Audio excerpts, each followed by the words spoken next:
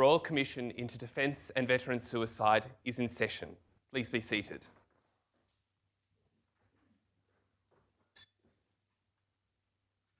Good morning, Mr. Gray. Just before we start, we neglected to make an announcement yesterday. Because of the weather here, due to the circumstances, the Commission is comfortable with people if they need to remove their coat and tie.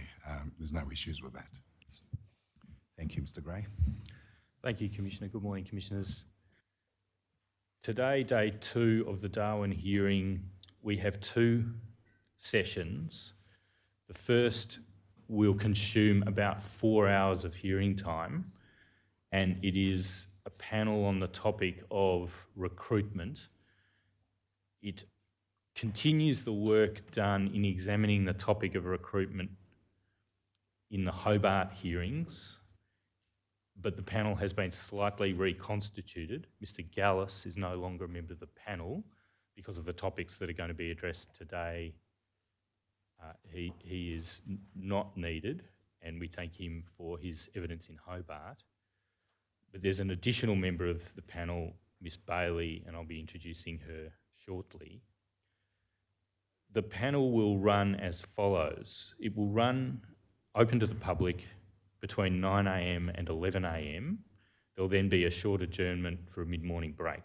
The panel will continue for another hour from about 11:15 to 12:15 p.m, open to the public.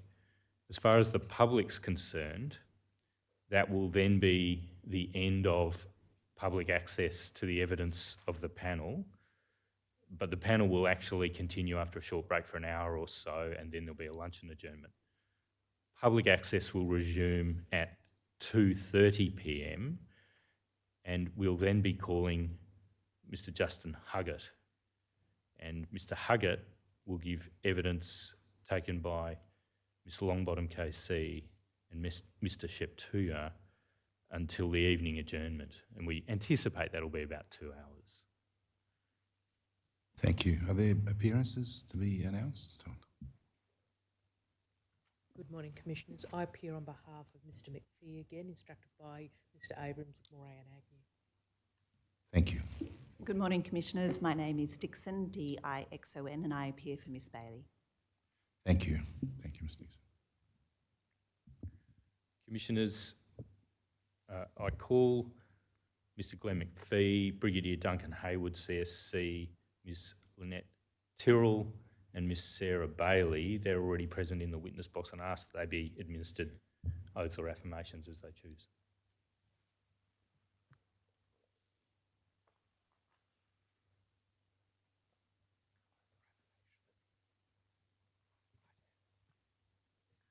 Glenn McPhee, do you swear by Almighty God that the evidence you shall give will be the truth, the whole truth, and nothing but the truth? I do.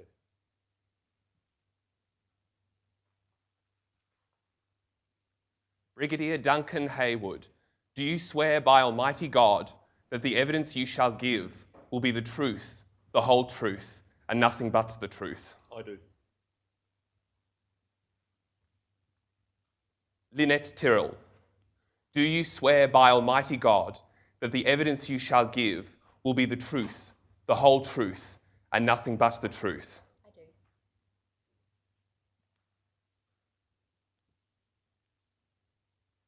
Sarah Bailey, do you solemnly declare and affirm that the evidence you shall give will be the truth, the whole truth, and nothing but the truth? I do.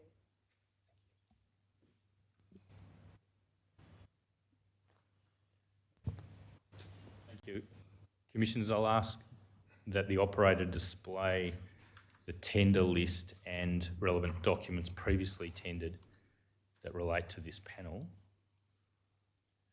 There are items numbered from 1 through to 57 that are items to be freshly tendered, and then there's a table on the last page of this document comprising relevant documents previously tendered.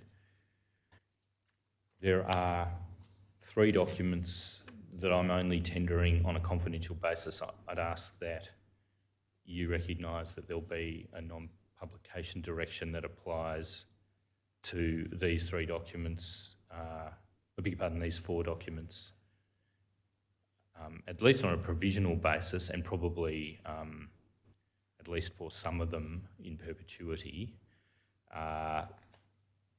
They are item 18. That is a document that reveals policy development that is still ongoing, as well as a number of other sensitive matters. That's a document that will be covered in the closed session that I mentioned a little earlier. So it's likely that an MPD will apply to that in perpetuity.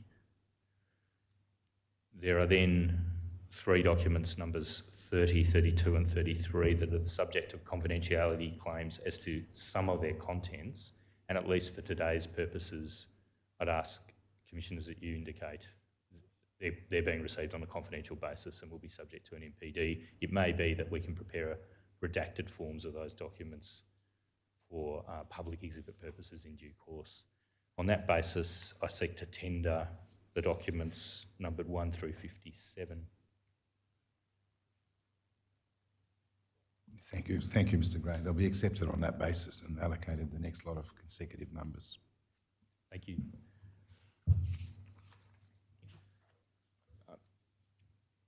Commissioners, of course, in the Hobart hearing, you heard evidence from Brigadier Haywood, Ms Tyrrell and Mr McPhee, and as you'll recall, Brigadier Haywood has since 1919 been the Director General of Defence Force Recruiting. Ms Tyrrell, since August 2021, has been the Chief Psychology Officer for Defence Force Recruiting. I've got that right, haven't I, Ms Tyrrell? Thank you. And Mr McPhee has had various roles relating to the DFR contract on behalf of Manpower Group Australia, and has since 2018 been the Chief Operating Officer of Manpower Group Australia. I've got that right, haven't I, Mr McPhee? Right. Thank you. Now, Ms Bailey, since 2021, you have been a Managing Director of a firm, VMLY&R. That's correct, isn't it? That's correct. I'm sorry, my microphone's giving me a little bit of feedback. Can you hear me? I can hear you. Yeah, thank you. Ms Bailey, you're responsible for a team of 170 VMLY&R staff across Melbourne and Sydney, is that correct? That's correct. And you're responsible for ensuring that that agency is structured and resourced to deliver on their various marketing and advertising requirements, is that right? Yes. And do you regard VMLY&R as an advertising firm? Yes. And you presently lead the Defence Force Recruiting, or DFR, advertising account, is that right? That's correct.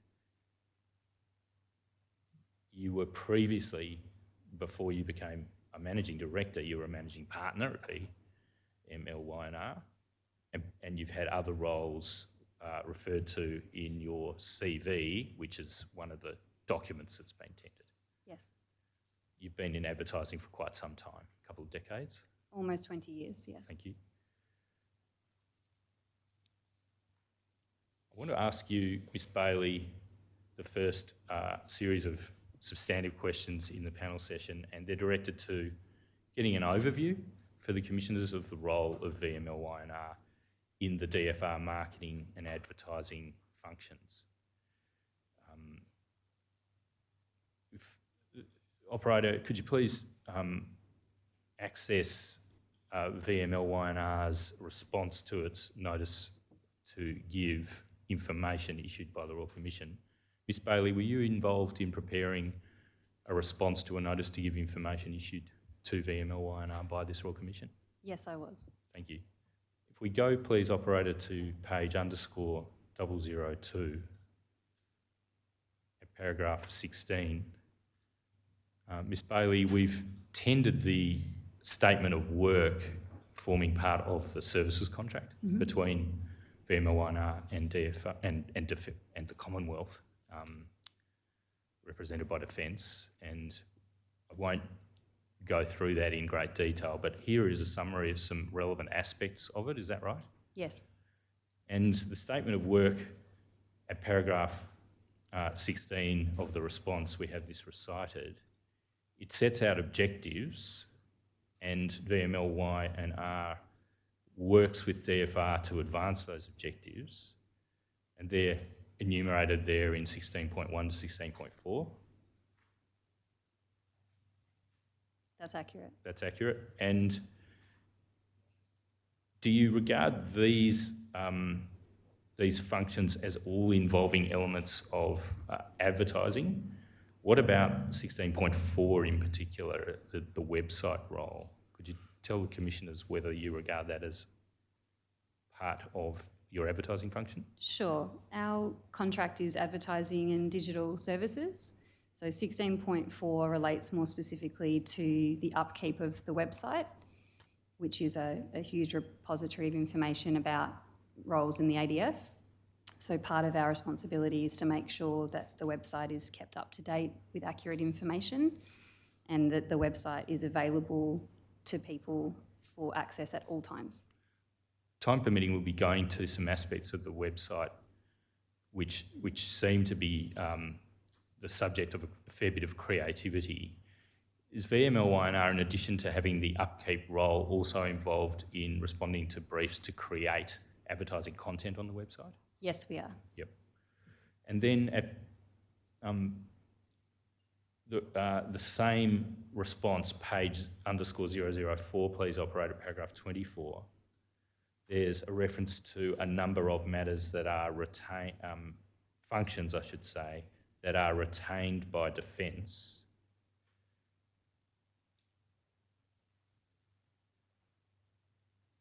And there's a quite important demarcation in the roles between VMLY&R on the one hand, Yes. and DFR constituted by both Defence personnel and Manpower Group personnel on the other, isn't there? Yes. It isn't a partnership in the same sense as Manpower and Defence's role seems to be a collaborative partnership and a combined business model. It's more a traditional client-agency relationship in that sense. Thank you. Operator, please display document ID VMY.0006.0014.0006. Ms. Bailey, this is a document that VMLY&R provided on notice, and it's a document our commissioners will have seen before in a document already tendered. It's referred to as, the operator will bring it up shortly, I believe, the Defence Force Recruiting Candidate Funnel. Is that an expression you've heard used in relation to this schematic? Yes. And could you explain, are those three tiers of the model, awareness, consideration and preference, with the dotted boxed line around it, are they in essence what VMLY&R is assisting Defence Force recruiting in? Yes, those three tiers are very much the focus of all of the effort that we do. Thank you. And are they also referred to, I've got this in a document previously tendered, but I won't go to it if we can avoid it, Commissioners, just to save time. It's the Communication Strategy Financial Year 2022-23 at DEF 0014 0002 001 at 0071. Are those functions referred to as the attraction function? Is that an expression you've heard used? That's a term used to sort of combine those three layers. Yes. Thank you. And is the attraction function in effect the purpose, that is facilitation of attraction is the purpose of the marketing and advertising services that VMLY&R provide to DFR? Yes, I think that's fair to say. And is it heavily concerned in attracting attention? Is that in essence part of what is meant by awareness, and that is the attraction of what's known as the recruiting primary target audience? Yes, all And advertising. then there are other stages as well, consideration and preference. Yes, all advertising is essentially designed to, be noticed. So we're trying to make sure that people see our advertising and understand it. With Defence, the briefs that we receive are primarily tasked with awareness, conveying information. And do they also form a role in encouraging people to go and find more information? That's consideration. And then increasing what's referred to as their propensity to apply for a career in the ADF? Yes, we design advertising with the objective that it's sort of the first step, and that if people feel as if it's relevant to them, they would go to the website to find out more information. And just returning to what you said earlier about the website services, there's an element there of upkeep Yes. of the website, but there's also an element of creating it to make it in itself a modality of advertising.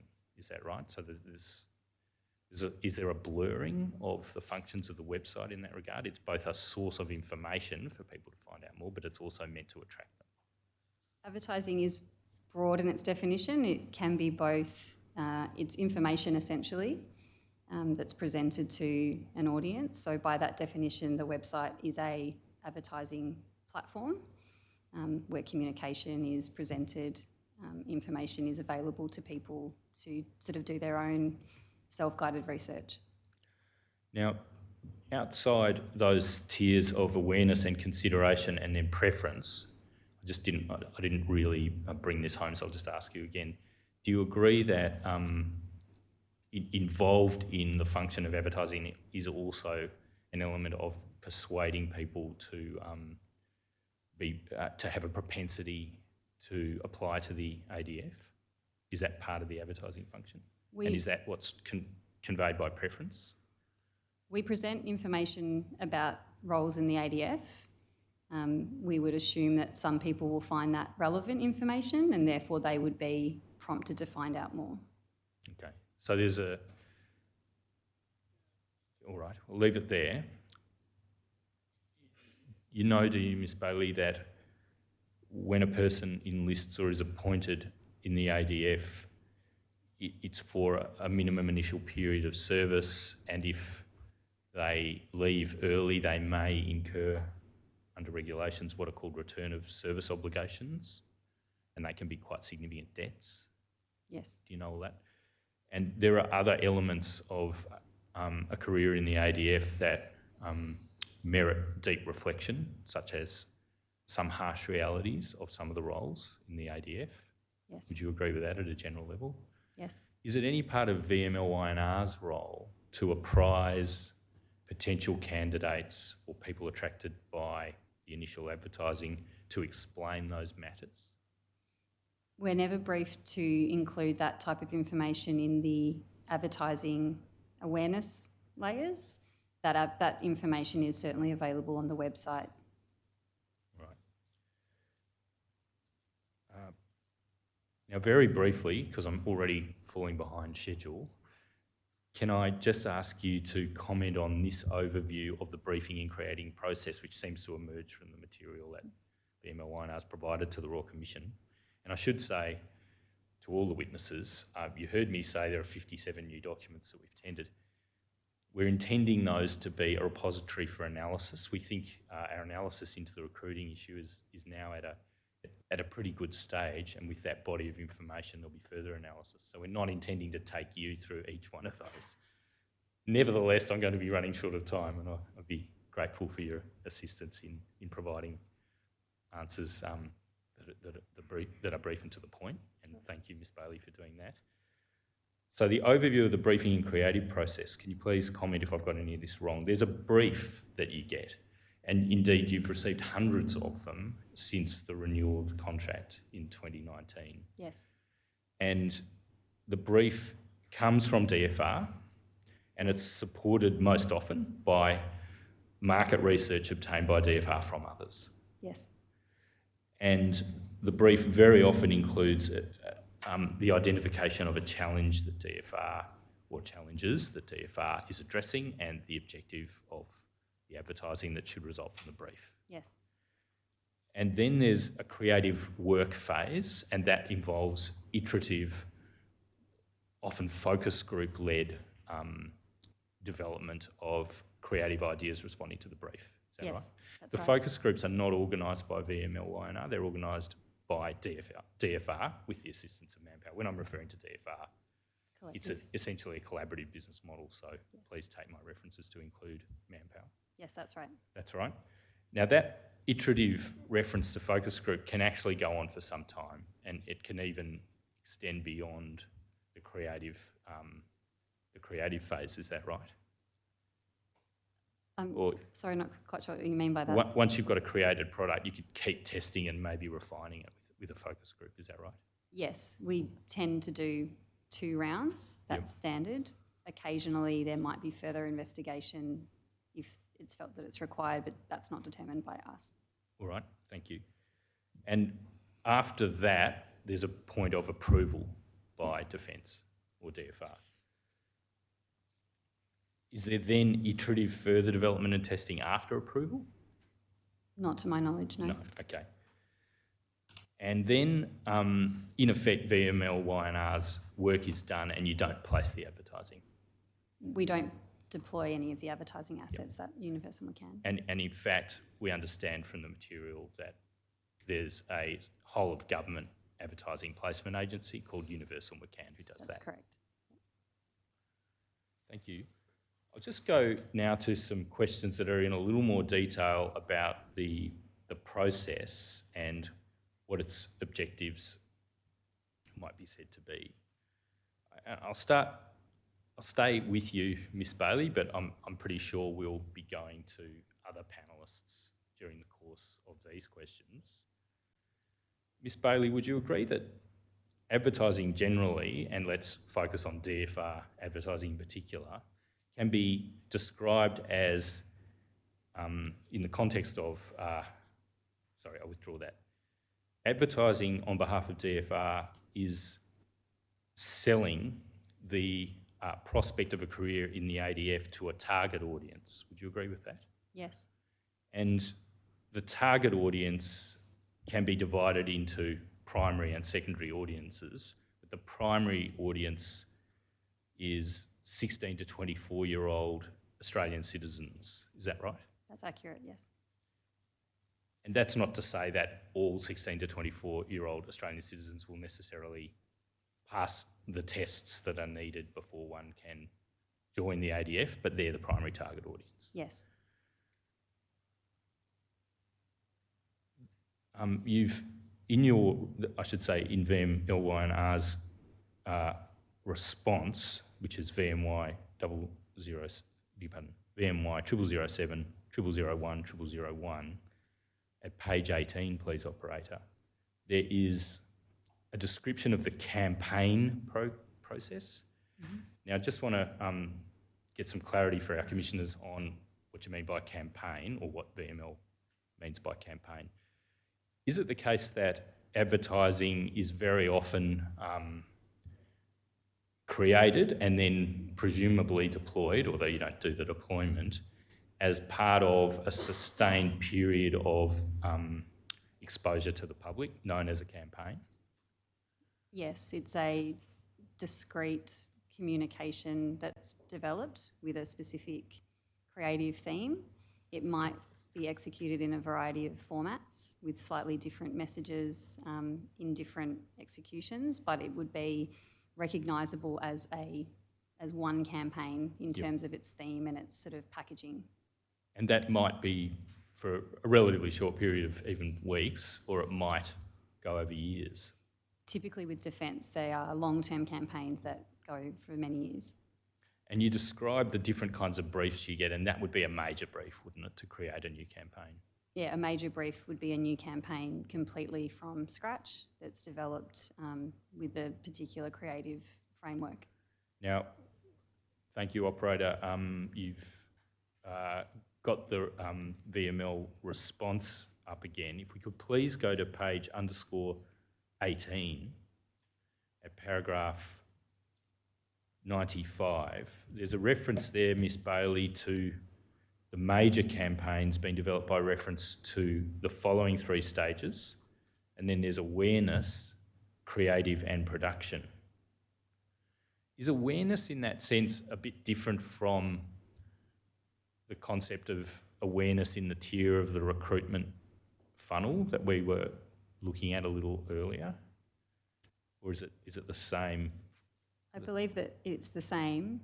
We're looking at the overarching packaging of that campaign and its sort of mothership intention.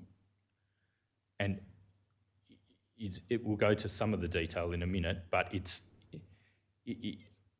is that phase of the development of a major campaign called awareness directed to these are the ways in which we want to increase awareness of Yes. careers in the ADF? Yes. Yep. Thank you. And there's a reference in the first subparagraph 95.1.1 to a matter you've already discussed, that is research and so forth informing the brief.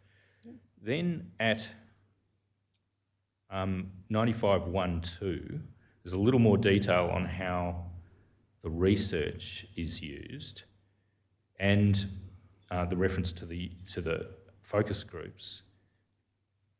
In the middle of that subparagraph, the response says, this informs the development of messaging directed to eliciting a positive response from potential candidates, i.e., what can be said and what information can be provided that is going to encourage the audience to find out more. And I'm going to be asking you some questions about the ways in which, the different ways that are available and by which VML designs the advertising product to elicit a positive response. Then in 95.1.3, you say there's a step in the development process including feedback from defence to ensure that what is proposed to be displayed, for example, placement of people, what they use, what they look like, what they are wearing, is accurate. I just want to ask you about that. In what form does that feedback come? Is that survey form or specific comments on proposed creative product? Yes, there's a team of people, experts allocated to each campaign, typically from the services. If it's a tri-service campaign, it'll be all 3 services represented. If it's a single service campaign, it's just the 1 service. Once we present creative concepts, we would receive both written feedback confirming what needs to change from a subject matter expertise perspective, and often it's also discussed in an open conversation as well. Thank you. So they're, in effect, subject matter experts who help the creative process in the manner you've described. Are they also referred to as senior officer recruiting advisors? That's right, and recruitment liaison officers are more senior to those representatives as well. All right. And do they, in effect, restrict their comments to the kinds of things you've mentioned there, points of factual detail? Is that the right uniform? Is that a realistic positioning of some equipment, things of that nature, or do they have a broader role in that? The focus of their feedback is definitely accuracy from a defence force perspective, but we certainly receive broader commentary and feedback on elements of the campaign's script, all kinds of different aspects of creative design. Do you know what sources of information the senior officer recruiting advisors, those subject matter experts, draw on to provide that broader feedback? I'm not aware of their process, no. And does that broader, well, draw that, we'll keep going. There are 3 stages the response mentions in this paragraph, and we'll just go to now creative. And that's the subject of 2 subparagraphs. In 95.2.1, there's a sentence that reads as follows in the second half of that subparagraph. This creative work is again the subject of feedback from focus groups conducted by one of the research agencies on the Defence Research Panel and communicated back to VMLY&R to make any necessary adjustments based on that feedback. And this is part of that iterative focus group process Yes. you explained to the Commissioners a short time ago. Does VMLY&R observe those focus groups? We are invited to, so various members of our team would often attend the focus groups. It's not mandatory, but we're definitely welcome. And are they composed of people drawn from the primary target audience? Yes, they are. And they're not composed of people who are serving members of the ADF, is that right? I don't believe so, no.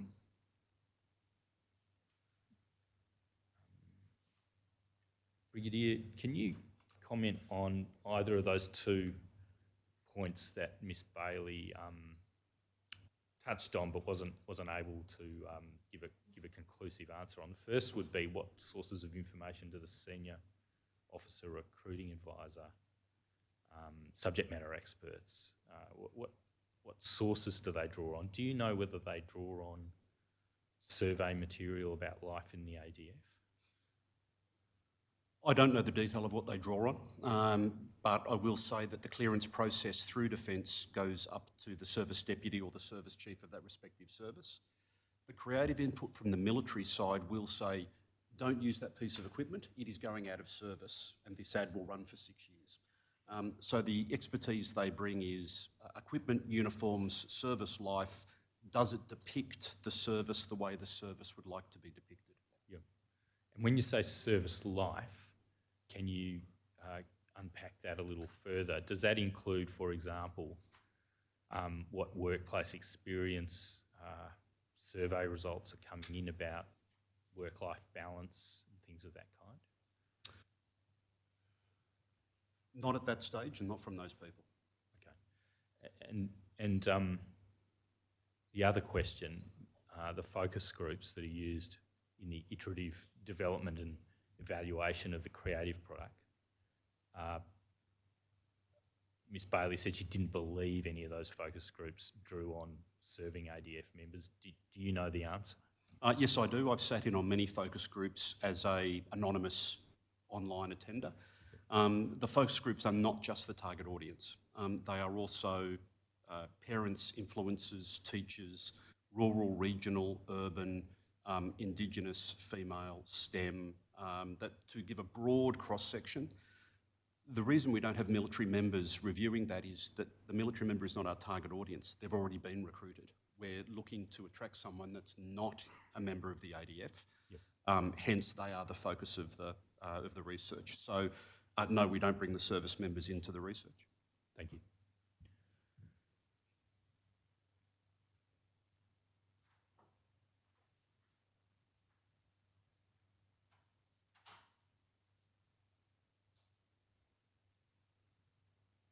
Pardon me for just a moment, and I'll just consult my notes.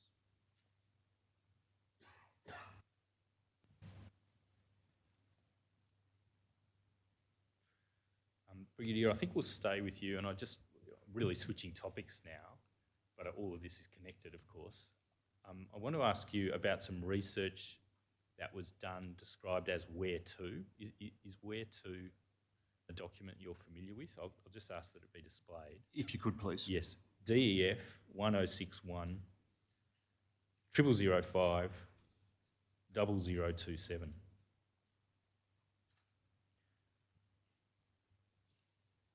Yes, I'm familiar with the document. Thank you. And was this some research done in, and pardon me, I don't have the reference going on memory, in about 2019?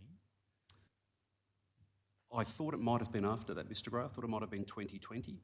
Yes. But I cannot be certain, I'm sorry. Let me get that right for the record.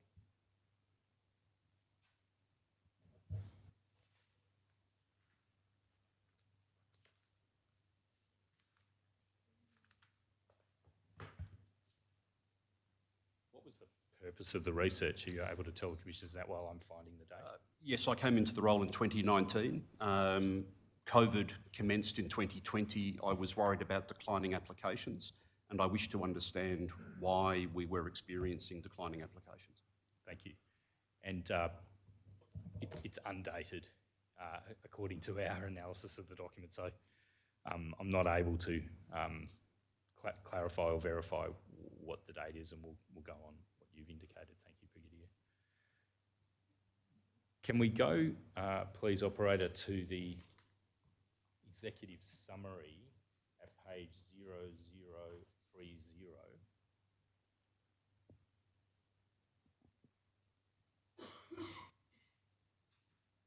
And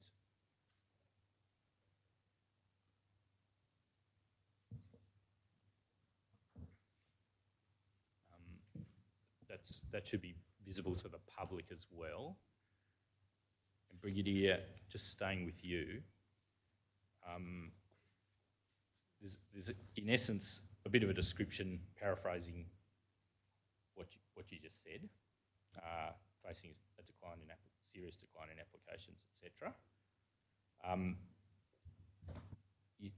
The document then said DFR are seeking to identify the key drivers that influence / have influenced attraction to the ADF and objectively assess the factors driving the declining rate of application and identify opportunities for greater conversion, which means taking people who are interested and made an inquiry and actually increasing their propensity to actually apply. Is that right? That's correct, Mr. Gray. It's build awareness, and the second part is it's great to have great propensity, but we need that call to action, which is contact Defence Jobs, ring 13 1901, or search Army, Navy and Air Force, so that we can then become engaged with the candidate in a more meaningful way. This is the first step of a multi-step process. Thank you. So propensity in this context, the way it's used, is actually a little earlier up the stage. It's actually a propensity to consider a career, and conversion is then taking the person who has that propensity and encouraging them to apply. Is that a fair description? Yes, Mr. Gray. And that's conversion. Propensity, there are three broad things in propensity. There are people that will always consider us, there are people that will never consider us, and there's a group in the middle that are the non-rejectors. The purpose of the advertising is to inform the non-rejectors so that they will consider us, or at least explore more about learning about a career in the Australian Defence Force. So the purpose of the advertising is to build propensity, and then to have a call to action, which is, you will see the tag at the bottom of each ad or at the end of an ad. We'll just go to page 0032, please, operator. And there are various recommendations that came out of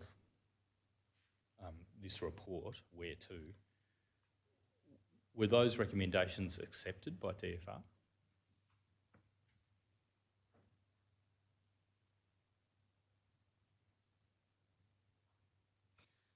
Partially.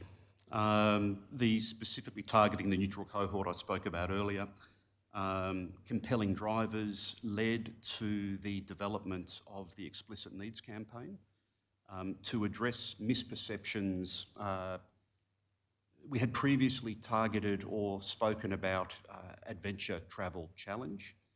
We wished to be quite explicit about that there were opportunities for education, training, sports and fitness, home loan assistance and a competitive salary, which we felt that people in the marketplace were not aware of at a level that we would desire. And you mentioned explicit needs a minute ago. We'll go to the communication strategy that seems to draw on this in a minute, and I'll ask you to explain that in a little more detail. But one of the series of factors identified in the Where To report, a declining value proposition, employment value proposition seen by the target audience in a defence career. It wasn't of as much value to as many people as it used to be. Mr. Rode, I don't necessarily agree on the way that you've depicted value. When we talk about EVP or the employee value proposition, that's the offer. When you talk about value, different people will take different value or derive different things from their employment. Where the explicit needs campaign was going was to highlight that there are more traditional things that other people market that we haven't necessarily done in the past, that we wanted to address that. And that was the job security, education, opportunity, training, sports, recreation, fitness, health support, both for you and your family. So the employee value proposition, any employee value proposition declines over time. In fact, the day it's announced and issued, the next day it is already declining because it's aged and stale. We find ourselves in that competitive market, which we're trying to be a competitive employer. In that list of things, and it's not meant to be a memory test, but in that list of things that that help contribute to the EVP, you didn't mention work-life balance. is work-life balance nevertheless one of the contributors to the EVP, according to the research? Sorry, it is a contributor to the EVP, Yeah. and I'm sure that there is other. In fact, I'm very certain that later in this document there's information around a perception of a defence career and a perception of an ideal job by potential candidates. And that includes That will include work-life balance, doesn't it?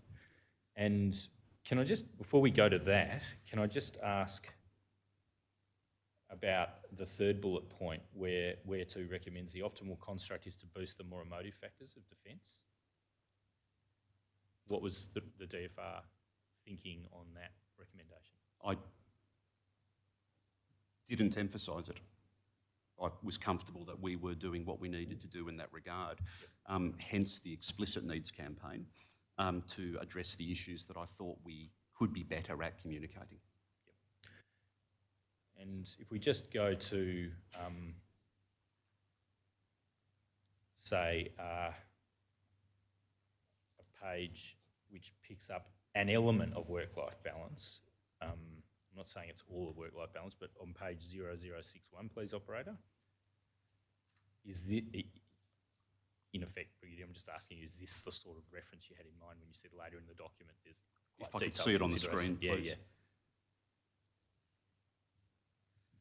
No, that wasn't what I was referring to, Mr. Gray. There was it might have been a different piece of research that I was thinking about, which spoke about perceptions of ADF roles and perceptions of an ideal job from those people that are in the target demographic. I see.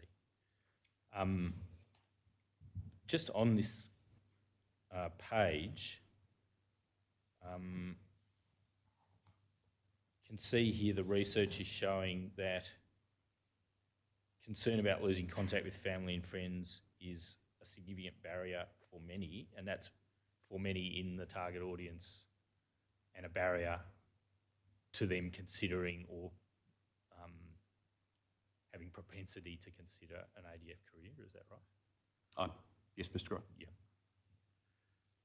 And has that long been something you're conscious of in your role? Well, you've been in your role since 2019. Have you been conscious of that all along, that that's a barrier? Not that it's a barrier, it's a perception. Yep. And I'm not certain that that perception is the reality.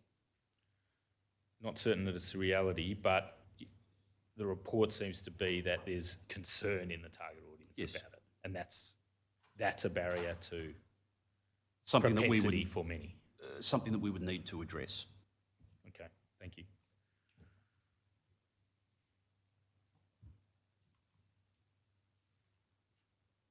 In the communications strategy for the financial year that's now begun, this research is picked up, isn't it? And it converts into this explicit needs campaign. I'm not sure if we need to actually go to it, but does that accord with your recollection? This forms part of the body of knowledge and research that we use to produce the annual marketing campaign for Defence Force recruiting. And this, well, let's just go to it briefly. This would be one of a number of inputs, Mr. Gray. Yes. We'll just, I'll bring up, please, operator, DEF 0014 0002 0001. This was a document we touched on only very briefly in Hobart, and there were some issues about its the status of the document and whether we could refer to it.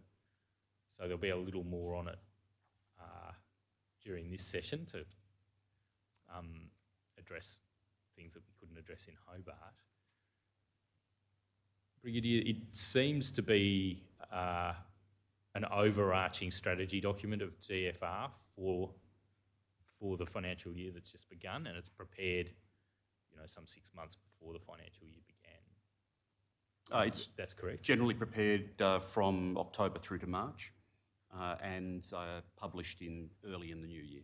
And is this done annually, and this is an important guiding document for what's going to occur in the forthcoming financial year? Yes, that's correct, Mr. Gray. Has this been changed? Has this form of the document as at January 2022 been changed and redistributed since the 10th of March 2022 announcement of increase in the permanent establishment of the ADF by some 30%? No. No. It is being reviewed. The next iteration is currently in development. And no doubt that fact will be taken into account in strategy for the financial year that begins in July 2023. Yes. But you're not going to reissue this one? No, this document has its life for that year. Yeah. If we go to if we go to footer page 004, please, operator, and over the page to the top of 005, this is what I had in mind, Brigadier. Do you see the last paragraph? The focus of job seekers has shifted towards intrinsic needs, etc.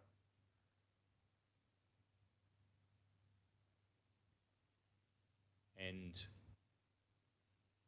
we go to the top of the next page, the document then refers to the where to research. Top of page 5, I think it's just slightly cut off, operator. Are you able to take in the top of page 0005?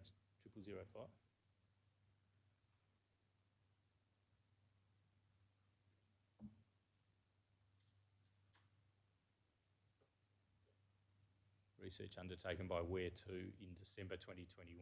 There it is. Yeah. There's the date. Thank you.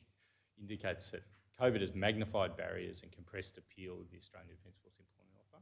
The additional pipeline of applicants for the Australian Defence Force has more choice and comparatively diminishing the appeal of the Australian Defence Force. That's the report we were just looking at, is it? Yes. Yes.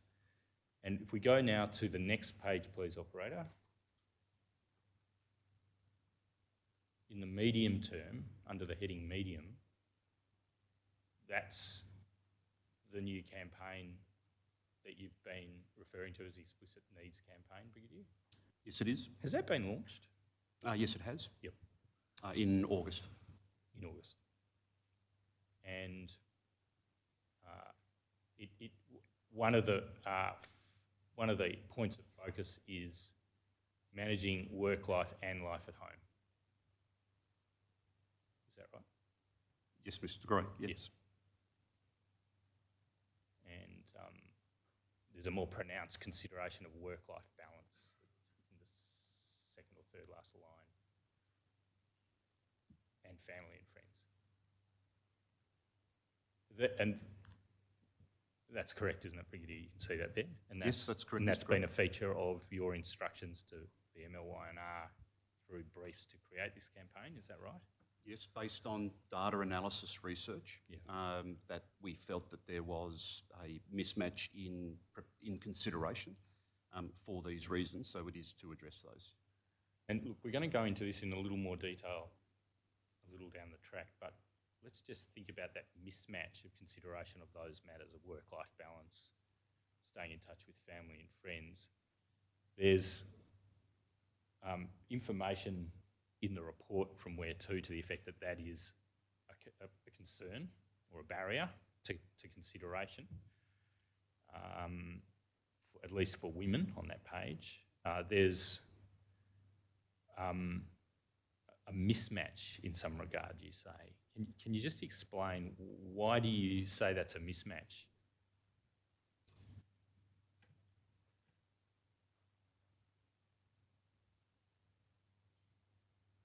I look at the research and then I look at the reality. So we know that you can have a family in defence. We know that defence supports your family. We have generous leave entitlements. We have housing support for our people. We have health support for our families. We don't work 24 hours a day, 365 days of the year. Families are included in what we do, and I'm sure there has been other testimony that has spoken about support organisations, family organisations. So it's this view that people have that you join the ADF and you can't have a family or you can't be married. or you can't have children, especially if you're a female soldier, sailor or aviator. Now, we know that's wrong, but we need to educate and dispel that misperception. Okay. I'll be coming to this in due course, but there are surveys conducted within the ADF on such matters as satisfaction on various topics relating to work-life balance, aren't there? Yes. And no doubt what you've just said is the experience of some, and perhaps many in the ADF, but some in the ADF report a different experience, don't they? Yes. The advertising accentuates the positive because it's designed to attract people to consider a career in the ADF, doesn't it? That is the purpose of the advertising, but the advertising forms one part of a recruiting system that educates at different stages and in different ways. All right. And I'll be asking you a little down the track whether there's a role for understanding that survey data and including that in the process of educating people about the realities of life in the ADF, at least the realities for a substantial number of people in the ADF. Those surveys don't seem to be used in that way at present, is that right? Mr. Gray, there are many surveys. I think probably the most valuable survey to me is the ADF New Joiners Survey. It's a survey that's distributed to all people at the 10-week mark at every training institution that they attend. It is anonymous, it's non-identified, and there are specific questions around: were you well prepared for your training? How did the training, meet your expectations? In fact, the exact question is, during initial training, how did service life compare with your expectations?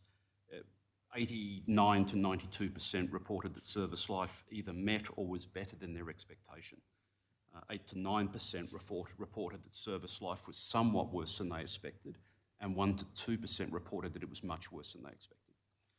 That survey is useful because it's very early in the process, and the feedback that we can take from that allows us to, or me to judge, is the information that we provide to candidates through the recruitment system serving the need of the new recruit and preparing them well for the first step in their career.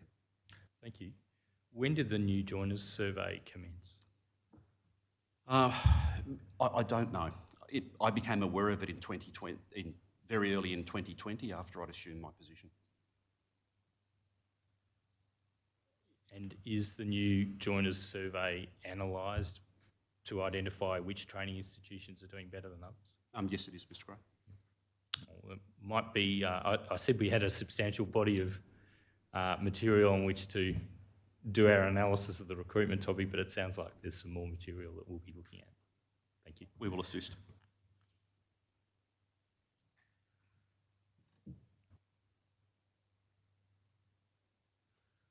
I'll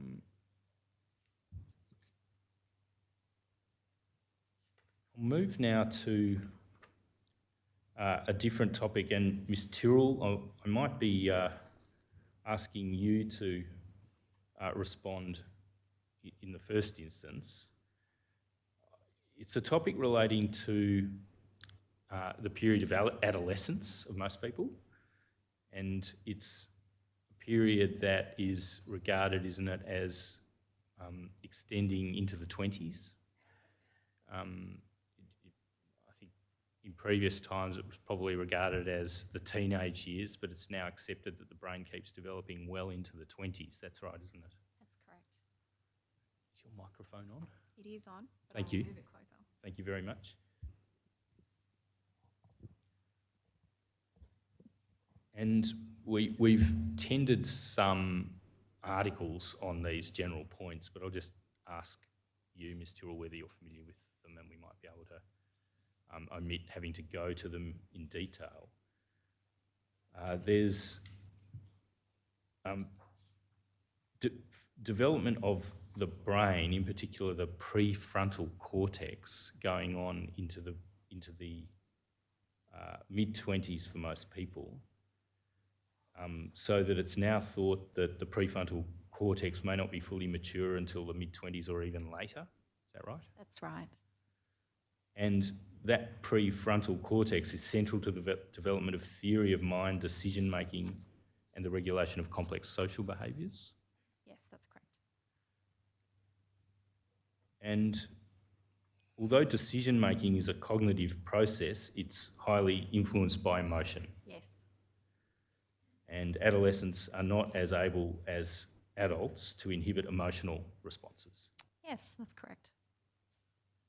For example, they might process rewards and emotional process differently to adults. Yes. And this may drive risk-taking or impulsive behaviour. That's correct. And it may drive decision-making that's impulsive in the sense that it's influenced by emotion as opposed to a rational weighing up of options. Yes. Now, there's a document that forms part of a report prepared for the Chief of Defence, and Brigadier, I'm permitted to refer you to some aspects of it in public, but some aspects of it are a work in progress on policy development and will remain confidential and will be dealt with in the closed session. Thank you. I just want to ask you about some of the concepts that appear in an attachment to that document that seem to relate to these points about development of the mind, and to ask you about what connections you see between those things and the recruiting process. And if you want to defer to Mr. Tyrrell in doing that, or indeed to Mr. McPhee, we'll see how we go. Thank you. So if we could please, operator, display DEF 1061 0003 0001, which is the first slide of an attachment to a report prepared for the CDF. And it's the first slide of attachment A of that report. And it's a document that refers to R2, challenges and opportunities. R2 means retention and recruiting, doesn't it? That's correct. And the report is the report of a team referred to as a Tiger team on the topic of retention and recruiting. Yes, it is. R2, T2. Unfortunately. Now, this slide sets out challenges and opportunities seen by the Tiger team in relation to retention and recruiting. Just ask the operator to enhance the workplace column in the middle of the page. Brigadier, I don't know whether you are able to help us on this. I think on our last occasion I asked you some general questions about this work that's in progress, and you said you're not an author, you're not involved directly, you're not on the team. That's correct. But you've had some input, you've been consulted in some degree. Is that right? Oh, I have provided input. It is recruiting and retention. So from the recruiting aspect, I have given my views, observations. From a retention aspect, that's not an area that I deal with. Yep. It is important to me because if we can lower our separation rate, then it makes the mission of recruiting easier. Hitherto, has there been any analysis of why there appears to be the retention problem that we discussed, but it's my word, retention problem that we discussed during the last panel session in Hobart, that's been taken into account by DFR in adopting reforms, improvements to its recruiting processes? No, not in that time frame. No, not in your time frame since 2019, is that what you're saying? Well, no, this report has only been recently published, and it may have... Yeah, sorry, before this report, are you aware of any attempts to understand problems in retention in a recruiting context so that those problems can be addressed during the recruiting stage by improvements in the recruiting process? Not in a systematic way. I would characterise it as I follow the separation rates because they impact on the task that I have. We have seen increasing separation rates. Where I provide input is from my business partners that form, Defence Force Recruiting Incorporated, feedback from candidates about how much leave, what will I be paid, is my pay negotiable, is my starting salary able to be discussed. These are aspects that we provide feedback to say, is our offer contemporary? Contemporary in terms of the current market, and the offer, will erode and change over time. So I have provided input around what we understand from our engagement with our target demographic about the things that they're looking for, and the research that we spoke about earlier. Okay, thank you. If we just look at the text here, just starting with the left column, there's a reference there to a couple of things that must be challenges rather than opportunities, but they may be in the retention space, such as increasing sustained, this is the fourth dot point in the orange column under workplace, increasing sustained hollowness and high tempo stress. That's presumably a challenge or a problem contributing to poor retention, is it? Is that how we are to interpret that? I presume that is what the author is stating, yes. Yeah. And is that a matter that has been reported to you as DG of Defence Force Recruiting for you to address in some way in the way recruiting occurs? I'm acutely concerned about it because I look at that statement and I feel that I am part of that problem. So when we are not achieving the target or the volume and delivering that to the three services, then I am contributing to the issue of hollowness. When we have hollowness, we have people working harder and longer. And so I am acutely concerned about it in that this is a part of the people system that I have an obligation and a requirement to contribute to, and we are not meeting the numbers we want in the current competitive environment. And is that, and just on hollowness is units being without, below complement, at least below people able to perform their duties at full complement, so that there's more pressure on others, is that right? Mr. Gray, yes. For context, all units are always below complement. Units that deploy on operations are always at full strength when they deploy. Units will be at hollowness because of priorities, people being released for leave, training, courses, development opportunities, which goes to the explicit needs messaging that we're trying to get out. So it may well create a structural problem for the three services, and they have means to address that. Before seeing this report and being involved in any consultation you've had with the R2T2 process, had it been reported to you as Director General of Defence Force Recruiting that there was this issue of increasing sustained hollowness and high tempo stress? Mr. Gray, no, not formally. However, I have served for 35 years and I have seen periods of operational tempo that are high, periods of demand on our people that require them to do extraordinary things. In the COVID environment, we have been going through that cycle again. Thank you. Now, one other point in this column, increasing dissonance, this is the third last dot point, Brigadier, increasing dissonance between expectation and reality, including work-life and work-fun balance. Now, let me put to you a suggestion about what that means. That means that the work-life and work-fun balance is going in the wrong direction at an increasing rate. I don't know that you can say that, Mr. Gray.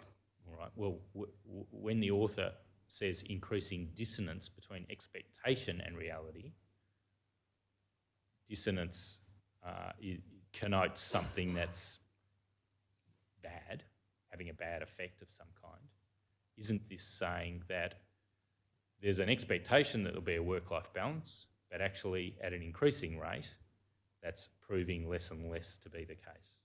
Isn't that what the R2T2 team is saying here? You can make that assessment, and I'm not trying to be difficult, Mr. Gray, but these are snapshots in time. And I look back at the last 2 years of COVID lockdown, incredible support from the three services to the Australian community through flood, fire, protection, quarantine, where we have asked over this period of time, great things of our people. Yeah. Can I ask you about matters that might be of more core concern to the recruiting process, although they may still relate to retention? There's a arrow-shaped or a missile-shaped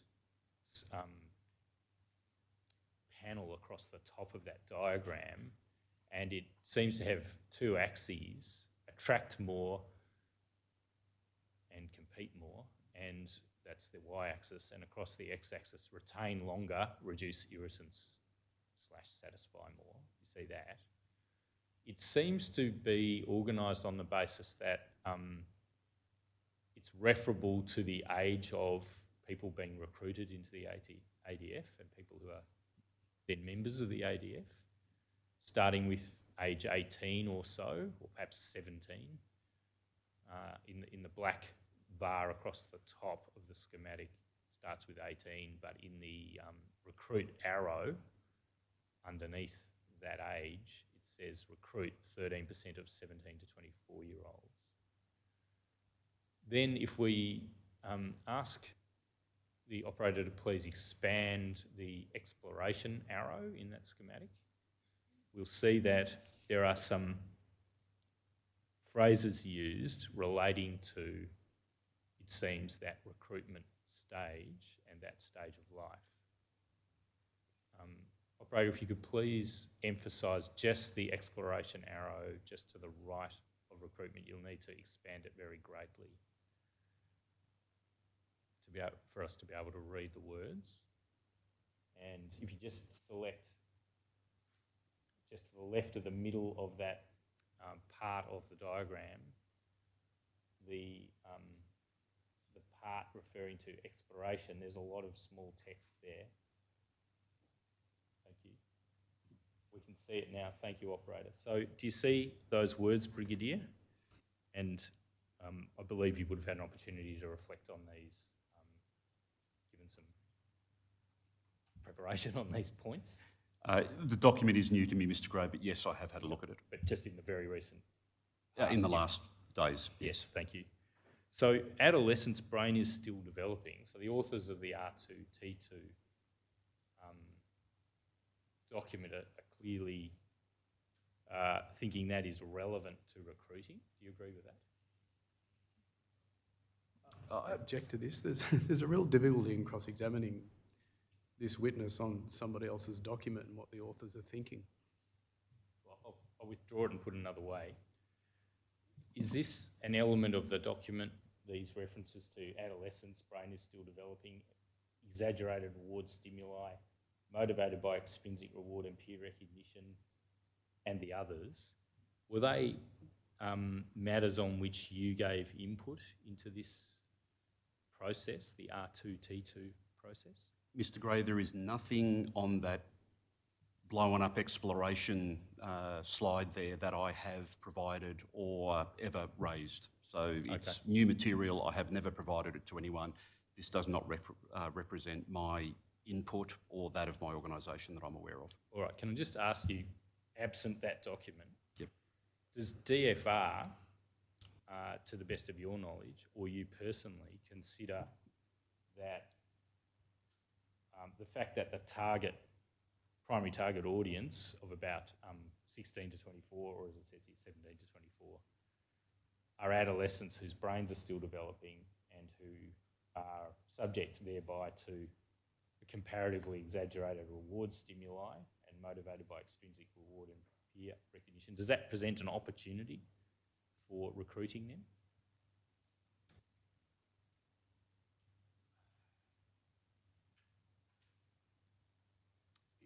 No. All right, Ms. Tyrrell.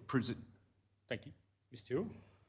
I don't believe that's an opportunity, but I do believe it is something that our psychologists are very aware of and take very seriously when assessing younger people. And we have a very comprehensive assessment process that aims to ensure that our candidates have appropriate maturity and the right personality to enter the ADF and actually have a pretty good sense of what they're heading into that has some of those more negative attributes that you've been talking about that come with being in the ADF. All right, thank you. Time permitting, we'll get into that in a little more detail. There's then, we'll put that document away.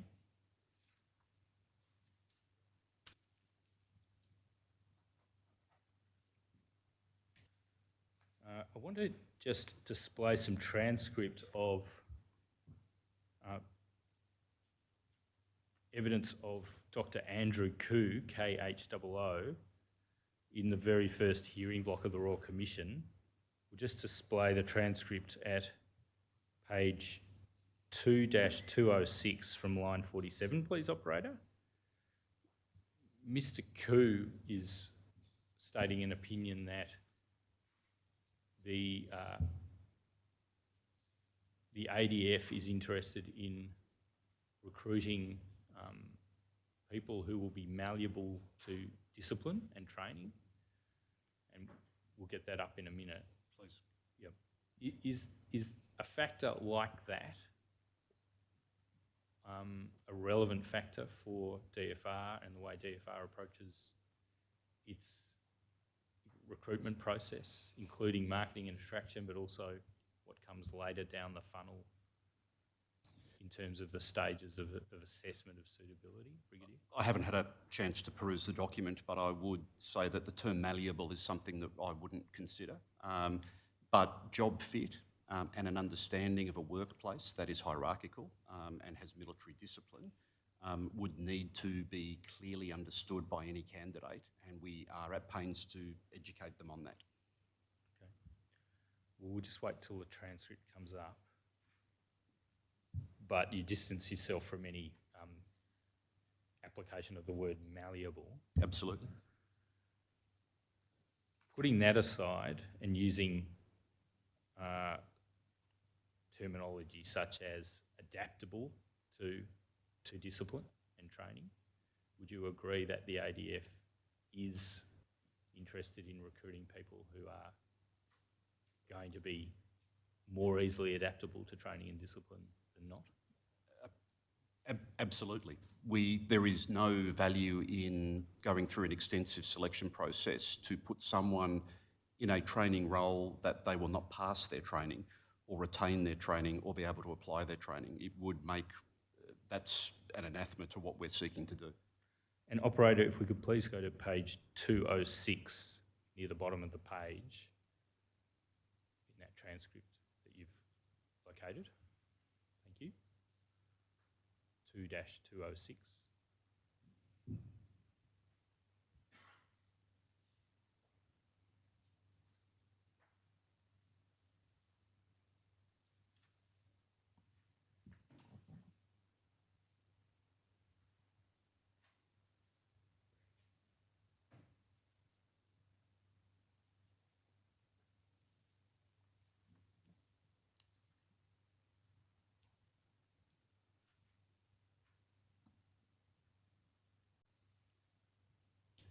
And there's some references there by Dr. Koo to the brain and the male brain in particular. But if we then start on line 47, the very bottom of the page, military training, they often say to them, this is the cliche. And if you could please go over the page, operator.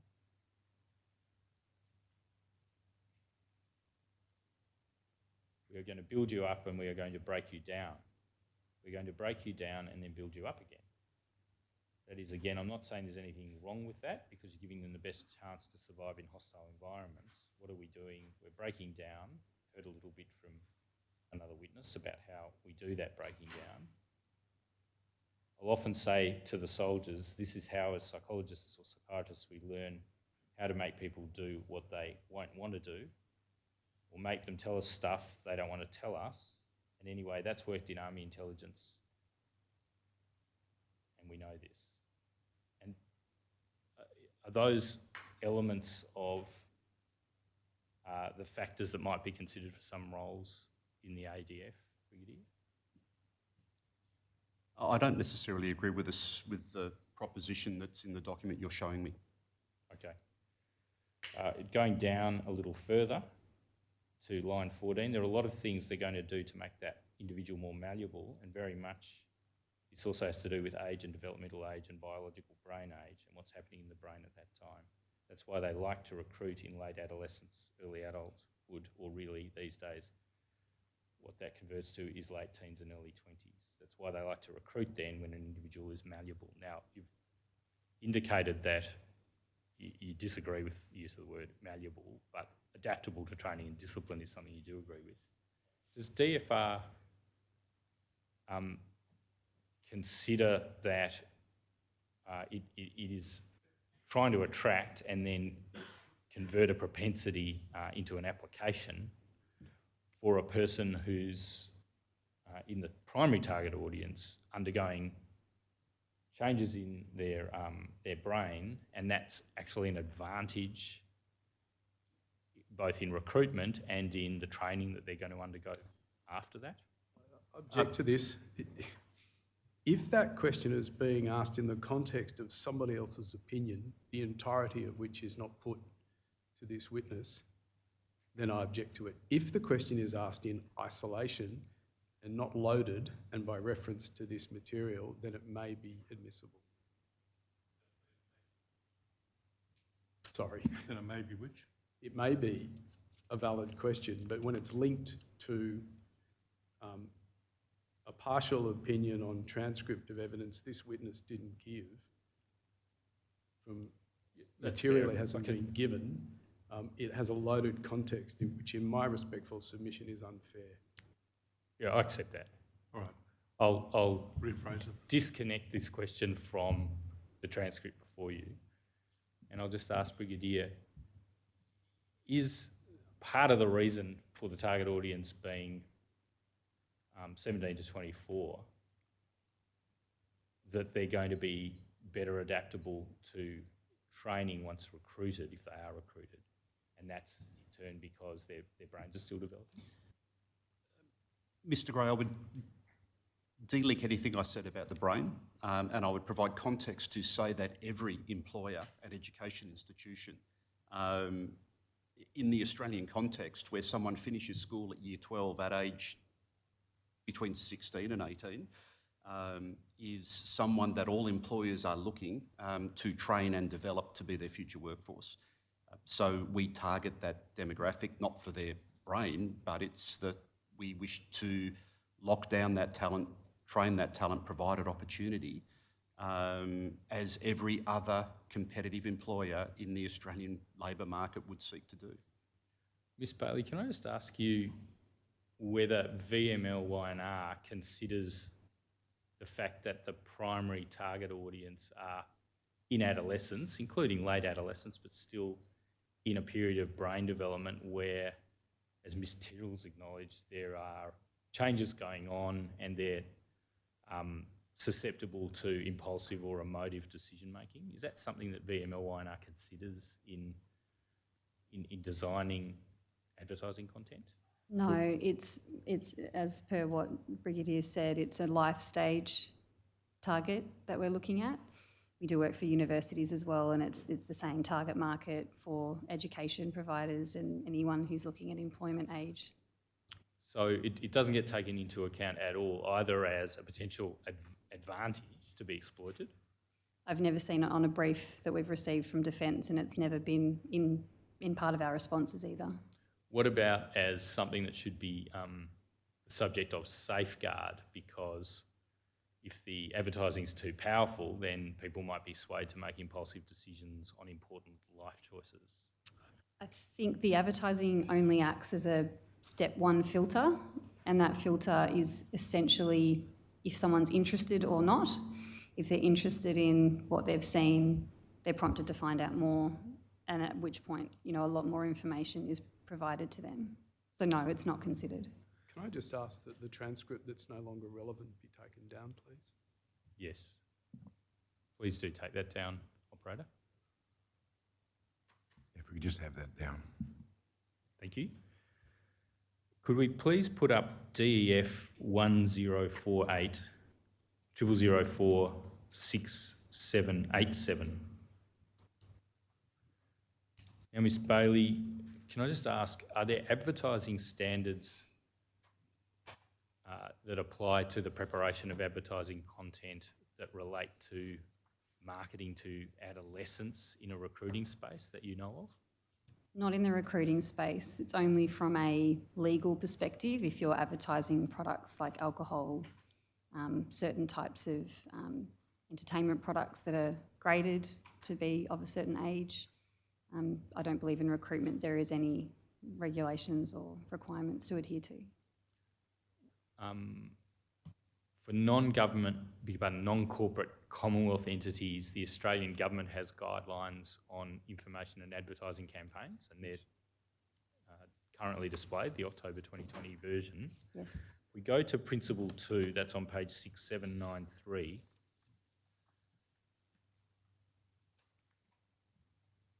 Principle 2 includes at paragraph 26, the recipients of the information can distinguish between, this is in effect what needs to be the case. Yes. The advertising needs to be designed in a way that responds to this. Yes. The recipients of the information can distinguish between facts, comment, opinion and analysis. Yes. I'm going to ask you with a little more specificity about some examples that VMLY&R might not have actually designed at all. Sure. Because they might have been in the Proceed, pipeline yeah. before your 2019 contract. But do you agree with me at a general level that recruiting advertising is partially attempting to attract attention through emotive appeal? Yes. And it's accentuating the positive about careers in the ADF and things that are exciting about the ADF. Would you agree with that? Yes. And it's also accentuating, in a way, the best examples of work-life balance that arise for people in the ADF, or at least many people in the ADF. And it's not illustrating people who find the experience of service disconnecting or lonely. In some of the testimonial content that we create and that has been created prior to our contract, the opinion of certain serving members is certainly made very clear. So it's always very clear that it's a testimonial piece of content. They will talk about their personal experience. It's not scripted. So I suppose from that people can assess what they feel their experience is, good and bad, and they will be quite transparent about various parts of that experience. So when it's a testimonial, there's a person who's an ADF member speaking about their own experience, and they're giving an opinion, usually a very positive opinion, aren't they, in the advertising? It varies. It can be positive. It can also, I think, talk about moments that they have found challenging over the time that they've served. It is a variety of different examples that are sort of depicted. Because it's opinion, there's no requirement under the guidelines to make sure that it's fairly representative across the entire ADF population. Is that right?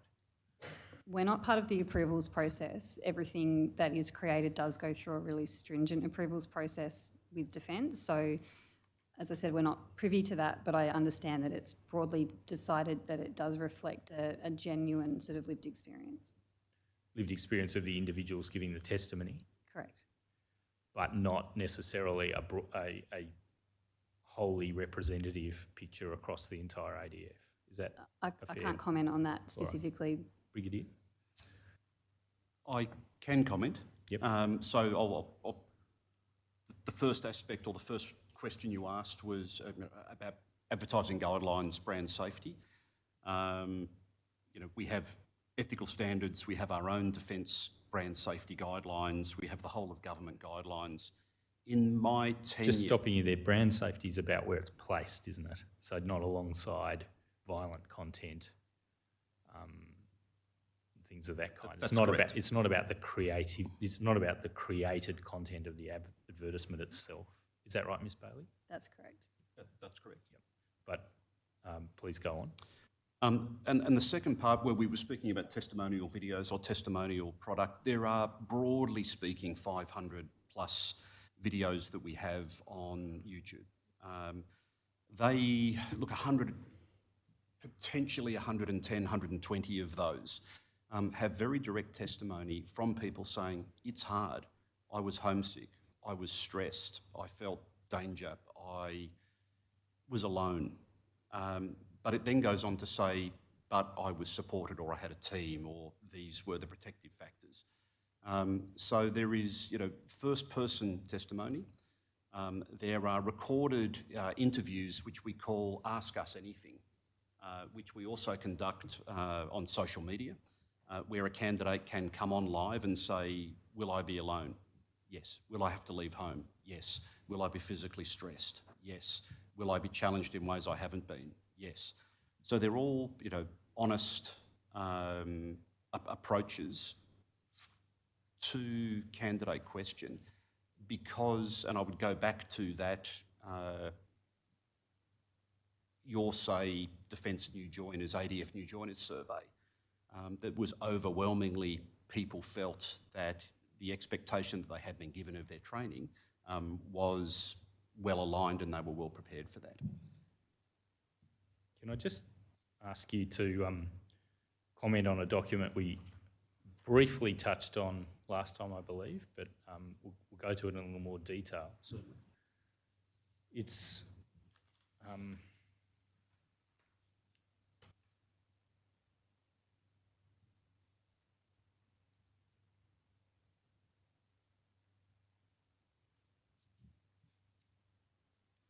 pardon me.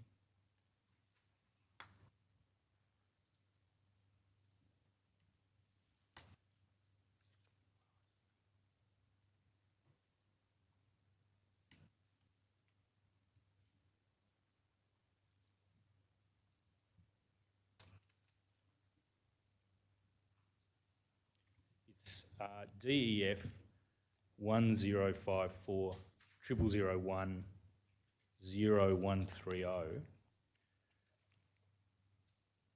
Now this is, Brigadier, a email from Army Recruit Training Centre Kapuka, containing, it's in redacted form, and it contains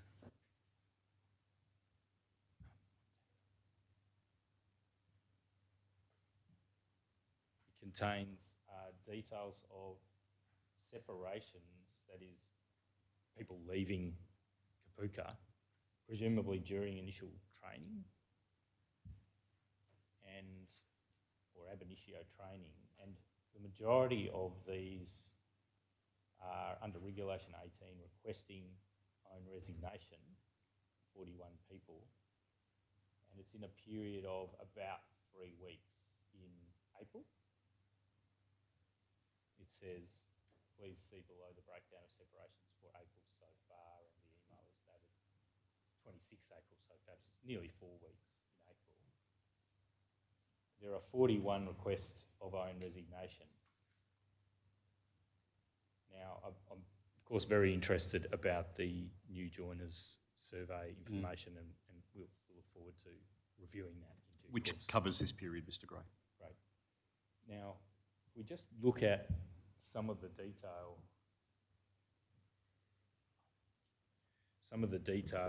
in the document, there seem to be a number of references there amongst the 41, which are to the effect that, they imply very strongly that the person didn't know how hard it was going to be, didn't know how difficult life was going to be. And I imagine it's very difficult to convey the realities of training during the recruiting process with perfection, but there seem to be a very high number of people saying words to the effect of they didn't expect it to be what it was. For example, in the third line, doesn't believe army is for him. Next line, believes he won't have any freedom in the army. Next line, doubts he has what it takes to be a soldier. Next line, doesn't think the army is right for her at the moment. Next line, not interested in a career in the army. And then three down from there, doesn't believe he's suitable for the army and can't handle stress. 2 down from there, can't handle the yelling and stress. Next line down, believes she's not suited to the military lifestyle, and so on. I just wonder, Brigadier, firstly, does DFR receive these emails from Kapuka on a monthly or regular basis, roughly a monthly basis? Mr. Gray, I haven't seen this email before. That's not to say that it doesn't come in at some level of my organisation. We do receive feedback from the training institutions. It is not necessarily consistent or frequent. It can be more ad hoc. Is the new joiners survey done, I think you said at the 10-week point? To the 10-week mark, at the 10-week mark before the recruit trainee has completed their training. So just before the passing out? Or normally week 13, depending on the service, but broadly speaking, 2 to 3 weeks before they will complete their training course. And does it follow then that the survey is completed by the people who are still there after 10 weeks, and it doesn't include those people who've discharged early? I don't know, Mr. Gray. All right. This email, if we're to rely on it, suggests that at least in April 2021, there were a large number of people discharging early. Does that sound, 41 requesting their own resignation and a number of others because of other reasons, does that sound like an unusually high number discharging early within a month? Do you know? I don't know, and to provide context to that, I would need to understand how many platoons were raised, what was the volume of people in that training in that month. Indeed. We could have shipped 400 people, and we could be sitting there talking at a figure of 10%.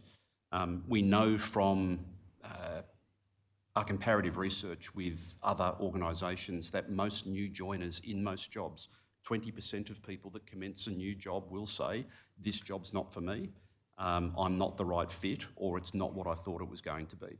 So I would look at a figure like this, and it would be hard to contextualise it unless I understood the volume. Yep.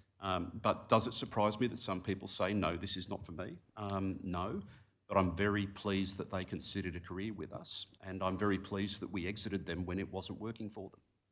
At least for them, the recruiting process didn't prepare them with an expectation of what the harsher realities of training in the ADF would really be like. Do you agree with that? No, I don't think that's a fair assertion. Right. Now, you mentioned that you keep an eye on discharge figures in your role as DG. Separation rates, yes. Separation figures, thank you. We asked the Chief of the Defence Force to provide some information on discharge figures in a hearing in Townsville, and taking that matter on notice, General Campbell provided in writing a response. I'll take you to it now. It's at EXP 0006 0013 0004.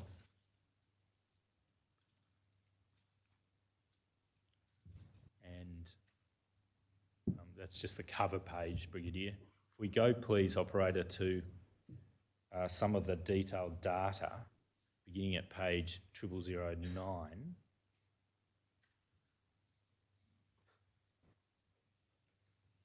Just, I don't know whether you had any involvement in preparing this, Brigadier. It's probably unlikely. I had no involvement in this, no. Mr. Gray. It's got, it's arranged in this way, and there may be limits to the extent to which you can assist the Royal Commissioners on this, but it's arranged by separation types listed under involuntary first, and then voluntary later. And I'm just interested in those Regulation 18 voluntary discharges. The voluntary discharges seem to be on the second page, in the second group of rows. Thank you very much, operator. And you see, this is all voluntary discharges or separations, presumably, and it says mill within 90 days of enlistment. So that would be within the Kapuka period, wouldn't it? Yes, or the equivalent for Navy and Air Force. Yeah, but this is Army, I should have said, sorry. This particular grouping is Army. It's got Army in the first row in the left column under voluntary. Thank you. And then there's just no figures for years from 2016 onwards. That's the yellow band where there are just gaps after the figure 37 onwards until the total of 1181. And I'm just wondering, and perhaps this is a point the Commonwealth Legal Team can take on notice, the email that we just looked at, if you assume that that's accurate and there are people leaving under Regulation 18 from Kapuka in those sort of numbers in April 2021, those numbers don't seem to be recorded in this data. Do you agree with that, or have you got If some my friend explanation wants you to can put a question to my assisting team to get information to go deeper into this document, I'm a little concerned about asking the Brigadier to effectively comment on a document prepared and supplied on behalf of his ultimate employer. Well, I'm just wondering if the Brigadier has an explanation that occurs to him, but I'll leave it at that. If he doesn't, I won't take it any further. I think it's a permissible question. Well, the difficulty is that the Brigadier is in no better position to analyse. But we can find out from the Brigadier what his understanding is, and if he isn't in a position to say much about it, he can tell us. If he is, he can. As Commissioner pleases. Is there an explanation for that apparent absence of that April voluntary separation data in this sheet that occurs to you? I have no knowledge of it, no, Mr. Gray. All right, thank you. I'll leave it there.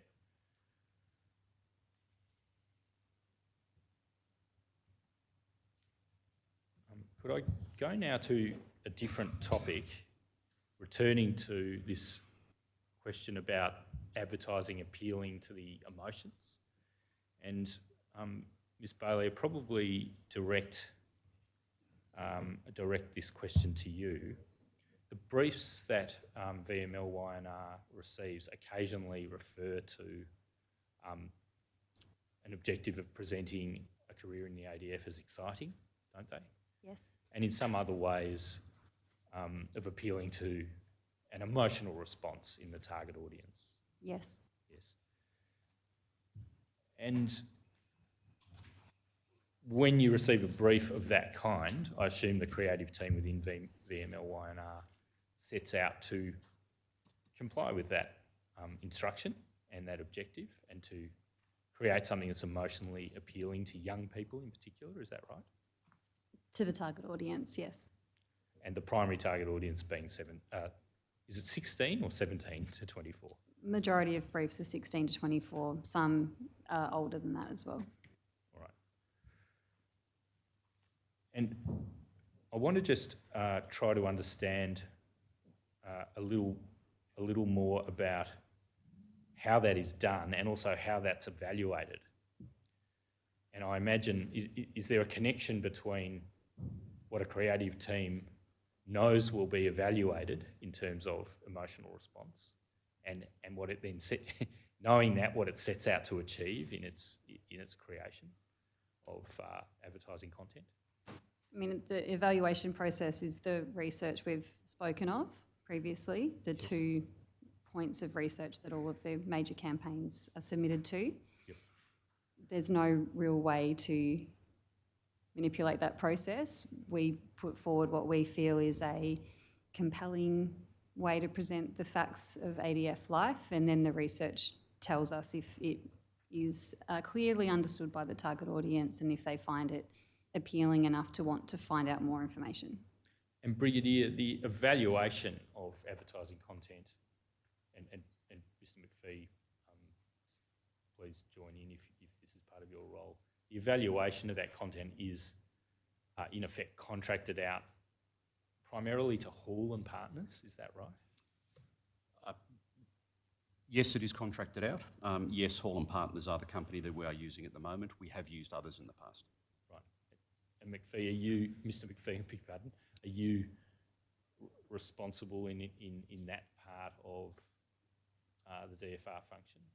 Responsible to coordinate the research brief to Hall and Partners in this case, and also to bring that research back in front of the DFR team, services as required, or VML1R. Thank you. I don't know who I should be directing the question to, perhaps all three of you. I'll start with you, Brigadier. I'd like to just display just a small part of one of the Hall and Partners quarterly reports, and to ask a bit about the evaluation methods. We might end up going to either Mr McPhee or Ms Bailey on that. I just have a small correction. The Yes. Hall and Partners research is the rolling brand tracking research. This isn't our area, we don't brief it, but Hall and Partners are not the same company that conducts the focus group research. That's briefed out to a panel of different providers, so that's not the same company that's evaluating effectiveness of market once something's gone live. It's separated in that way. Thank you for correcting that. I should have been clearer in what I meant by the evaluation function. Yep. So it's gone live, it's been shown, it's aired in perhaps a bracket of months in a particular year. Yes. It's not focus groups who constitute the market research on which you do your job, who evaluate the advertising. It's Hall and Partners who are monitoring the advertising and evaluating it. Correct. Is that what you're saying? Thank you. We'll go to VMY 0002 001 0029 at page, well, we'll just go to the cover sheet, please, operator, and we'll see that's, I think, the most recent quarterly Defence Force Recruiting Communications Tracking report we have from Hall and Partners in our materials produced to the Royal Commission. And we'll just wait till that comes up.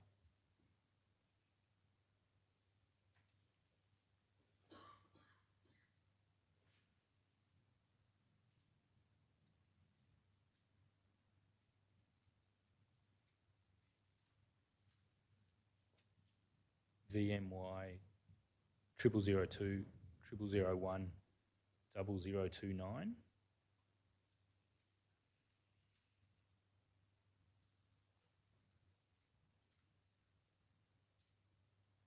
Thank you, operator.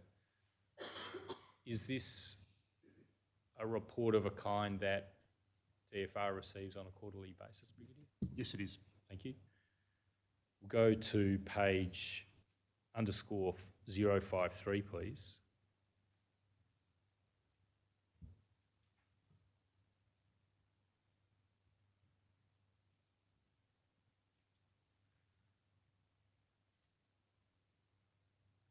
And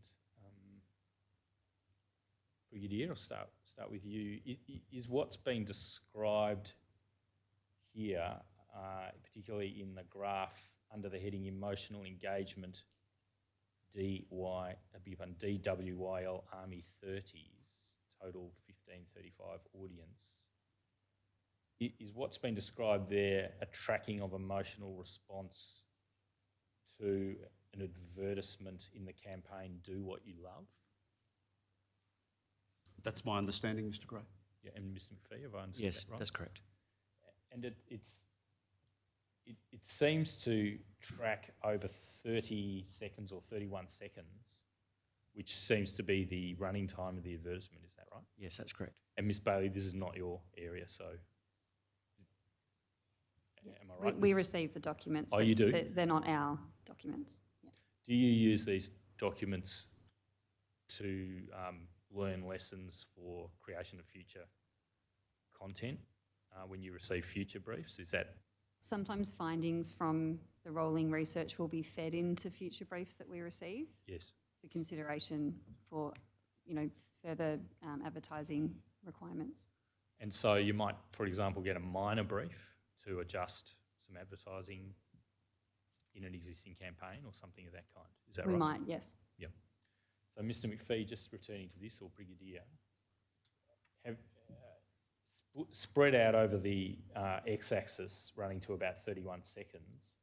Is this the emotional response of people while the ad is unfolding, and the ad has some particular milestones, some photographs indicating vision at various points in time while the ad runs? Yes, that's correct. Yep. Thank you. And the boxed text is what you hear as a voiceover, is that right? Yes, at that particular moment in the playback. Thank you.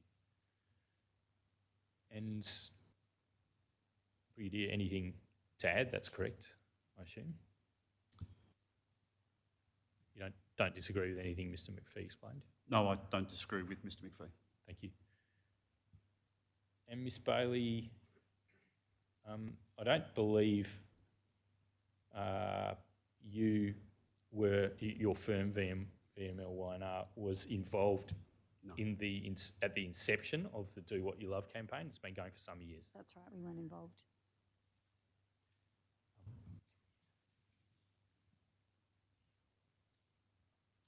We don't have the vision of this particular advertisement available. Did VMLY&R design this advertisement? No, we didn't. No, okay. So we don't have the vision of this advertisement available. We'll just show an earlier one from 2015, which I believe we're allowed to show. And operator, if you could please run that Do What You Love video, just as an example of the sort of advertising that we're talking about. It's been a fairly dry presentation so far, so it'd be good to know what we're talking about and to experience it in real terms.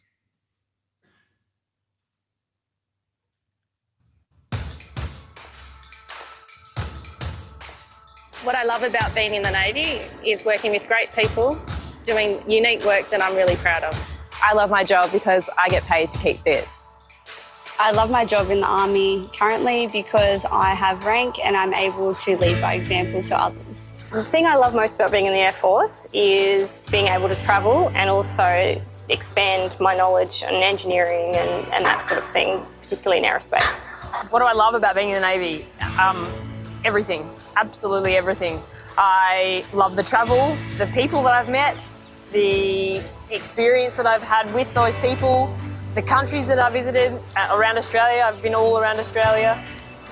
Everything about the Navy is my favourite. I absolutely love flying. I've been flying for 18 years, although I've had a bit of a break at the moment with having children, but hopefully going to get back to flying next year. Flying the C-130 was the highlight of my military career, especially being involved in operations overseas. Flying this aircraft into an operational zone on night vision goggles, delivering aid to people where they need it is some of the most exciting, exhilarating and rewarding experience you'll ever have. And I can only recommend it as the best career.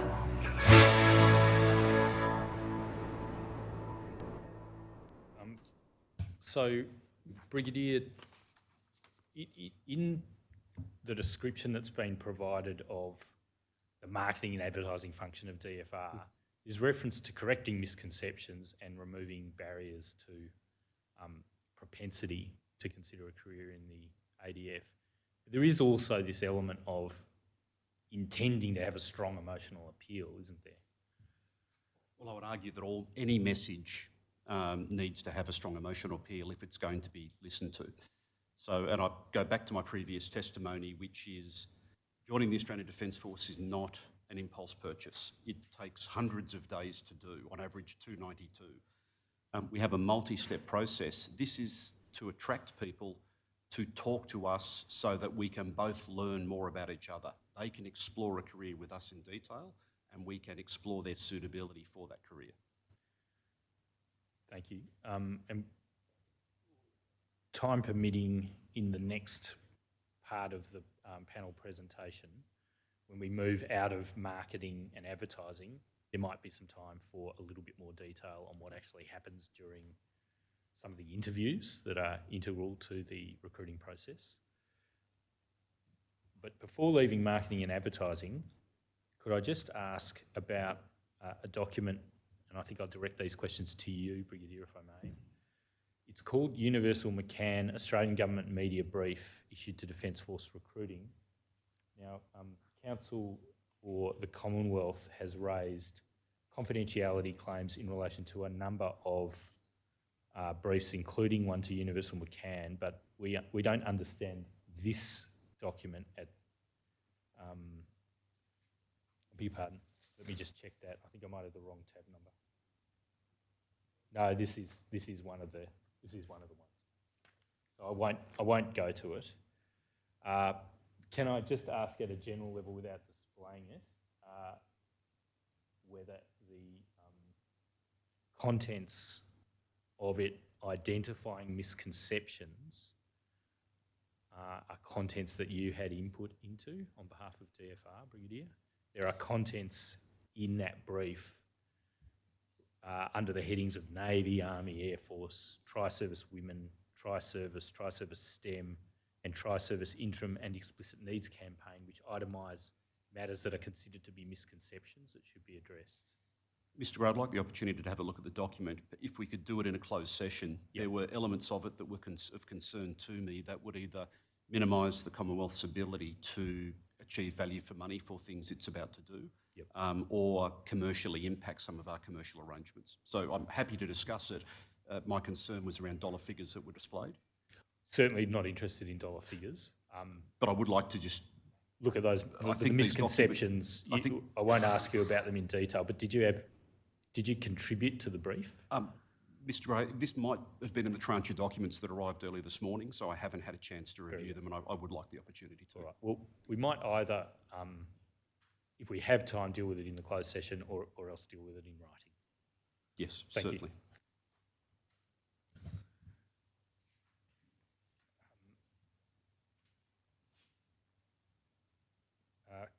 Operator, please display another advertisement, and the particular point of this is matters around connection with family and friends, being an emphasis in the current Explicit Needs campaign, I believe, Brigadier.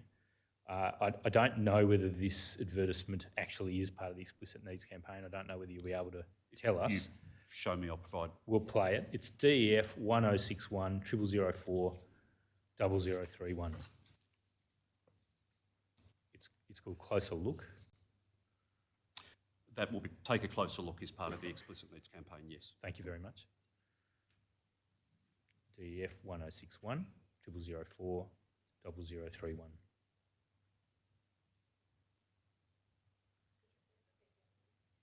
DEF 1061 0004 0031.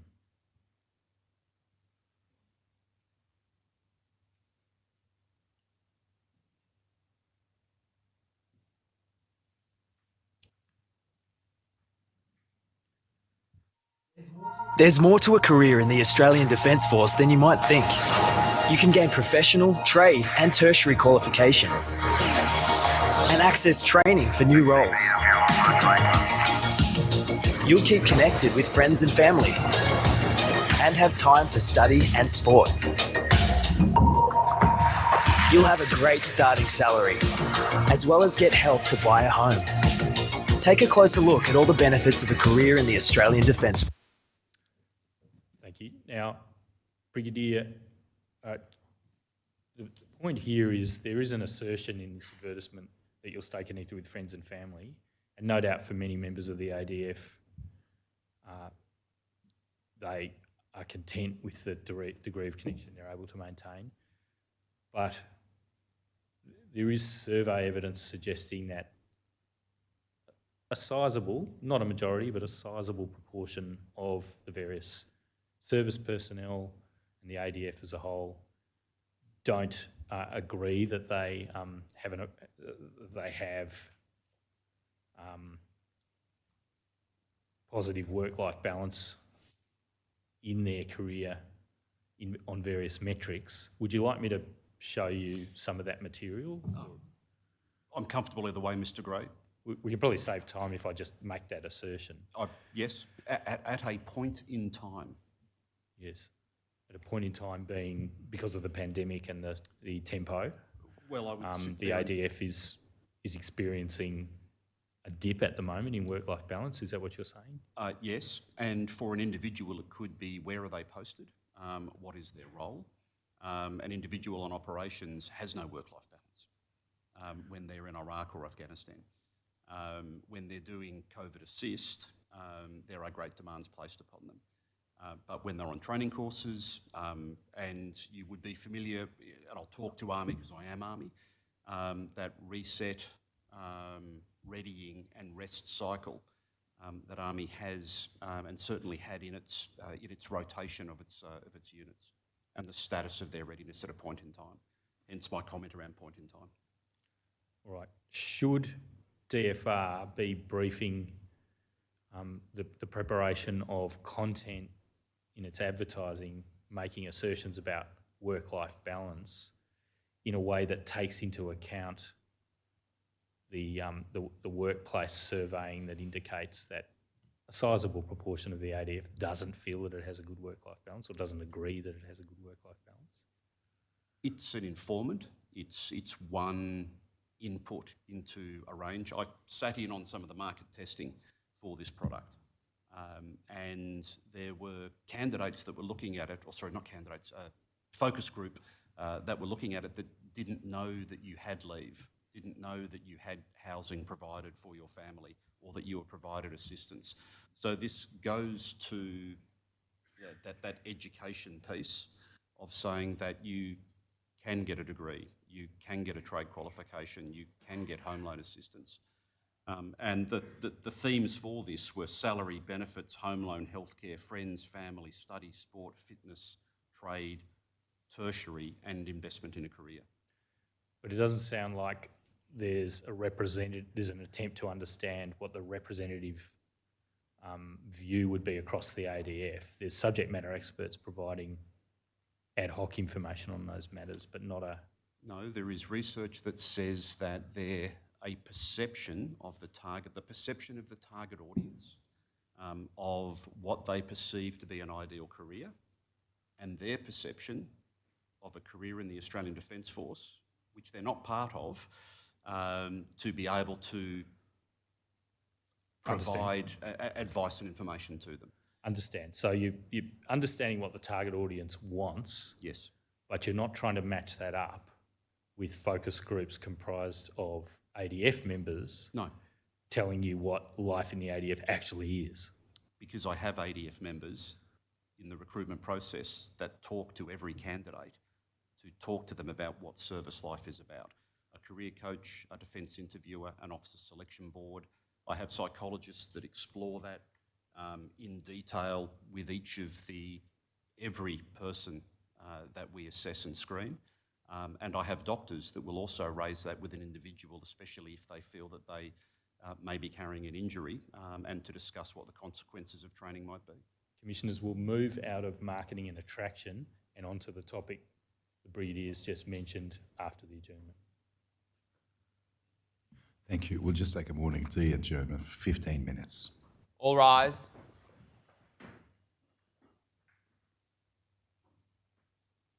The Royal Commission is adjourned for 15 minutes.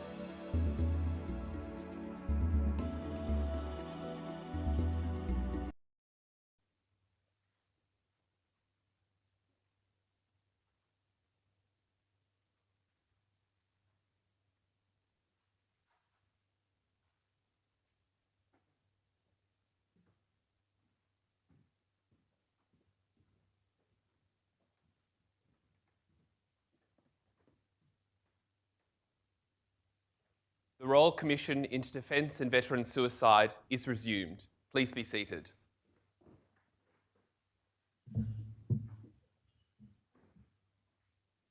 Thank you, Mr. Gray. Just before going to the interviews and the processes later in the recruiting process that you mentioned just before the break, Brigadier, can I ask you very briefly about an aspect of the 2022-3 communications strategy that I took you to on the last occasion, and you, I think we're essentially going to have a think about that topic, and I'll give you an opportunity to respond to it now. It's communications strategy is at DEF 0014 0002 0001, and I took you to a page which referred to digital channels of marketing and advertising. At page 0014, under digital, video and mobile, there was an audience referred to there, 18 to 34, passion pillars, diversity groups and STEM audience.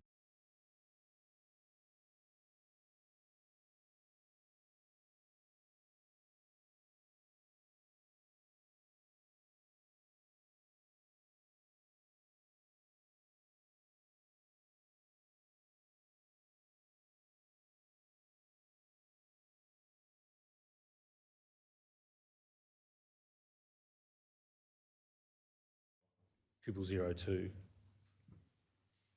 0001.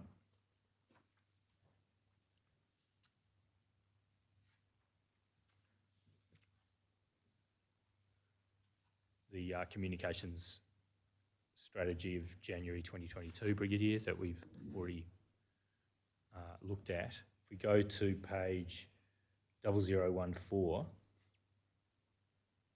there are various channels of marketing and advertising referred to, and audience and role of channel.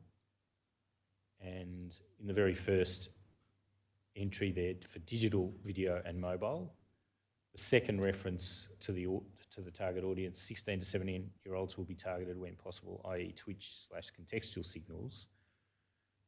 And I asked you about that, and I think you were going to look into it a little further before answering. In the material that DFR has provided, there's references to what's known as Kantar research, and that research has identified amongst the target audience 6 personality types in broad terms that are disposed to consider a career in the ADF, and various psychological attributes across those 6 personality groups. And those psychological attributes are informative for the purposes of designing advertising content. Do you agree with everything I've said? I'm aware of the report, yes. Yeah, and do you agree with my characterisation of the content of the report at that high level? Yes. Thank you. And amongst those psychological attributes, there's new experiences, an attraction to new experiences, and an attraction to being social beings, a passion for technology, an attraction to fashion, fitness, and also gaming, as in computer gaming. Are you familiar with those contents of the Kantar research, Brigadier? Yes, in the broad. And Ms Bailey, is this informative to the creative team at VMLY&R as well? That Kantar research, is that used by VMLY&R in the creative process? It's context for the creative brief, so our creative teams would understand that the audience members have an interest in certain behaviours and activities. It doesn't impact what we're able to show from an ADF point of view, but it might assist in the curation of certain scenes and moments that we would depict. We've only got sort of 30 seconds or 60 seconds. It's a exercise in sacrifice as much as it is choice. So it helps determine what it is that we might depict out of all of the options for ADF roles. And you've been asked I beg your pardon, I'll come back to the Brigadier. You have asked your creative contractor, whoever that might have been at the time, to assist in 3 projects that have some relevance to attracting people who are interested in gaming. Is that right? And the material refers to the submarine Operation Artemis, to interactive battlefield, and to a driving simulation. Is that right? Yes. Yep. And in that context, can you just explain, Brigadier, when the audience is 16 to 17-year-olds who'll be targeted when possible, i.e. Twitch, which is a platform for viewing people playing games, I understand, and contextual signals, is DFR careful to make sure that it isn't exerting undue influence to attract applications that might be impulsive from gamers? Mr. Gray, yes, I'll do my best to answer the question, and I might seek some assistance from Mr. McPhee, noting that this is a contracted service that he assists, his company assists. Yes, thank you. Broadly, I would say that with the Twitch platform or the social media or the digital engagement, companies sell time or advertising space on that based on a known demographic. They know the gender, they know the age, and we purchase from them material that will display an ad. It could be a 15-second ad at the beginning of a streaming content before it moves into whatever that game Twitch platform was. That is sold to us as 17 or 18-year-old, not below 16-year-old. So if you're asking how do we target the company that sells the product in an age demographic, and we purchase it in the age demographic that meets our need and our target audience. So that would be my first part of the answer. The second part of I might pause and see if Mr. McPhee has anything he wants to add in that space before I take the second question. Potentially the only point to add would be that at all times DFR is, and via the Master Media Agency, the whole of government agency, trying to access the demographic in totality, so from 16 to 24, for example, as the primary demographic, where that demographic can't be accessed as an entire age purchase or an exact age purchase from 16 to 24. It may be via, as the Brigadier said, several building blocks, 16 to 17 perhaps, 18 to 21, 22 to 24, so that the entire demographic can be accessed in a digital space. And then the type of content that would be advertised would be the same for all. So there's no change in content for a 16, 17-year-old viewer through to a 24-year-old viewer, and generally in a digital environment it would be a non-skippable ad, such as a YouTube video. You have to see an ad before you can see the video you're trying to watch. It might be 6 seconds, 10 seconds, or a 15-second ad. And again, generally, that content would be from the overall campaign content, so such as a television ad. A 6-second version of that might be played at the beginning of the digital screen that somebody's watching. Thanks for the context. And Brigadier, did you want to respond to the question about is DFR taking care not to have undue influence over gamers in contributing to what might be an impulsive decision to join the ADF? Mr. Gray, yes. And you've heard me say that joining the Defence Force, it cannot be an impulse decision if it takes 292 days from expression of interest through to enlistment with a multi-step process. So motivation, certainly aptitude, is assessed through our online aptitude testing. Do you have the aptitude to do the roles that we're asking you to do, and what roles would you be suitable for? A career coach interview with a corporal or a sergeant that will explore motivations, desires, sophistication, understanding, and look around aspects of eligibility. Ms. Tyrrell might wish to talk about what's explored in the psych aspect in the main, But what I will say is that the data and metrics that I've seen show that percentage-wise per age bracket, we screen more out at that lower level than we do at other levels. And certainly that 17-year-old age bracket, represents 1.4, 1.5 indicatively of our enlistments percent. It's not a large component. So I am satisfied that we take all due care to ensure that people have an awareness and understanding of us as we take due diligence to understand them.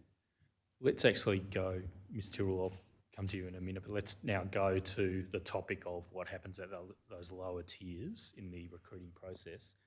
And I'll display a different, I'll ask the operator to display a different version of the funnel, which has a little more information alongside it. It's in the communications strategy for this year. DEF 0014002001, this same document, this time at page 0071, please, operator.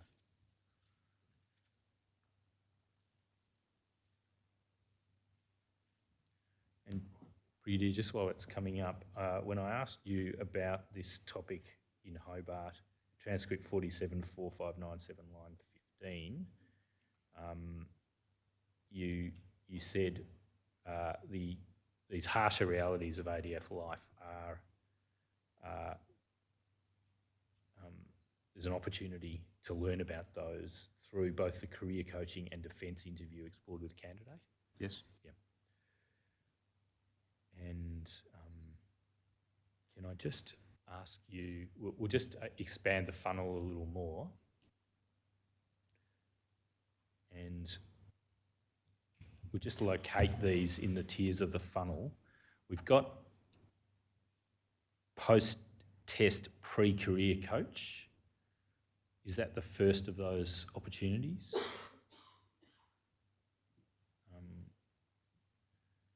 Do you see post-test pre-career coach? I do. The online testing provides the first opportunity for us to understand the potential capacity, aptitude of a candidate.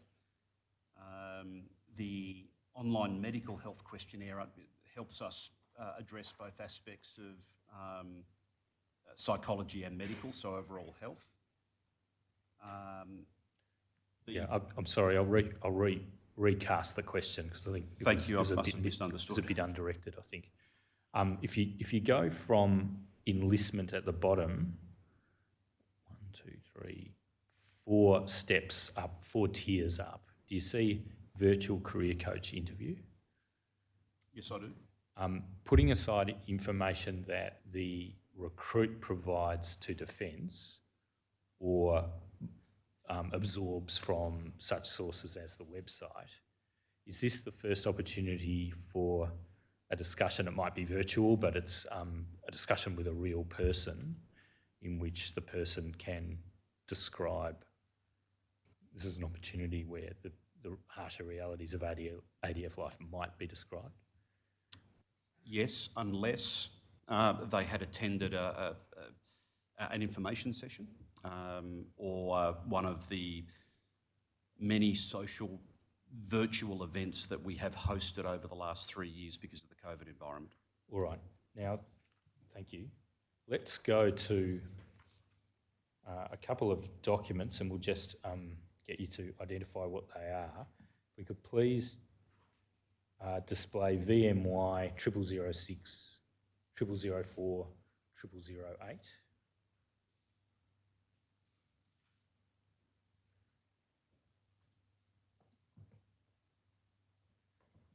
Now, at those hosted events, Brigadier, are members of the ADF present and briefed to interact on the basis of the contents of this recruitment guide? Is that what this document is? I'm not certain of the date of this. It's undated. Oh, thank you. What I would contextualise, so yes, but what I would contextualise is our best infantry corporals, best tank corporals, may not be the best communicator or may not be the best recruiter. So we provide training to them in how to engage in an open way with candidates, because for some people it is difficult to start a conversation with someone that you've never met, or engage with a minor, or engage with a parent.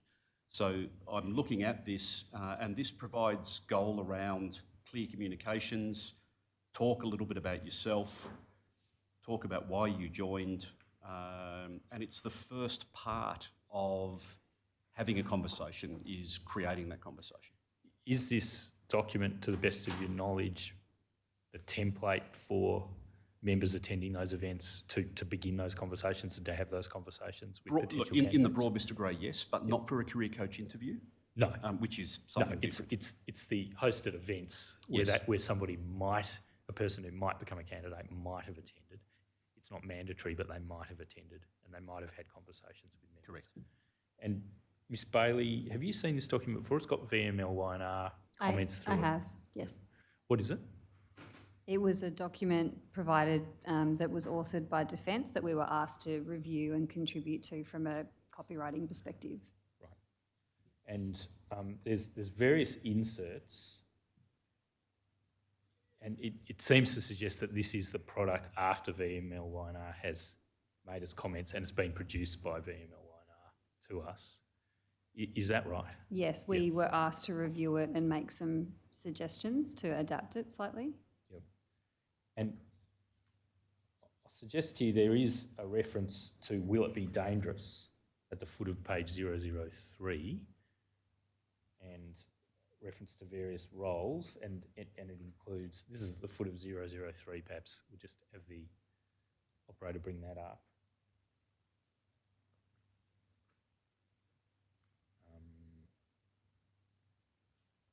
Underscore 003. Will it be dangerous? It says there's a diverse range of full-time and part-time roles, including many combat support roles. Deployments are voluntary in the Army Reserve. You can leave the Army Reserve at any time, i.e.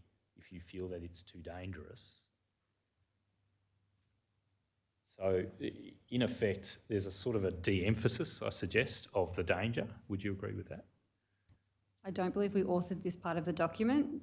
I think you can interpret that in that you have some ability to determine if you're interested in Army Reserve at any given time. All right. I think it's a bit subjective to say it's a de-emphasis. All right. Well, I'll leave it at that. But can I just ask, in your brief to review this document, were you asked to describe the harsher realities of ADF life? I don't believe so. I think our role would purely have been from a clarity of communication conveyed, not to amend any sort of factual or internal defence information. Yeah, well, I'll leave it there, Brigadier. I mean, the document will speak for itself and we'll analyse it. The next document that I'd like to show you appears to be some guidance for career coaching. And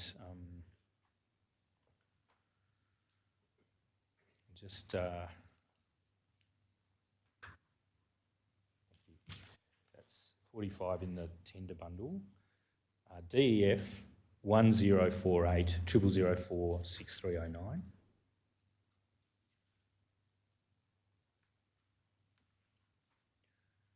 And Brigadier, I'm speculating to some extent, but the document that we're about to show you, the question will be, is this the best or the closest thing there is to a template for the career coach interview described in that tier of the recruitment funnel, which I believe might be online at the moment.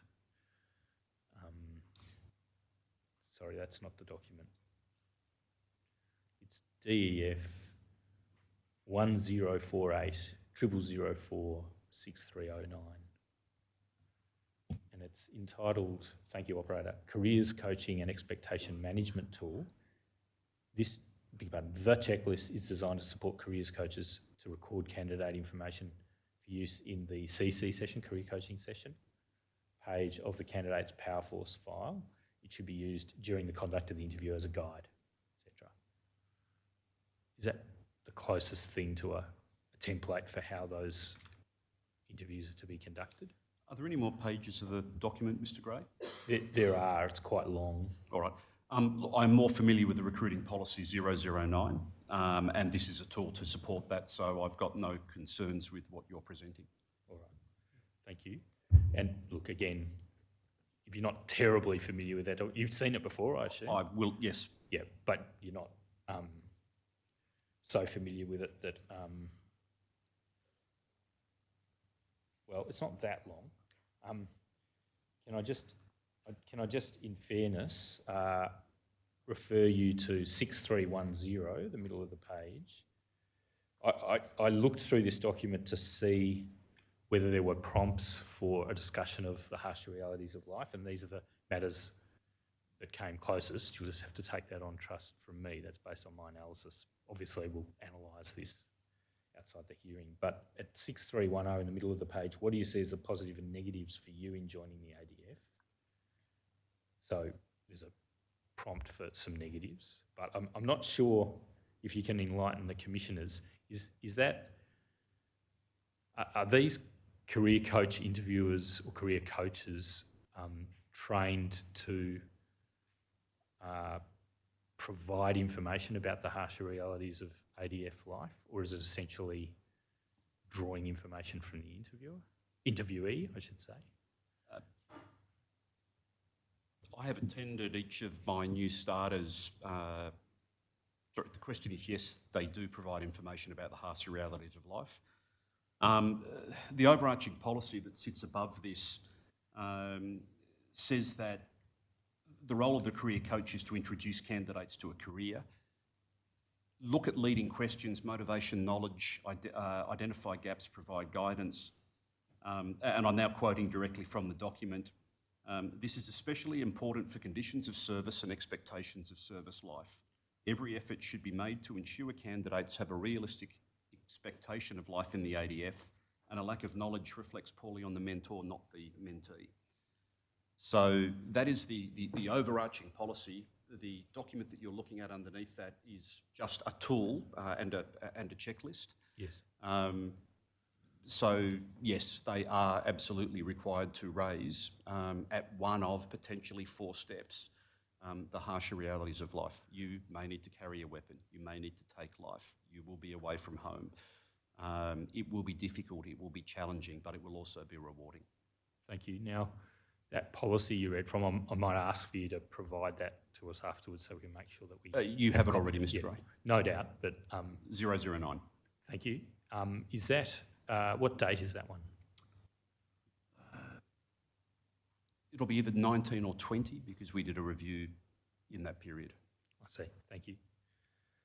And there are other contents on page 6311 asking about how does your family feel and have you considered the effect of living away from home in the document I was showing you.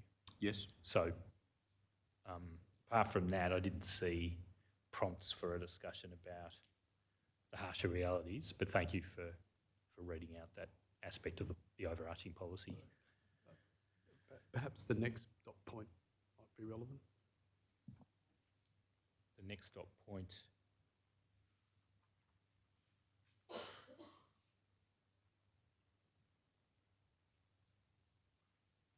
Sorry. What's the point? The representation and the question is that there was nothing else in the document that dealt with some of the realities, and the next dot point refers to living away from home. That was all. Yeah, I did mention that. Do you want to see those? I'm comfortable, Mr. Gray. 6311, how does your family feel about it and have you considered what the effect will be of living away from home? Can we go to another document, DEF 1048 0004 6324? And this is entitled Defence Interview Policy. Is this policy at the same tier as the policy document you were reading from? Yes. But it relates to the defence interview, whereas the other one sat over the top of the entire process. Is that right? The recruiting policy 9 that I was referring to related to the career coach interview. This is a policy at the same level that relates to the defence interview. Thank you. Now, there's reference in here to a matter picked up in the other policy you read from, the matter of acceptance of conditions of service. Is that a reference to minimum initial period of service and return of service obligations if you are allowed to separate from the service before, on a voluntary basis, before the end of the initial minimum service? I believe it relates to overall conditions of service as well as serving. Would you like me to address how we describe to a candidate the initial minimum? Rosso? Yes. Please do. Is there a way of verifying or vetting whether that's been fully explained so that you get informed consent when a person comes to swear that they'll serve in the ADF for the minimum initial period of service as they're asked to do? Yes. So there are 3 occasions where it is made explicit. 2 of those require the candidate to write back to us and sign an acknowledgement that they understand fully what their initial minimum period of service is. An initial minimum period of service is a time that's identified to the investment that we place into an individual, what it will mean to them, either in terms of time or in dollars if they choose to depart early. And so those 3 occasions, apart from the career coaching and the defence interview, there is a written acknowledgement as part of the letter of offer. Yes.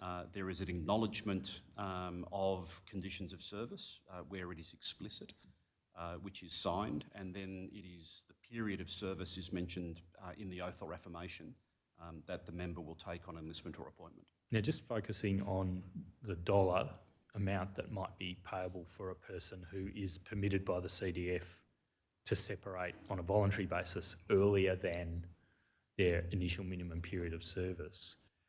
Those we have in the tender bundle determinations across the ADF under which those debts are calculated, and we also have a specific determination for Army, but presumably under delegation and making specific provision for Army.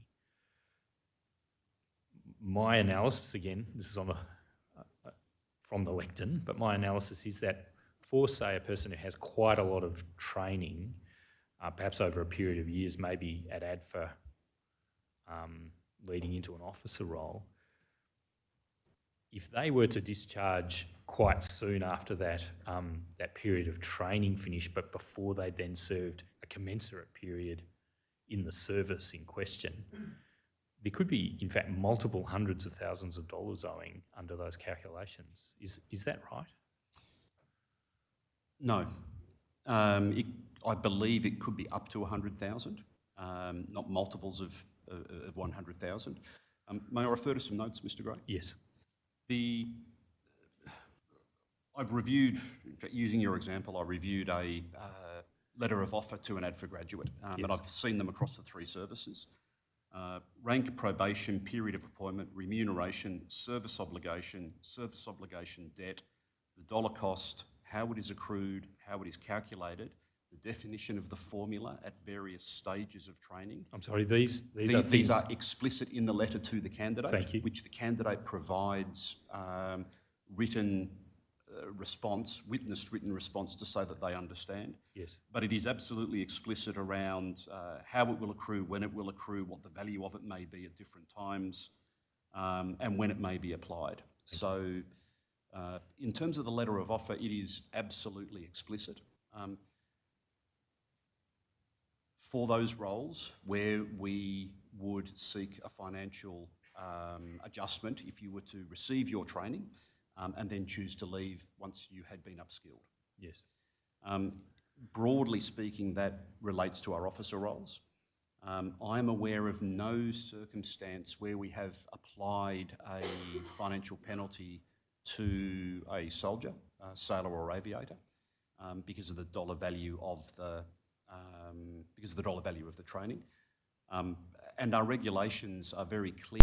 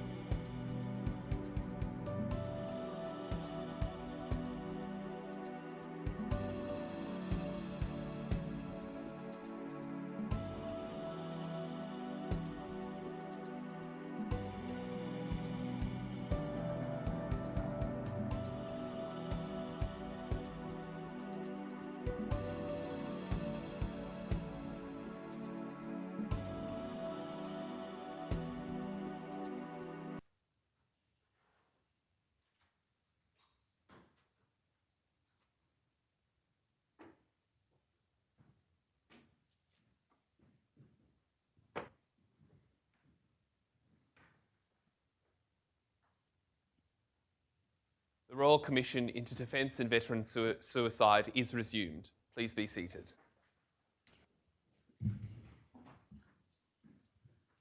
Thank you, Mr. Gray. Thank you, Commissioner. Brigadier, I had asked you questions for the technical interruption about explanation during the recruiting process of the return of service obligation constituted by the debt for early voluntary separation within the initial minimum period of service. And you'd indicated that a financial debt could arise and might be enforced in respect of officers up to an amount of $100,000 depending on the cost of their training and when they separated, and that all of that was explained in detail in writing, and I believe you referred to 3 occasions on which there was information provided about that to potential recruits. Now, I want to move to a different topic. Was there, I hope that will bridge any gap that might exist in transcript. Could I ask you about the policy 9 in relation to the contents of career coaching and whether that is audited or verified, whether it's verified that career coaches are complying with the policy intent and guideline to ensure that the potential candidate understands what life in the ADF will be like, including its harsher elements along the lines of the policy you read out? I'm not aware if it is audited, Mr. Gray. That's something I can check. I can talk to the future about what we will be doing under new arrangements, which will be having audio and video recording of our interviews with our candidates so that we can use them for verification and training purposes. When will that begin? That will be new contractual arrangements that will come into force on 1 July next year. The transformation to that will commence within the first year of that contract, to the best of my knowledge. Is that connected with what I believe is something I can Yes. mention publicly, that you have an expectation of signing a contract within a few days with a new collaborator, a new service provider for DFR to take the place of Manpower Australia? That's correct. And will there be a transition leading up to July involving continuing involvement by you, Mr. McPhee, until there's a... Yes, that's correct. There'd be, on the assumption of a contract signed between the Commonwealth and a new provider, there'd be a transition of services commencing on the 1st of November this year through until the 30th of June 2023. Thank you. And Brigadier, is it public knowledge who that successful candidate is? If it isn't, then you don't need to refer to it, but... There is if it's public knowledge, can you identify? Public knowledge that Defence has entered into final negotiations with a company called Adecco for the provision of recruiting services commencing in 1 July. Thank you. What else, in addition to the recording of the coaching interview, career coaching interview, what else in broad terms can you tell our commissioners your expectation, are you expecting will be changes in the operating model for recruiting with Adecco? Just in broad brush. There are 3 things that we're focused on under the new arrangements, and these would broadly relate to the KPIs that we will work with our partner to achieve, and that is to increase the volume of recruitment, to allow us to meet the emerging needs and the directions of government to grow the size of the Australian Defence Force. The second aspect is around velocity of recruitment, with KPIs from application through to issuing of a letter of offer within 100 days.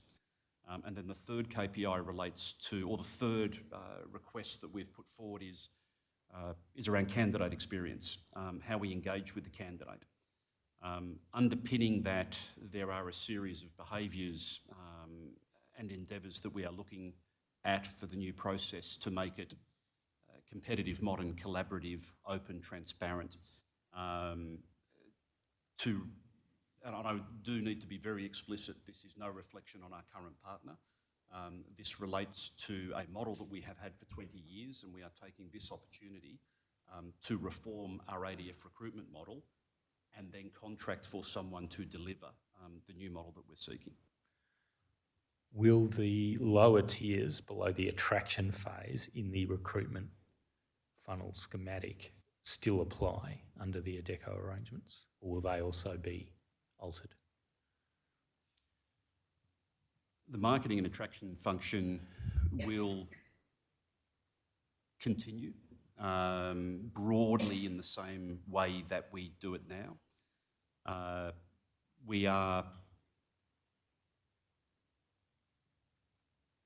looking to change the way that we process applicants through the system to make it faster and to make it more user-friendly, to provide more feedback, to provide more information, to provide more of a bespoke experience.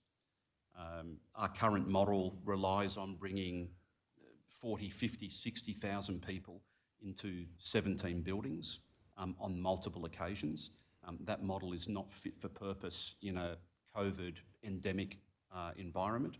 So we have moved to a more virtual process, and we have outsourced a range of functions, which I would prefer not to go into great detail during this session because there are workforce communications for our contracted employees, and it would be best for them to hear that in a controlled fashion once we are in contract rather than through this forum. Yes, understand. I just want to return, but only very briefly because we're running short of time, to the defence interview and also to the career coaching interview. And I want to ask, we've used that expression, or I've used it, the harsher realities of ADF life. There are differing views that might be taken on what is encompassed by explaining what might be the harsher realities of ADF life, or what might be encountered by some members. For example, the workplace behaviour surveys suggest that quite a high proportion of the ADF within a given reporting period of a year receive or experience unacceptable behaviour. Now, that's not necessarily all unacceptable behaviour of a very serious kind, such as sexual assault. That's relatively rare on those surveys. But there's quite widespread bullying reported, for example. Are those matters mentioned by either the defence interviewer or the career coach as a matter of policy and requirement? Perhaps individuals might mention them, but is it systematic that they should mention a reasonably, unfortunately, high probability that unacceptable behaviour might be experienced? Disagree with a high probability of. I think that would not accurately reflect the experience of most of our people. Defence has made it clear its position on unacceptable behaviour and the steps that we're undertaking to improve our culture. We do talk about, within our interviews, in our training, we do talk to people that it's hard, that it's difficult, that sometimes things will go wrong, or sometimes people will act in a way that we don't accept. But there are ways and mechanisms to address that, to report that, to have that behaviour checked, moderated and dealt with. Okay. Should we be more explicit? I would suggest there is probably opportunity to do that. But it is not the only... I'm reflecting, sorry, Mr. Rao, what was going through my mind was the question and answer sessions that I've seen, through Facebook Live or through closed sessions that we've been running, where people have asked the questions that you've asked, and our people, our recruiters, have given a very similar answer to what I have. Yes, these things may happen, and we don't accept them, and neither should you. So this is what our values are, and we're recruiting you to be part of us and to live by our values. So help us enforce them. I won't go back over all the ground we covered in Hobart on that topic relating to whether, statistically higher risk of suicide and so forth is mentioned. I'll leave it there. Can I just now ask you about the degree of transparency in the recruiting process and the degree of detail provided on the trade qualifications that people can expect to acquire? That's a selling point, if I can use that expression, in quite a lot of the advertising. Is there a discussion required to be had during either the career coaching or the defence interview about the transferability of particular trade skills into the civilian world? My understanding is that some are transferable, but some aren't military specific. Is that explained? And is it explained in a way that's tailored to the individual's desired employment category? Yes, is it explained? Not necessarily within the career coach or the defence interview. You would be aware that Defence has special recruiting teams. So we have special recruiting team women, special recruiting team Indigenous. We have special recruitment team trades, which is a team of 6 people that understand the training curriculum within our schools, within our training schools, and where it might lead to civilian competencies and qualifications. So those are a small specialist team that can reach out and answer questions, both to support the candidate, but also to support the career coach or the defence interviewer if those questions are raised. All right. Should we sell it more? Yes. I think there's great opportunity for us to do that, and it's one of the things that we've self-identified, that there is value in the training that we give. We should be communicating that better than what we do.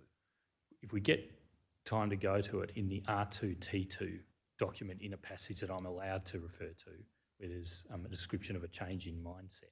Have you familiarised yourself with that passage? I'd need to see it, I'm sorry. Yeah, we'll go to it if we get time, but this theme is picked up. Can I ask now just about some loose ends from Hobart, essentially?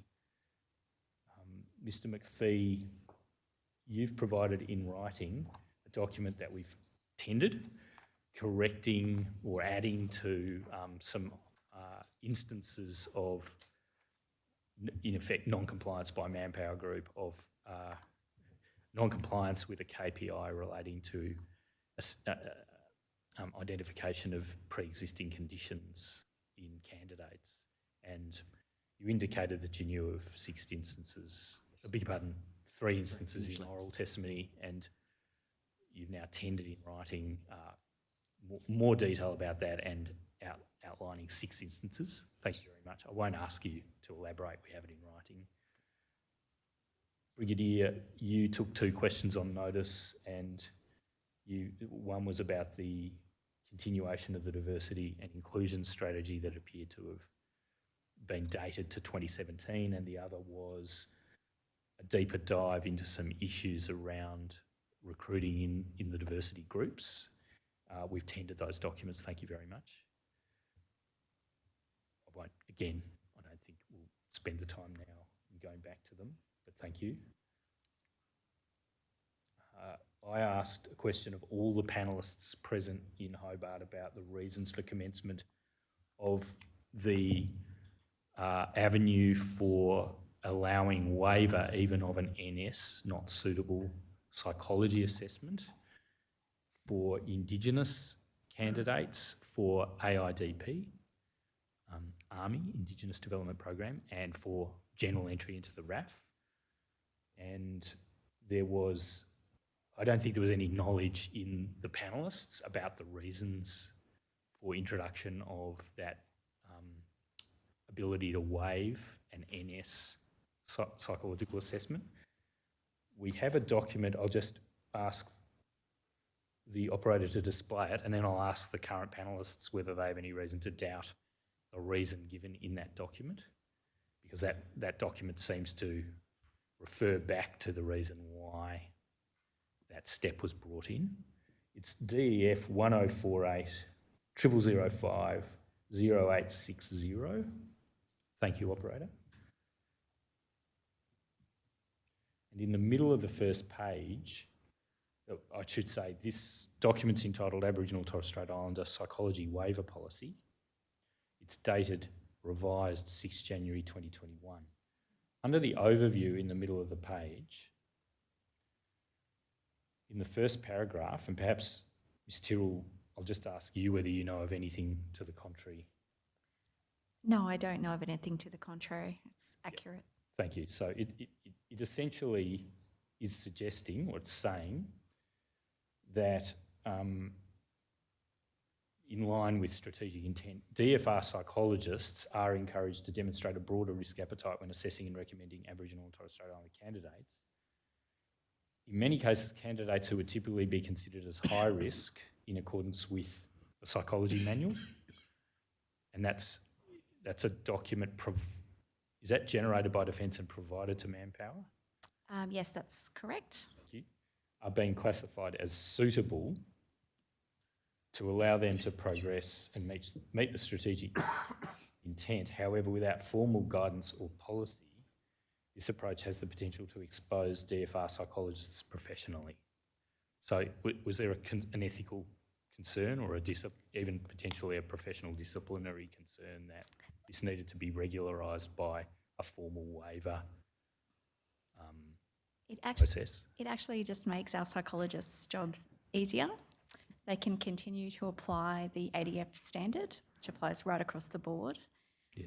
And allow the services then to make a decision to take someone for something like the AIDP or the Air Force who doesn't meet the standard. Yes. And just drawing on your personal knowledge, do you recall this being raised in the lead up to the introduction of the waiver policy, that the psychologists within DFR, presumably contracted Manpower psychologists, were concerned that they were exposed professionally to potential consequences of classifying people as suitable S1, S2 if they were actually high risk? Look, I wasn't in the CPO position at the time when this was brought in. I don't think the CPO at the time would have put DFR psychologists in that position. The alternative to actually having the NS waiver process would be to have a different standard that the DFR psychologists apply when they make their decisions. That means that the psychologists have to change gears. Yes. And apply different standards for some candidates, and that just makes their jobs more complex. So we wouldn't have exposed our psychologists, but it's a reasonable way to explain why we decided to have the NS waiver process to just remove the complexity of that for our psychologists. Mr McPhee, do you wish to add anything to what Ms Tyrrell said on this topic? No, I don't think so, Mr Gray. This document, as you asked her, I've got no reason to think that this doesn't relate to the reason for the waiver policy being introduced, and I'd agree with the way it's been characterised. Yeah, thank you. No panellists have a contrary view? Thank you. Could I now display some parts at least? Commissioners, we're virtually up against the time we initially agreed upon, but might I have that extra time lost for technical reasons? And that's fine. It's probably going to have an effect at the end of the session. Thank you. Thank you, Commissioner. Operator, please display DEF 1061 0003 0027.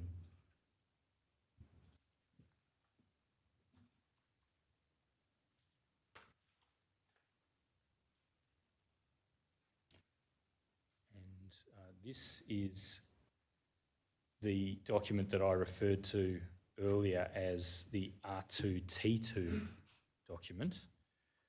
I could have called it Leading to Grow, but I wanted to call it R2T2.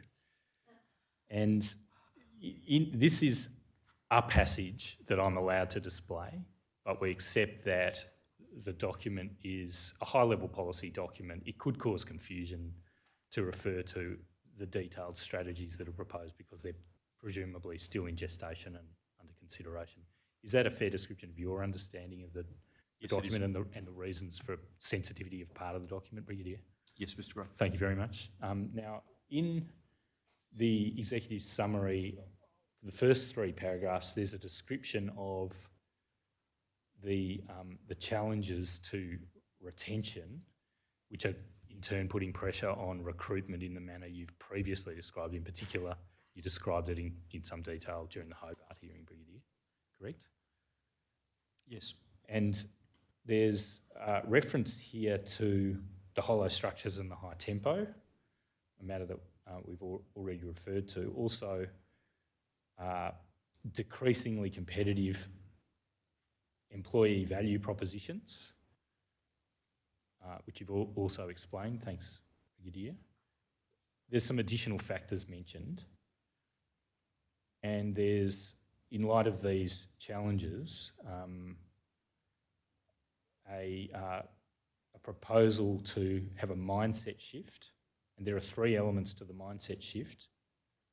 A retention mindset that fights to recruit, this is in paragraph 2, and retain the right people at every level. And then this is of importance to this Royal Commission's terms of reference, I'd suggest, a mindset that enables through life wellbeing and betterment, even if that betterment increases the prospect of an individual's employability outside of defence.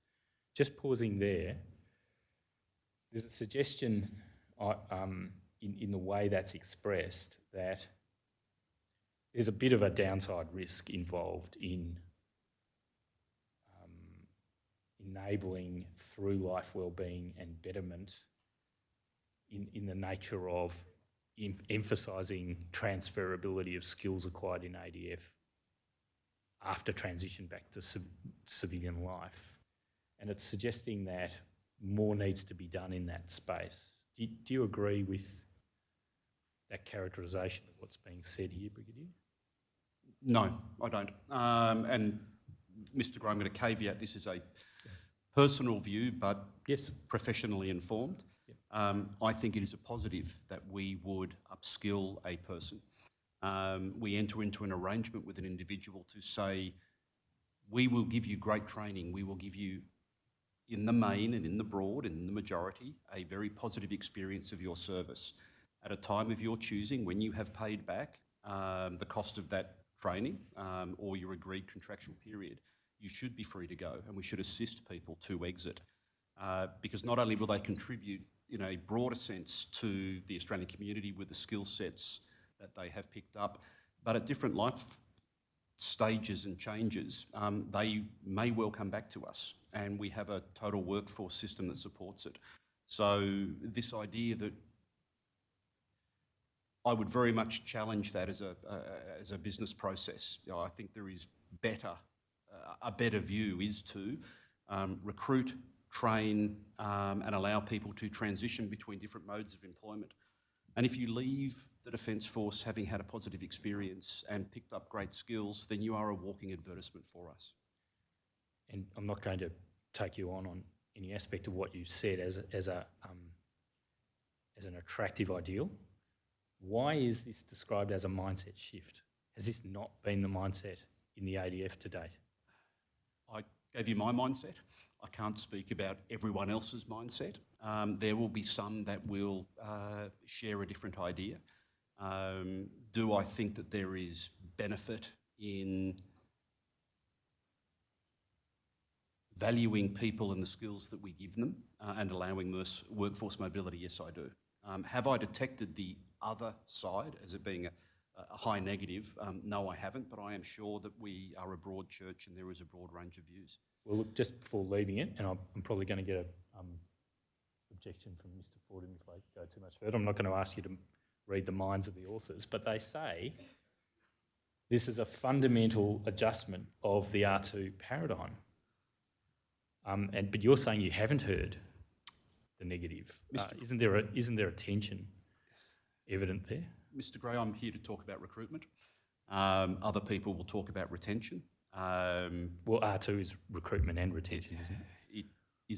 It is. I wouldn't change what I just said to you in my previous testimony. There will be a broad range of views. It will also depend on where you are and what you see. But I see that there is value in skilling our people and having a mobile workforce that can enter and leave the Australian Defence Force in different ways of service. Thank you. And it contributes to the nation building. Again, look, I don't think I'll ask you the same questions over again, but families, one would have thought that considering families as centrally important to those people who have families, who are fortunate enough to have families, in ensuring that there's great emphasis placed on support of connection with family and support of the family of the member. One would have thought that that shouldn't amount to a paradigm shift or a mindset shift. Do you have any comment on that? That should be the case now, shouldn't it? Clearly evident, yes. We want to focus on families, we want to support families. And I think it would, if you take the context of my previous testimony when I spoke about the workforce challenges and pressures that we've had over the COVID environment and operational tempo, I think it presents an opportunity for us to reset, reprioritise and refocus. Thank you. I want to just go to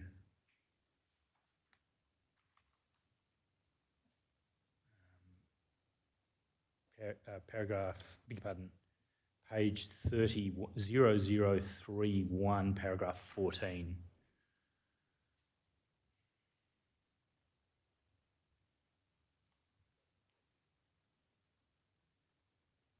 Now this seems to be a description of the pressures that are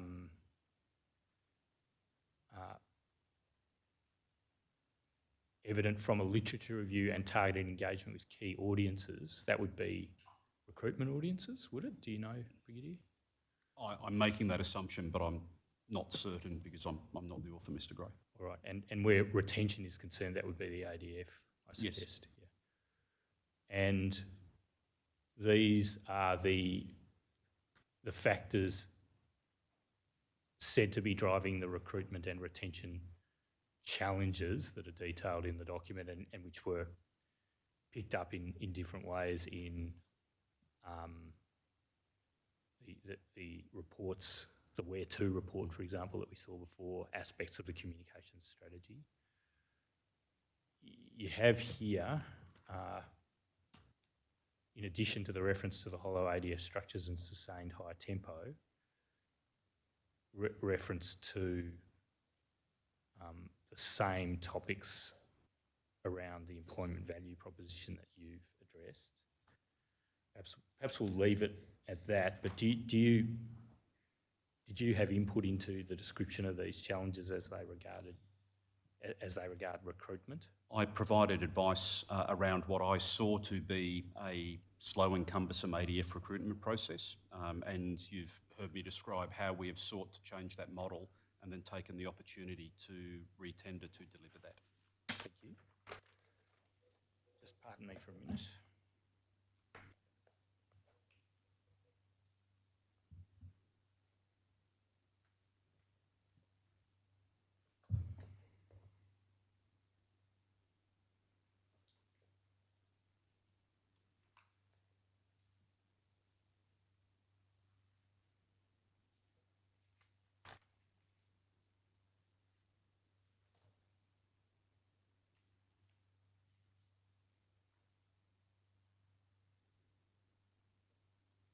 Go please to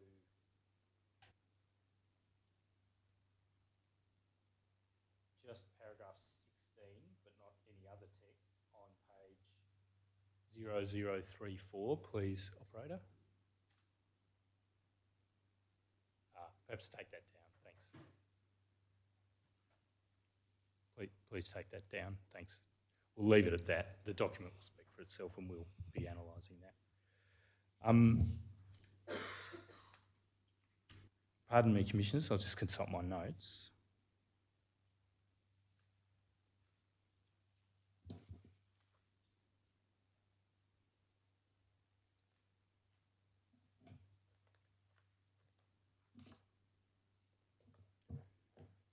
There's no change, Brigadier, I take it, to the thrust of your evidence in Hobart about the continuing challenge presented not only by the factors that we've been covering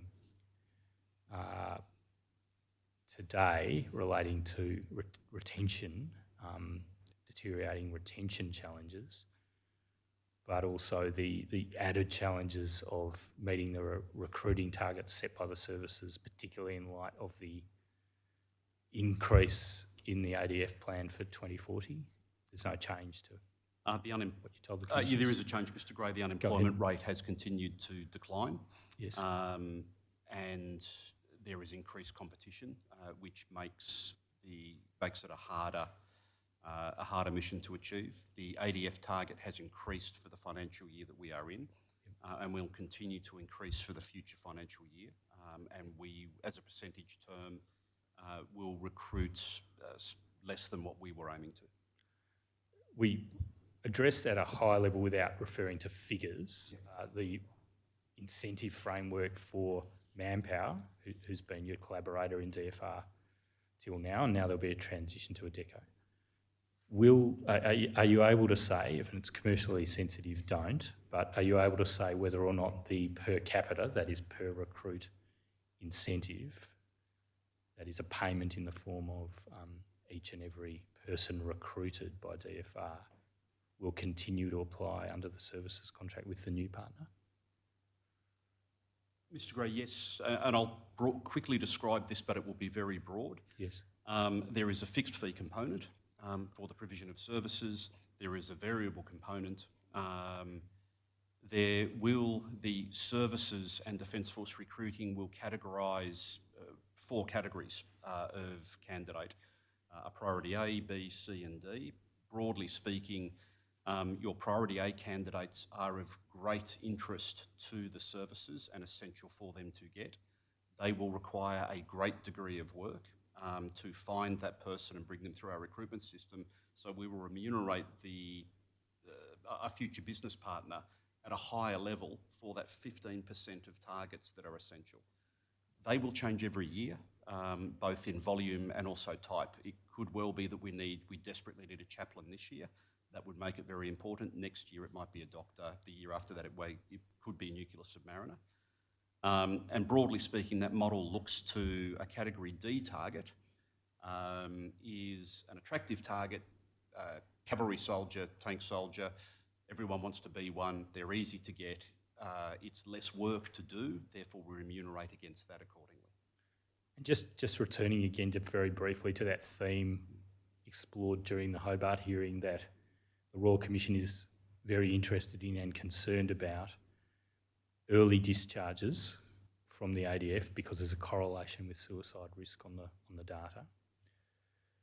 And that's not restricted to medical discharges, but includes other early discharges. Having regard to that, if this is commercial in confidence, don't just indicate and don't answer, but has there been inclusion of some sort of KPI relating to retention, the proportion of candidates who are recruited through the help of the new partner being retained for a particular period, and an element of the per recruit incentive payment being held back until that person has proved to be a suitable recruit? It is not commercial in confidence, and that is not the case for the contract we have now, and that won't be the case for the contract we will have in the future. All right. Commissioners, those are the questions I have. I'll yield the floor to yourselves, and then we'll allow an opportunity, I think, to other council to re-examine. Thank you. Yes, thank you, Mr Gray. We'll need to be a little bit brief, but yes, thank you. Commissioner Brown? Look, I have many questions, but I really don't know that time's going to permit me to ask them. I'll do them in another way. Thank you. Commissioner Douglas? I have a couple for Brigadier Hayward, which you may or may not be able to respond to, but they really arise out of things that have been said, for example, in private sessions or on barracks inspections, or even on our trip overseas. So they're not actually evidence before us, but things that have been said anecdotally. The first relates to what you were asked about the attrition rates of recruits at Kapuka. Are there figures for those over many years such that you can compare the resilience of potential recruits now with the resilience of recruits in the past generations? Commissioner, yes, in a former role that I had in Army headquarters, a former RSM of the Army had attrition rates looked at Kapuka going back to 1975 through to probably 2016, and they were very, very similar. I asked that because the anecdotal story I've heard a few times is people aren't as tough as we were or as resilient as we were. Commissioner, I reject that. I think we sell... Commissioner, I look at the talent that we look at now. Our young people are exceptional. In fact, I reflect that if 35 years ago I was sitting, if me 35 years ago was being compared to the candidates that we see now, I wouldn't be here now. I don't know that we can say that people aren't resilient. I look at the last 3 years of young people that have done school or university or training in social isolation, online. I look at what our soldiers, sailors and aviators do now, and I think they're just as resilient. I hate to say this, but I think it's an ageist approach, and it's an intergenerational approach, which I think I have a view that people say this, but when they look and see our people, I think our people are just as resilient and will surprise us in positive ways like they always have. My second question is based similarly and relates to the evidence about the desirability of people with a gaming background as recruits. I've also heard it said that a typical young soldier now may, instead of spending time at the barracks with his mates, perhaps drinking after work, be more likely to go back to his room off base and play video games or computer games, and thus leading to less esprit de corps. Do you have any comment about that?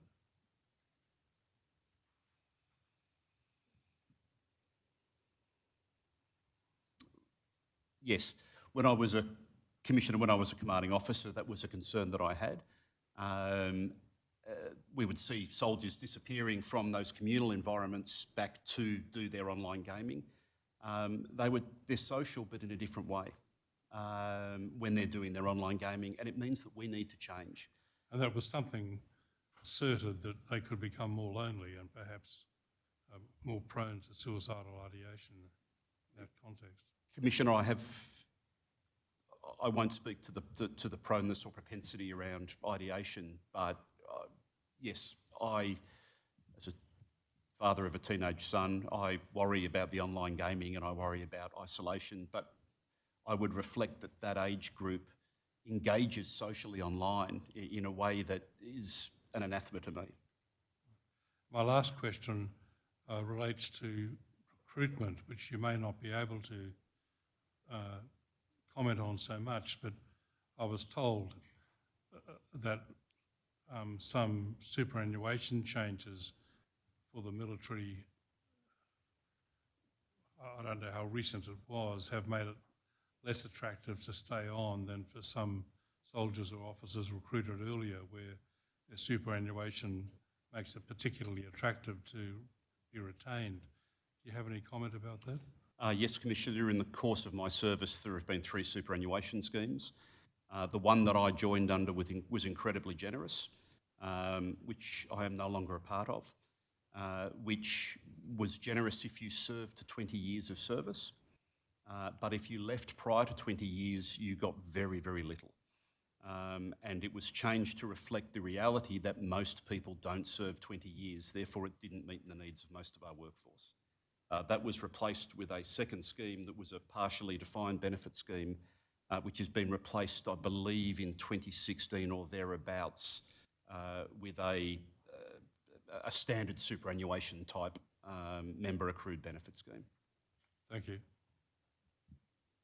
Thank you. I think we'll just keep moving if see if there's any questions. Ms McMillan, do you have any issues you want to raise? Thank you. Mr McPhee, in terms of the career coach interviews, are you aware of whether they're recorded? There has been a change to commence recording the career coach interviews. And they are audio, are they recorded? Audio only. And are they accessible to DFR to be accessed by staff at DFR for training? Yes. Yes. Thank you. I have nothing further. Thank you. Ms Chalmers, are there any issues? Thank you. Ms Dixon? Okay. Mr Fraser, I assume you're still with us. Any issues? No, thank you, Commissioner. Sorry, Mr Fordham's the last one. Usual answer, no question. Just one quick matter arising for Mr McPhee. Yes. When did that commence, the recording of the career coaching interviews? I can't tell you exactly. Within the last 18 months, I believe. I believe that's for the online, using the telephony and the online system that we use, but I couldn't be precise, Mr Graham, sorry. Thank you. And Brigadier, is DFR, I think you said you're not auditing the career coaching interviews at the moment, but I said I'm not aware. Not aware of I will need to auditing. clarify that, please. Thank you. No further questions. Can we? Thank you. Unless there's anything arising out of that, no. Okay, thank you. Can we move to a technical break? We'll now be taking a very short break, 10 or 15 minutes. The public gallery will then be closed and the live broadcast will cease to allow for a closed hearing. We're going to resume the public hearing at 2:30 p.m. There are issues we intend to canvass in the closed session, which, all things considered, we don't feel appropriate to canvass publicly. The closed hearing is subject to a non-publication direction, which we have made today. So we'll adjourn very briefly. Thank you. All rise.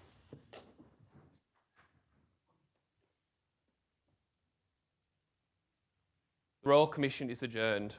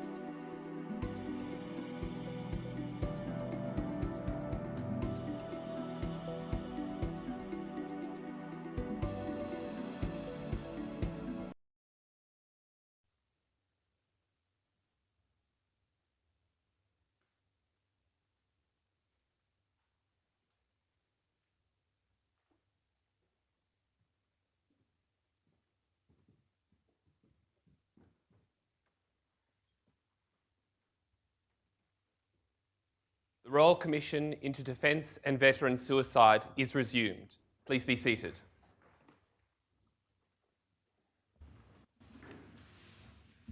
Good afternoon, Ms Longbottom. Afternoon, Commissioner Caldas. This afternoon we will hear evidence from Justin Huggett. Mr Huggett is a veteran. He will give evidence of his experiences in the Army, but also with respect to his work in transition and as a DVA advocate. Can I just note, prior to Mr Huggett being called, that he's been called as a witness rather than what has commonly been referred to in this Royal Commission as a lived experience witness giving evidence of their subjective impressions. I call Justin Huggett. Might he be sworn?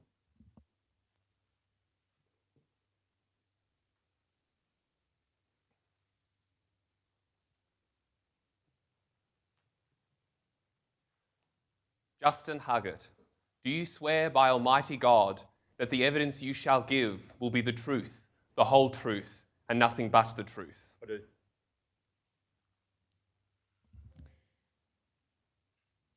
Mr Huggett, can you please state for the Commissioners your full name and current role? My name's Justin Wayne Huggett, MG. I'm currently a retired member out of the Defence Force, and now I predominantly work in the veteran space doing advocacy, helping veterans out with things like DVA claims, medical discharges out of the Army, and different sort of complex cases when different acts within the DVA system cover different areas for that individual. Mr Huggett, have you made a statement for the Royal Commission that was signed on the 12th of October 2022? That would be that statement here. I absolutely have, yes. Commissioners, there are two versions of Mr Huggett's statement. The first is a redacted confidential version in which personal and confidential information is masked. The second is an unredacted version. Operator, can you please display the redacted version of Mr Huggett's statement? And just scroll to the second page. Mr Huggett, do you recognise this as a copy of the statement you've provided to the Royal Commission? Yes. Is that statement true and correct to the best of your knowledge and belief? Okay. Commissioners, I tender the redacted version of Mr Huggett's statement as a public exhibit and the unredacted version of his statement as a confidential exhibit. Thank you, Ms Longbottom. They'll be accepted on that basis and allocated the next consecutive numbers. Thank you, Commissioner. Mr Huggett, am I correct, you enlisted in the Army in 2000? That's correct, yes. How old were you at the time? I just turned 23. And can you tell the Commissioners a little bit about yourself before you joined the Army? I grew up in a small country town of Forbes, New South Wales. I've done all my schooling there. After I finished school, my dad was a shearer. He's been a shearer for 45 years, and I probably got in, I don't know, I guess I probably spent more time in the shearing sheds than I did school, so that was a natural transition for me, and I left school and ended up taking on the role of a shearer myself, which I did for about 4.5 years.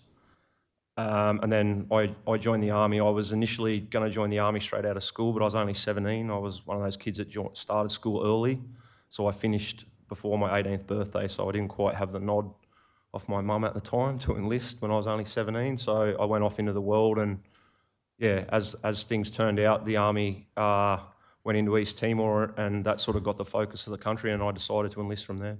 Can I just stop you there? You talk in your statement about something that happened in 1994 when you were in your last year of high school and you were in a counsellor's office and you saw a poster. Yeah, absolutely. Australian soldiers are deployed into Somalia. My counsellor was bugging me at the time about what I wanted to do when I left school. I had no idea. I had a rough idea I wanted to join the military at some stage. But it was really cemented in me in a poster that was on the wall in my guidance counsellor's room. And what was it about the poster that cemented the idea of joining the Army? It was a pretty simple photo. It was a photo of an Australian soldier looking back, holding the hand of a young child. And that was basically all it was. And I just looked at that and thought, oh, that's probably going to be for me sometime in the near future or immediate future. And what was it about that image that made you think that the Army was for you? I don't know. I just looked at it as... I don't think righteous is the right word. I looked at it as a really genuine job, something that I would enjoy doing. I grew up in a very close-knit family that always helped each other. My grandfather is, what you would call these days, what veterans and soldiers would call these days as a mad dog. He's a legitimate Tobruk veteran. Spent 1,100 days deployed overseas in World War II and fought Erwin Rommel in the deserts of Africa. So the army was always part of who I was. I grew up, as I said, in Forbes. It's a small country town. Forbes has a huge representation of soldiers going right back to the Boer War. So, it seemed from the outside looking in a logical decision, but for me, from the inside, it was exactly what I wanted to do.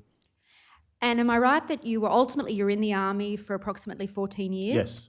And during your time in the army, you served on 5 overseas deployments? Yes.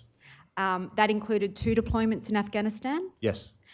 You received a number of awards and commendations? I was very fortunate to, yes. And that included the Medal for Gallantry? Yes. Now, you talk in your statement about the different roles that you had during your time in the army, but you describe the position of section commander as the most rewarding role Absolutely. you had. Can you explain to the commissioners why that was? Over the course of my life, I had a lot of jobs. Obviously in the shearing sheds growing up, but as I went through the army, you'd notice, especially within an infantry battalion, the level of respect and sort of awe that some section commanders were held in, especially the good ones. And it was always a goal of mine to achieve that rank and be a section commander myself. And when I got there, it's one of those jobs, a lot of people will probably want to argue the toss, but no rank in the ADF, and I will sit here and swear this now, no rank in the ADF directly commands more men on a battlefield than a section commander and Australian corporal. Whether it's the Chief of the Army down, whether it's the Chief of the Navy, whoever it is, no one commands more men than an infantry corporal. And I love the job. I love the responsibility that it gave me, both militarily, and it also gave me a chance to help blokes out that were in my section. I had 5-6 years as a section commander and had every single problem that life could throw at a young man come my way, whether it was marriage breakdown, custody battles over kids, significant trouble with civilian police, career problems with postings, etc., discharging out of the army and moving on with life. And I enjoyed the challenge of it. As I said in my statement, it's the best job I've ever had, and it'll be the best job I ever will have. And you talk in your statement about your role and the men that you and women that you commanded there. It felt like a family. Absolutely. One of my soldiers from a number of years ago, I emceed his wedding about a month ago. Other soldiers that I've commanded, I've been guests at their weddings. I'm godparents to some of their kids. I know it's probably going to get me in a bit of trouble, but we've been everywhere and done everything for each other. We've lied for each other. We've gotten each other out of trouble. There's nothing that you wouldn't do. So. And is that sense of camaraderie one of the sort of really important things that you've taken from your time in the army? The best thing I can say about the army is 90% rubbish and 5% awesome. And the 5% awesome is so awesome you're willing to put up with the 95% rubbish. So, and the camaraderie that you get within your section or your platoon, your battalion, for undertaking, tasks that you wouldn't wish on your own enemy, a very hard graft being an infantry soldier. There's a famous sign up at Tully, a training area near Townsville, talking about, you're not afforded the privileges of regular civilian life to be an infantry soldier. You need to embrace the hardship, and that's what drives that family aspect, the hard work, the sacrifice, the blisters, the pulled muscles, the broken bones. That's what forges the mateship, and that's why I emceed one of my mates' weddings from 10 years ago, 4 weeks ago. So. And I want to shift topics a bit now and ask you some questions about an aspect of that physical hardship for you. Yep. You talk in your statement about the physical and mental toll that service took on you. Yes. And the most serious physical injury that you suffered was an injury to your back that you sustained in 2004? Yeah, absolutely, yeah. How old were you at the time? Oh, good question. I'm probably in my late 20s, I'd say, yeah. And was that during the time that you were serving as a section commander? Yes, I was a section commander of my battalion's mortar platoon at the time. And can you just briefly explain to the commissioners the injury that you sustained? Very embarrassingly, of all the things that I have heard, I just bent over one morning, it was quite cold, to pick a piece of rubbish off the ground and felt a very, very bad pop in my back. My body went into a really, really bad spasm. I knew it was bad because that time I'd spent as a shearer, I know better than most what a strained muscle would feel like in your back. This had nothing to do with the pain like a strained muscle, so I knew it was very, very bad. I managed it outfield. The warrant officer, the medical warrant officer we had in 2R at the time was an outstanding man. I won't mention his name, I don't think I'm allowed to mention names, but he was probably one of the only people that actually took that injury seriously. So. And can I just stop you there? You just mentioned before that you managed that injury off field, and do you mean by that you managed it off base? Managed it while I was serving in the army, managed it while I was off base, managed it however you could. And you talk about this in your statement, but you say in your statement that you paid for treatment off base because you didn't want to be medically downgraded or to have a core transfer forced upon you? Absolutely. The first thing you worry about is being taken out of your platoon and put in another organisation. We used to call it the windows and dish lickers platoon because it was where all the people that were skiving out of things and everything would go, and it was extremely bad for people's morale. So that was my first fight, is that I did not want to go to that place. And then your second fight is when you have a chronic injury like that and your lower back needs to be a pretty solid part of your body to conduct infantry tasks. So that was my next fight, staying in my corps. And you talk there about morale. Elsewhere in your statement, in the context of transition, you talk about the need for hope and confidence. Yes. Is that something that you can relate to the injury you had in 2004? Yeah, absolutely. It's a big thing with mine in the transition out of the army, and the broader transition, I would say, is that a lot of people, especially in my predicament there, you lack the hope that going forward, you're going to be able to stay in your role. And at the time, there was no confidence given to me that I was going to be able to stay in that role. It was immediate, I'll help you fill out the core transfer paperwork. And as I said, if you branched that out to army-wide with people, mental health, chronic physical injuries, what Army needs to do is give these people hope and confidence.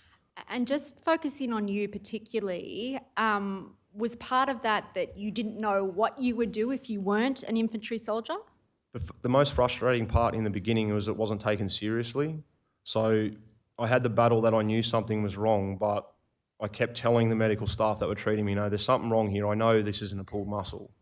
And to me, it was like the staff that were helping me were going to have to fund the MRI scan out of their own pocket. That's what I felt like. And that's what a lot of people still feel like to this day. If I was a rugby league player, it'd be no dramas. I'd get an MRI 5 seconds after I hurt myself, but I'm not a rugby league player. So that was the first battle, was getting the treatment. Once I got that scan, which was 8 weeks after, it was diagnosed. I had two bulging discs in my back. So now it's diagnosed. They have to report that back to my medical chain of command. So now I'm fronting up to the MO at 2R at the RAP, trying to explain my case to stay and roll. And that's when you can get yourself into mischief because you start self-medicating, bludgeon medication off people. You're looking for different treatments, as you were saying, off base so that you can stay in the job. And am I right, that's something that you ended up having to do? You had to manage the pain with ibuprofen? I took so much, back in the day it was called Nurofen Plus, I took so much Nurofen Plus managing that injury that I'm not allowed to take ibuprofen ever again. It's damaged my stomach lining. So I'm now on a different type of medication to manage that. And that's not the only thing. It's not just me with these, I can admit that there was a time I was managing my injury with, heavy consumption of alcohol.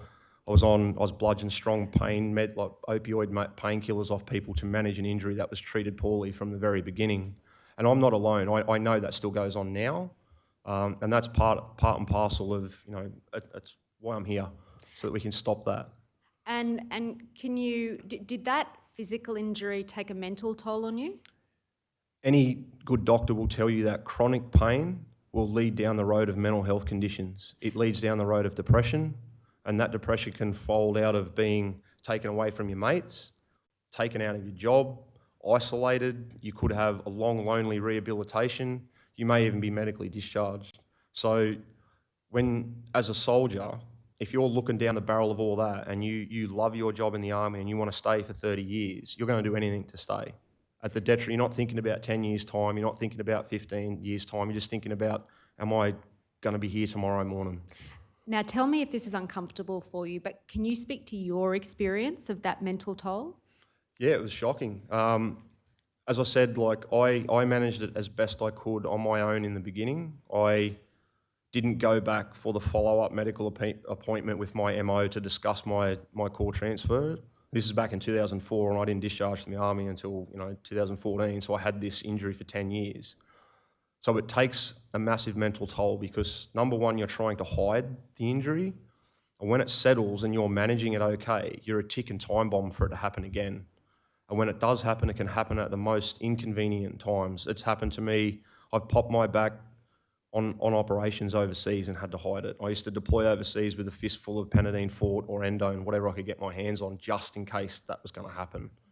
So I wouldn't say that I was depressed at all over it. I was extremely anxious about it. My anxiety would be through the roof because I loved what I was doing. I just mentioned how much I loved what I was doing, and I did not want that taken away from me.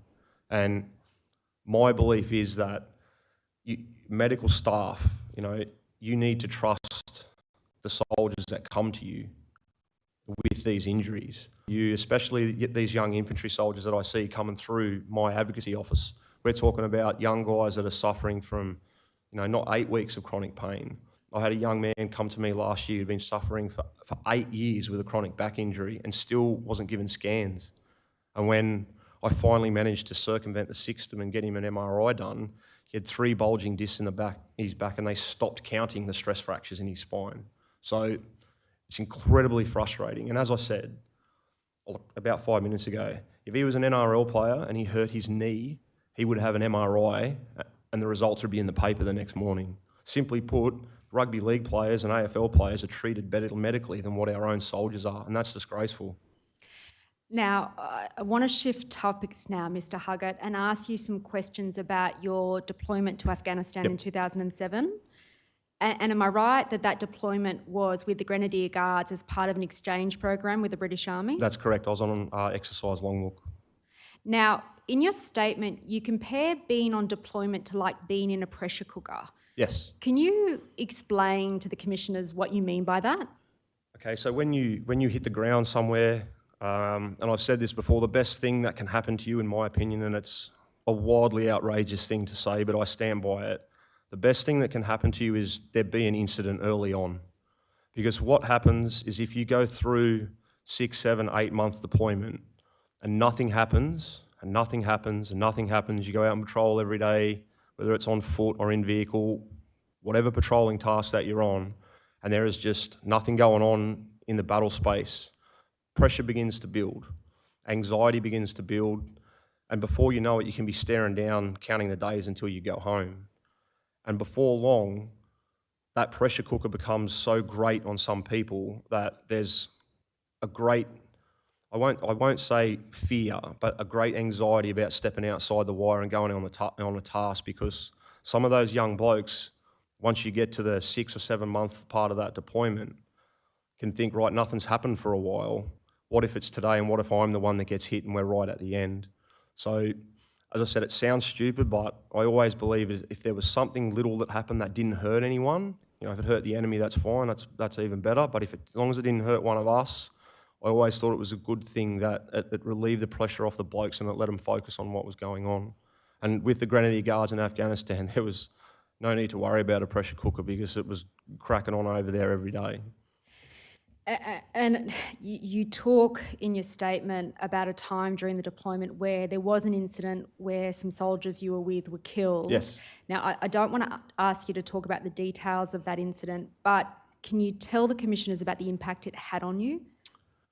I think the first time it happens, it's difficult to explain. It becomes very real very fast. You see it on the news, you hear the stories, you may have mates that have been serving in the Special Forces, so you know what they've been through at a much more sort of kinetic and violent environment where they operate. But I was in a different part of Afghanistan. I was in the Helmand province very early on in 2007, and it was the most dangerous place in the world at that stage.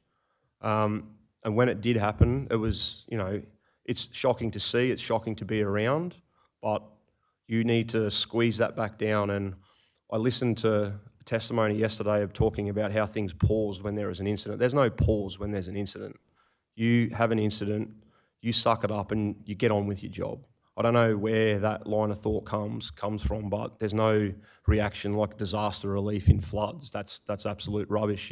There's an incident, you're expected to deal with it and you're expected to get on with the job. That sounds very harsh and very cold, but I've been involved in a number of them. Unfortunately, I've been involved in a number of them where I was the commander and it was my responsibility to get blokes' heads back in the game and get on with the job. And it does it. You have to become a little bit robotic in that sense. But at the end of the day, those blokes who were involved in those incidents, we had a 10-year reunion of Afghanistan for my second trip over the last weekend, and everyone's happy to see everyone. And I've never copped any backlash of any of the soldiers I've ever commanded over, my leadership on my command. They'll all tell you that I'm a very difficult person to operate for, but that's because I have high standards and expectations of the men, and I know they appreciated that. Now, you just mentioned before the need to be a bit robotic. Yep. And you talk in your statement about the feeling of desensitisation Yeah. that you had. Can you explain that feeling to the commissioners? I think that was one of the big things that I had that I thought was wrong with me when I come home. I know a lot of people when they come home might have, wild dreams and have trouble settling, and I had trouble settling myself down, no doubt, but the main problem that I dealt with was that I had a really extreme lack of empathy for everything that was going on around me. And because I had been involved in so much and seen so much, every time when I did come home, everything to me seemed like a real, that guy's just a whinging so-and-so, it's a first world problem, get over it.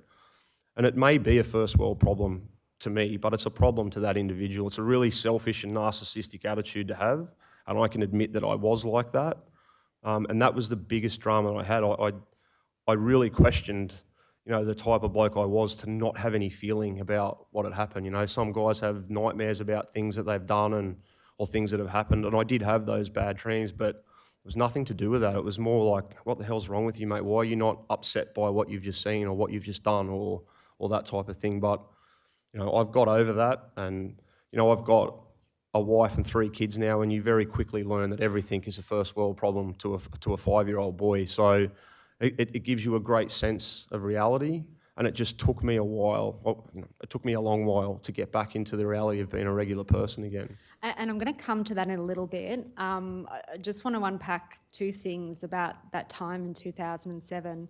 Firstly, that feeling of desensitisation, was that something that you had the whole time you were there, or was that something that you noticed mainly when you got home? I think you develop it over time. It's something that falls out of your training. And I know it sounds very cliched, but I was very, very fortunate that in the very beginning of my army career, I was exposed to very professional and very tough instructors. Both in Kapooka when I went through recruit training, my section commander at recruit was a lady, and she was as tough as any bloke I've ever met. She worked her way through the ranks to be a Warrant Officer Class 1, and I did not like her while I was there, but she stepped me in good stead for, listening. I was a 23-year-old shearer and I knew everything. So, and then that flowed on to the, really tough training that I got at the School of Infantry when I went through there in 2000. So I can say wholeheartedly that hard training that I got gave me the ability to deal with all of that. I would say that if I wasn't exposed to that really hard training, both physical and mental challenges that come within that training, I don't know whether I come out the back end of some of those horrible things in the state that I did, or whether I'd be sitting here in the state that I am now. So, I tip my hat to those people. I owe those people that trained me in my early stage of my career a lot. But obviously, as you've said, the flip side of that is that at the other end of that deployment, you felt you had that real sense of being desensitised and needing to become a regular human being. I said it, and the thing is, one thing the Australian Army that I've noticed in the past, noticed still now, we don't do decompression well. Our decompression is more or less non-existent. And I know that I directly attribute the start and probably a portion of that issue coming home in 2007 from the way that I was brought home. And it's partly my fault because I shouldn't have been there in the beginning, but I didn't get a chance to be briefed and say goodbye to the blokes that I'd been working with and sharing all these horrible moments with. I was just brought straight home, told I was a horrible piece of you-know-what, and because as I said, I shouldn't have been there. But that sort of kicked it off, and I think the decompression side of things is something that I think the Army's trying to improve on. The British Army do it magnificently. And can I just stop you there? One of the things you talk about in your statement is a trauma officer in the British Army Yes. you had contact with. Don't want you to tell me his or her name, Yep. but can you explain to the commissioners what that role was Yep. and whether it helped you, and if so, why? Absolutely. I'm basically touching on what I heard yesterday afternoon. But the British Army, the way we were, ma'am, sirs, was in a unit you have your padre who reports directly to the CO, but there's a lot of distrust in some padres because a lot of soldiers think they'll run straight to the CO and blat them in. In the British Army, they had what they called a TRIM officer, as a trauma risk injury management officer. Now, he is an officer, but this guy who was the Grenadier Guard TRIM officer was an enlisted man. He'd worked his way through the ranks in the Grenadier Guards to be at one stage the regimental sergeant major of the battalion. And when he finished that role, he took a commission and he became a captain. And his job was basically, you know, initially when we were told after we'd been there a little while, we're going to see the TRIM officer, I was very, you know, I was like, yeah, what the hell's going on here? You know, is this going to be some sitting around being told to harden up type of thing? And it was nothing like that. He was a big, tall guy, very, very, you know, assuming fellow, probably 6'4". And he basically just sat down with us and confirmed that we're doing a really good job. You know, it was all over, you know, in England, all over a cup of tea and a couple of...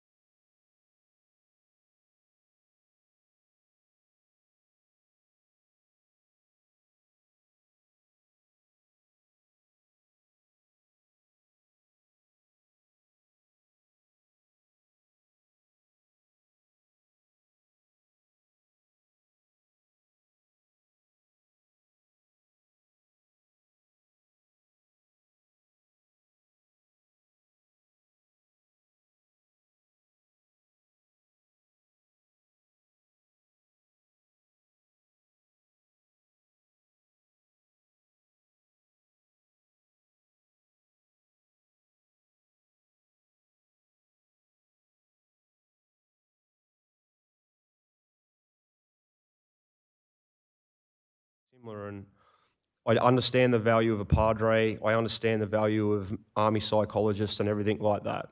But as an infantry soldier, coming back from a deployment, I can assure you now, and I can guarantee you that any other person in my spot will tell you the last person that I want to speak to about anything is a padre or an army psychologist. What is it about the trauma officer that you want to speak to him or her? He's been there and he's done that. Simply put, I don't want to speak to someone who's just done a 4-year uni degree and their knowledge of psychology has come out of a book. It's rubbish. I'm a grown man and that's not going to float with me. So, and that's why I love this idea. I was like, wouldn't it be wonderful if the units we had in the Australian Army had whether it's a woman or a bloke, it doesn't matter. It's just one of the blokes or one of the girls that has come through the ranks, been around the traps a few times, had some good experiences, had some bad experiences, and is someone that you can go to in your unit and talk to about any problem that you're having in your service, and you're guaranteed that it's not going to be brought up in CO's points at the latest O group on the Friday afternoon. And we sat down and we wrote it was probably a 20-page document on it, and I contacted the TRIM guy personally over email and asked if I could use his name, and if the Australian Army contacted him, could he give them some advice? And we submitted that document, and nothing happened. And we just went on with what we do all the time, soldiers looking after soldiers, and that's how we managed each other. We looked after each other. Now, I want to shift topics a little bit and talk about the time after that 2007 deployment when you returned back to Australia. Yes.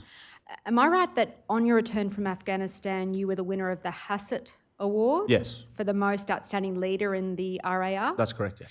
And am I right that it was as a result of your gallantry during that 2000 deployment that you later received the Medal for Gallantry? That's what it says, yes. Yes. Now, you've talked a little bit about your return from Afghanistan and that concern about the feeling of desensitisation. In your statement, you talk about the debriefing that you ultimately had with a psychologist. Yeah, and yeah, I had to organise that myself though. Okay.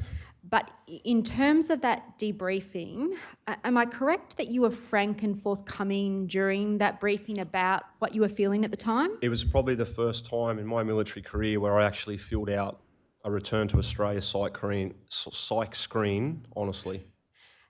And can I just stop you there? Because it strikes me that your candour about your mental health at that time differs from the steps you felt you need to take to hide the back injury. Why was it that you felt you could be candid about your mental health? I think at that stage, I guess as I got older, I just didn't really care. Like a back injury, people are going to know that you've got that. You may be walking around or limping, or you may have some physical tells that that something's going on. Whereas the mental health thing, I was like, I feel like this, and literally no one knows about it. And that was a really concerning thing for me, because at that stage, 2007, we were just starting to get into the swing of things in the Middle East, and we had soldiers coming home and going back, and we were getting some casualties over there. So I thought, I'm not going to be on my own here. And as I got home, Reconstruction Task Force 3 from 2RA was deploying. So they asked me to come in and have a chat to them about that. And while they were away, I started getting a bit of medical help. And even the guys that didn't go on that task force, because I wasn't around, were asking me, I haven't seen you for a while. I go, what's going on? I said, oh, mate, I just haven't been feeling myself. So I spoke to the medics, and I'm having some time off work to try and unclutter things. And can I just stop you there? Again, I don't want you to go into the details about people, but you're very positive in your statement about the support you received from your unit at that time, including your commander. Yes. Can you talk to the commissioners a little bit about that experience? I have to backtrack a little bit, though, ma'am, sirs, just a little bit. So towards the end of that deployment in 2007, I was, in a nutshell, I shouldn't have been there. I was a little bit colourful with some paperwork and scamped my way into the Middle East with the British Army, and I got found out. And the way that I was brought home was literally the worst way you could manage someone ever. I was threatening to be charged, threatened to be put in DFCE, called every name under the sun you could. So I was coming home on this long journey from the Middle East through London, and I landed in the Townsville airport, and the first person that I seen there waiting for me, the commander at the time, quite a tall bloke, I could see him head and shoulders over above everyone else. And he basically walked straight up to me, shook my hand, welcome home, Corporal Huggett. I've got all your boys downstairs at the baggage carousel, which was all of my platoon. So I sort of knew straight away then that whatever was going to go on from that state, we were going to be in good hands. And he would regularly call me. Soon I went and spoke to him direct when I was put off work and told him what was going on. And he was very supportive. Mate, you take the time to get done what you need. And for me, that made it very easy. Well, as easy as it could be. But that's only because of one commander. If he had been, a jackass about it and rude and not believe in it and think, you just need to harden up, mate. I could potentially be another statistic and not sitting here. So it comes down to the commander. And again, I'm struck by that theme you talk about in your statement about hope and confidence. I got hope and I got confidence out of that. Other blokes don't. And the blokes that don't get hope and confidence, that's when I'm pulling my suit out of my ensuite in my bedroom and going to another funeral. Hope and confidence is huge.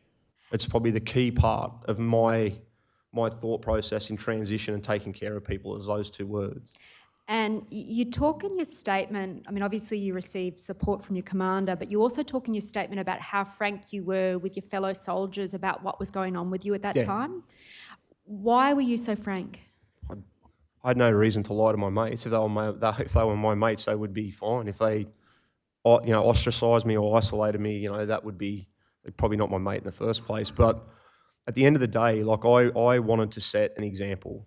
And I'd been in the battalion for a significant amount of time.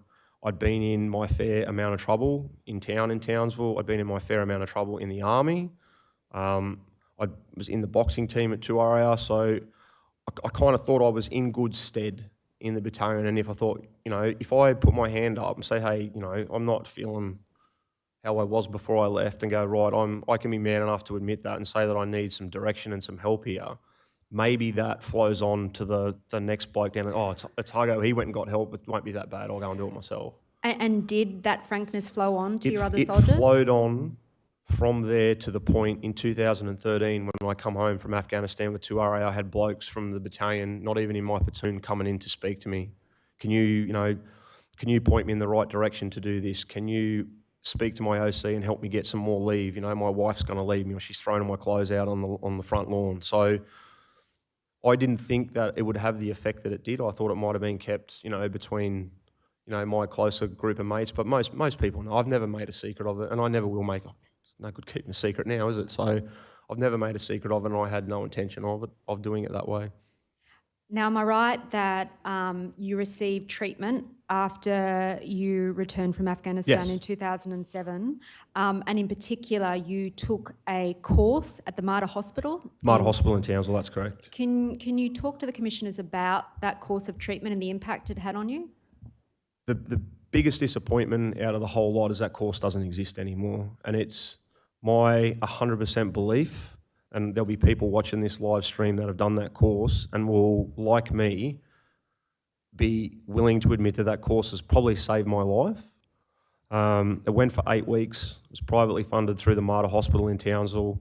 There was a number of psychologists there, psychiatrists, there was sleep experts, there was nutritionists, there was everything you can imagine there. And it basically just walked you very carefully through the potential things that could be going on in your brain, and kind of not getting into the science side of it because I don't know that much about it, but basically just talking about chemical imbalances in your brain and all that type of stuff. So I don't know that much about it. I just know how I was feeling. But that course was brilliant. I'd done it with a good mate of mine who had just come back from Iraq.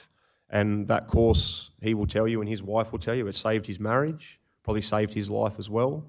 And for me, it was a really good blueprint on how you manage people and get them back to work. Because I'd done that course and went back to work and deployed again. So, and just to put that in context, am I right that the diagnosis you received at that time was for PTSD? Yes. And was that course specifically directed towards PTSD, or was it a more general course of treatment? You had to be diagnosed with PTSD to go on the course. That was the name of the course.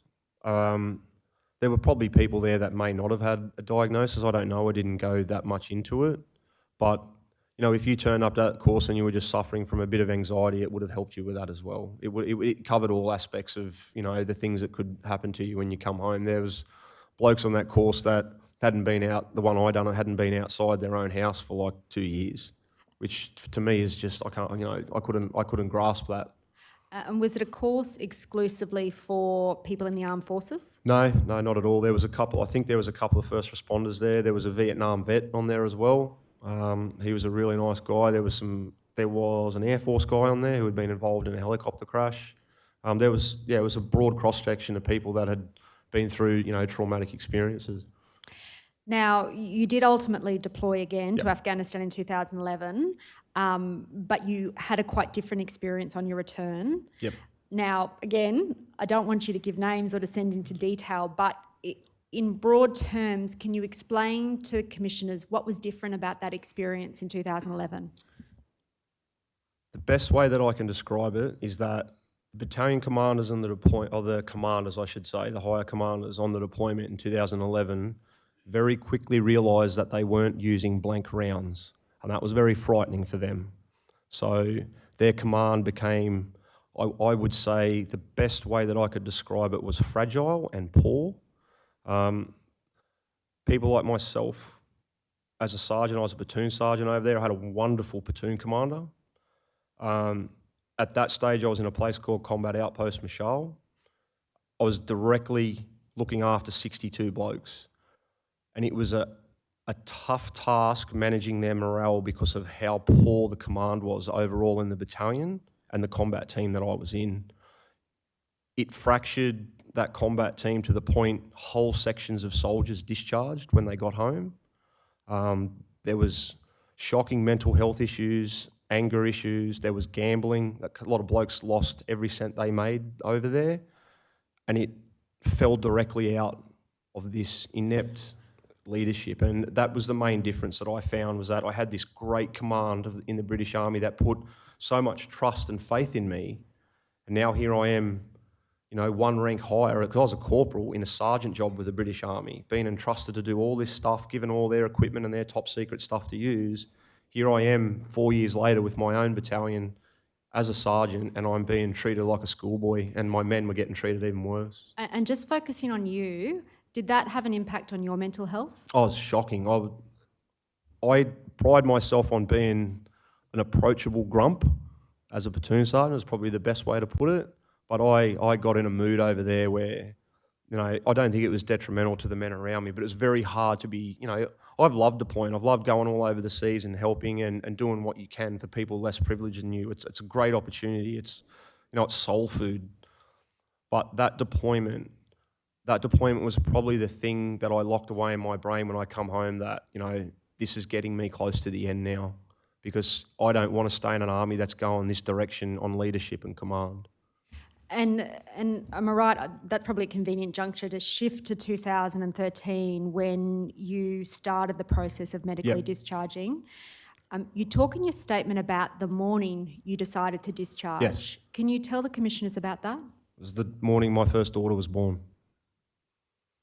That's the easiest way I can explain it. I just went, you know what, there's more to life than this. I don't need to put up with this. I feel sorry for all the blokes that are staying and have to put up with it, but I'm a dad now, and I'd come home from enough deployments and seen young kids at airports not want to go near their dad, when they come home. And I was like, you know what, I don't want to ever go through that. So my daughter was born, and I just told my wife, I'm going in, I'll go and get this discharge rolling. And what was your experience of transition and discharge? It was horrendous.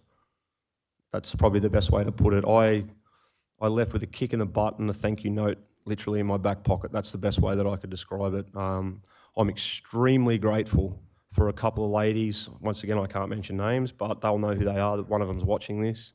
I'm extremely grateful for two ladies at the Sizzler building in Townsville in the transition centre that helped me out. They gave me all the information that I needed to transfer out or transition out. Literally the only phone call I got was from one of the senior soldiers in the brigade at the time that sent me a $180 mess bill. And I had to ring up and get my certificate of service. So I didn't even get a certificate of service. I got a $181 sergeant's mess bill, and I'd stepped foot in the sergeant's mess once, I think. And how did that make you feel? I was furious. Very, very angry, and I still don't like that bloke to this day. And did that experience have an impact on your mental health? Oh, absolutely it did. It started to deteriorate really badly. Considering how well I'd been going and getting back on the horse and getting going again, that transition out and the treatment on the way out, it was absolutely appalling. And that bloke who sent me that bill, that's not the first case of him treating someone poorly like that. I think I wrote in my statement about the way he treated another mate of mine, so... And am I right that on top of transition, you also had to navigate DVA and ComSuper? Can you speak to the commissioners about that experience? So as you would know, commissioners, there's a number of acts under DVA. So my claims got put through under the wrong acts. So there was a very tough battle to have them swapped over and put under the right acts. So that was a process in itself. That took interjection from a shadow minister at that stage. Can I say that? No? No further detail, please, No further Mr. Huckett. details, Yep. fine. I won't mention her name, but thank you very much if she's listening. It took interjection from her to get my file sent down to Canberra and sorted, and that was a great relief because not only was I fighting that battle, I was fighting a battle with ComSuper as well. I'd been discharged from the Army for a bad back and mental health problems. And ComSuper looked at my discharge and decided that it was well within my ability to pack my family up, move back to Forbes and go back shearing with 2 blown discs out of my back. So I had to go through an extremely stressful and painful reconsideration process with ComSuper to have my entitlement adjusted to what it should have been. That doesn't happen now. ComSuper, to their credit, have tidied up that process, and most people discharging out medically will know what their entitlement is prior to separation. But back in those days, you would discharge on the Monday, and you'd have an 8-week wait, up to an 8-week wait to find out. And then if they do it incorrectly, you've got another 6 weeks on top of that. So I was in a stage with my wife where I had a credit card maxed out, paying mortgage payments. That's how bad it got at one stage. So, and then things started to fall into place, and we were okay. And as you said at the outset, one of the main areas you work in now is in transition. Yes. And I know you don't want to take credit for it, but in your statement you talk about what you describe as the greatest transition concept ever. Yes. Could you explain to the commissioners what that concept is and how it works? If I was allowed to only mention one name, I would mention the name of this bloke, but I'm not allowed to. Hopefully he's watching, but I was very fortunate to be asked to go over to one area and have a look at a transition idea that was on a whiteboard over there. And it basically took sort of the blueprint that myself and another guy, a veteran at 2RA, the blueprint that we were using, and expanded on it and made it a little bit more detailed, but made it accountable. There was accountability in there and there's some checks in there. Can I just stop you there? What is that blueprint? It's basically 3 30-day blocks, with the first 30 days belonging to the discharging unit, where you would undertake, discharging briefings, you would hand all your gear back. 30 days is the maximum, obviously. Like if you get everything done in 10 days or 20 days or whatever, the next 2 30-day blocks are broken up in between on-base sort of counselling and training, psych brief, debriefing, etc. And it also involves external agencies, places like TAFE and different universities coming in to have a look, of what your qualifications are. That's a topic for another one, talking about RPL and stuff. But talking about what you're going to be capable of on your transition out. And as I said, and I'll say it again and probably over and over, it's giving these guys hope and confidence. And I just went through it, and this guy explained to me that, this person would be in charge here, and this is what the rank would be, and once they're finished there, they would step into the next 30 days, and it would be this really controlled and safe transition out. And I loved the idea of it, and we spoke about it, and I said, have you given this to anyone? He had given it to literally everyone from the chain of command, from the newest soldier in the battalion all the way to the very, very top of the hierarchy in the army. And it was closed down at every way. You talk about accountability being an important aspect Absolutely. of that transition program. Why do you think that's important? Someone has to be accountable for letting soldiers transition into the civilian world, particularly coming off the last 20 years. To give you an example of accountability, I think, and I'll use DVA as an example here, I think the accountability for DVA is horrible regarding giving young soldiers lump sum payments that are suffering from mental health problems, acute mental health problems. That's going to go up their nose or to the local casino. So there's no accountability there, and I think that should be an area that be looked at. But that's the DVA equivalent. The equivalent for the military is like, if you know that you've got a soldier under your command and he's been going through the mental health battle, you should be accountable to make sure he's okay to transition out. It shouldn't be, private so-and-so, he's become a real pain in the back pocket. I'll hand him over to the Padre, or I'll hand him over to the training warrant officer, or whoever it is. Someone has to be accountable for helping these guys transition out, and girls as well. So this blueprint that I seen, it had accountability. You had to be signed off by your unit commander to move to the second phase of your transition out. So, and when you say you had to be signed off, did you have to be signed off to have completed the goals of that first yeah, you had to be signed off to administratively, physically move to the next part. As most people would know, the commissioners probably know that if you're suffering medically from things and they're part of your reason for discharge, you can't discharge until those things are dealt with. You need to be in a certain medical state. You can't just be cut to the wind, which has happened in the past. So I think, I can put the commissioners in contact with this guy if they like to speak to him. I would love you to speak to him. He's very smart, very intelligent, very experienced warrant officer, and he will be able to give you much more clearer detail. That's just a very broad brush on it.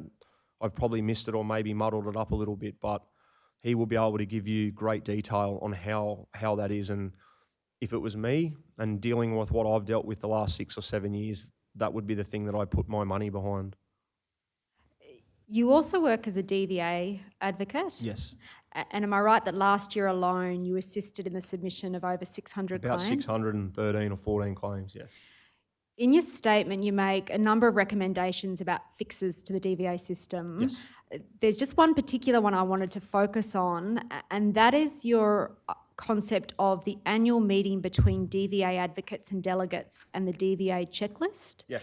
Can you explain that idea to the commissioners Okay. and why you think it might help? The average soldier, sailor, airman or woman who logs on to the DVA portal or has an injury, I would say 95% of them don't have a clue on how to do it. And I would say the great majority of people who want to call themselves advocates are probably not quite at a standard that I would let them advocate for. I correct a lot of problems that other advocates make. My suggestion was that instead of the DVA delegates, and I'm not raining on the DVA delegates, I was speaking to a wonderful DVA delegate this morning who was wishing me luck here. My suggestion was that instead of us fighting over the same bone and snarling at each other from across the table, once a year, twice a year, that some senior DVA delegates get together, and they get together with, it doesn't have to be me, but get together with some advocates from around Australia. They sit down at a table together and they nut out a cheat sheet so that when a soldier or a serviceman or a veteran comes to their DVA portal to log a claim, they've got a cheat sheet that's been put together. And let's say, for example, it's a back injury. These are the 4 or 5 things that you need to submit to DVA to ensure that your back claim is successful. You've got a mental health problem. These are the 4 or 5 things that you need to submit to ensure that your claim for depression goes over the line in one hit. At the moment, nobody knows. I submit claims all the time in the very similar format, and even now I get some phone calls back from DVA saying, we need to get some more diagnostic reporting done. Well, you need to answer me this. The 200 claims that I've done previously on exactly the same thing didn't need that diagnostic reporting.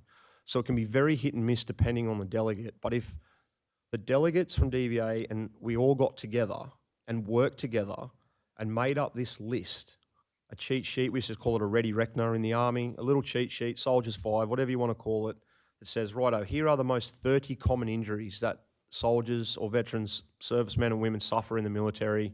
Here's how you do it. Black and white, here's how you do it. If you give me all these 6 things for your claim for depression, you're going to get it over the line.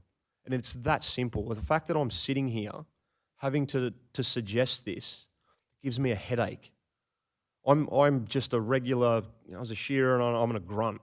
I'm not the smartest person in the world, but that seems to me to be a legitimate, smart way to correct what is a very confusing system. Not just for me. I've been doing claims for 6 or 7 years and helped hundreds and hundreds of people, and it still confuses me. Imagine what it does to some poor kid who has no idea that what's going on with his brain, or he's just hurt his knee or his back and now his army career's over and he's got to get his DVA claim sorted out, he's being discharged. He has no idea what to do.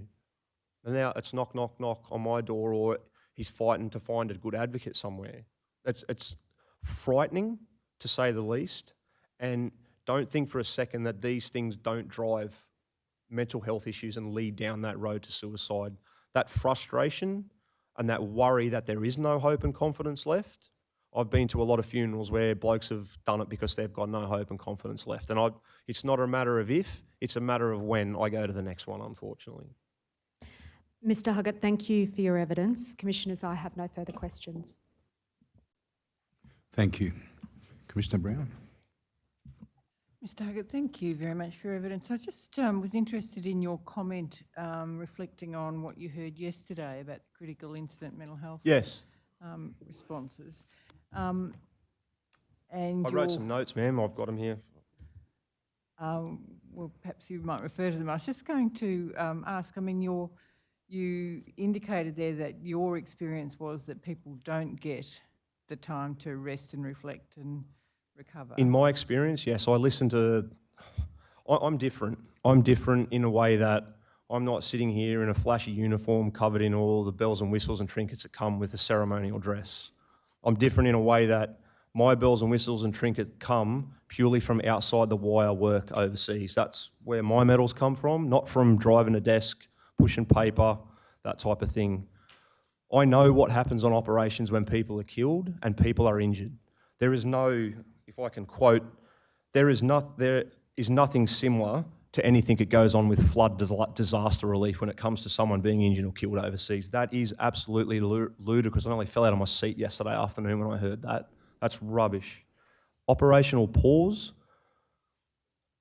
As I said, I can't mention names, but one of the lads that was killed on my deployment, I had a number of his closest mates in my platoon in Afghanistan in 2011, and we were out on patrol that afternoon. So this concept of operational pauses and things similar to disaster relief, you've got to be absolutely kidding me. Not even close. And what that goes to show you is that some of the evidence that you're getting this ridiculous wildfire evidence of people that have lived their whole life on deployment in an air-conditioned office sitting behind a desk. It's not true at all. And you could speak to any soldier that has ever served under my command and the hundreds or thousands of my mates watching this now, and they'll tell you exactly the same thing. It is ingrained into us. Yes, we know there is a potential for someone to be killed. It could be us. There is a potential for someone to be badly wounded. It could be us. You try not to think about it, and if it happens, you deal with it and you get on with your job. That is part and parcel of the job. And everyone will tell you the same thing, ma'am. That is how it's ingrained in it, and that's mentality, and that mental toughness comes from the training that we receive. Yeah, Mr. Huggett, I understand your perspective about the toughness. I guess what we were hearing yesterday, was a reflection of the intent of organisational response to a critical incident. I guess what I was curious to hear was your response, and you're one person out of many. But I'm one person that's been there and done that, ma'am.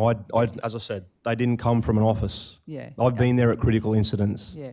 My question, my subsequent question to you was going to be, have you ever been in a situation on operations where there was a critical incident mental health response as was described yesterday? Have you actually ever seen that?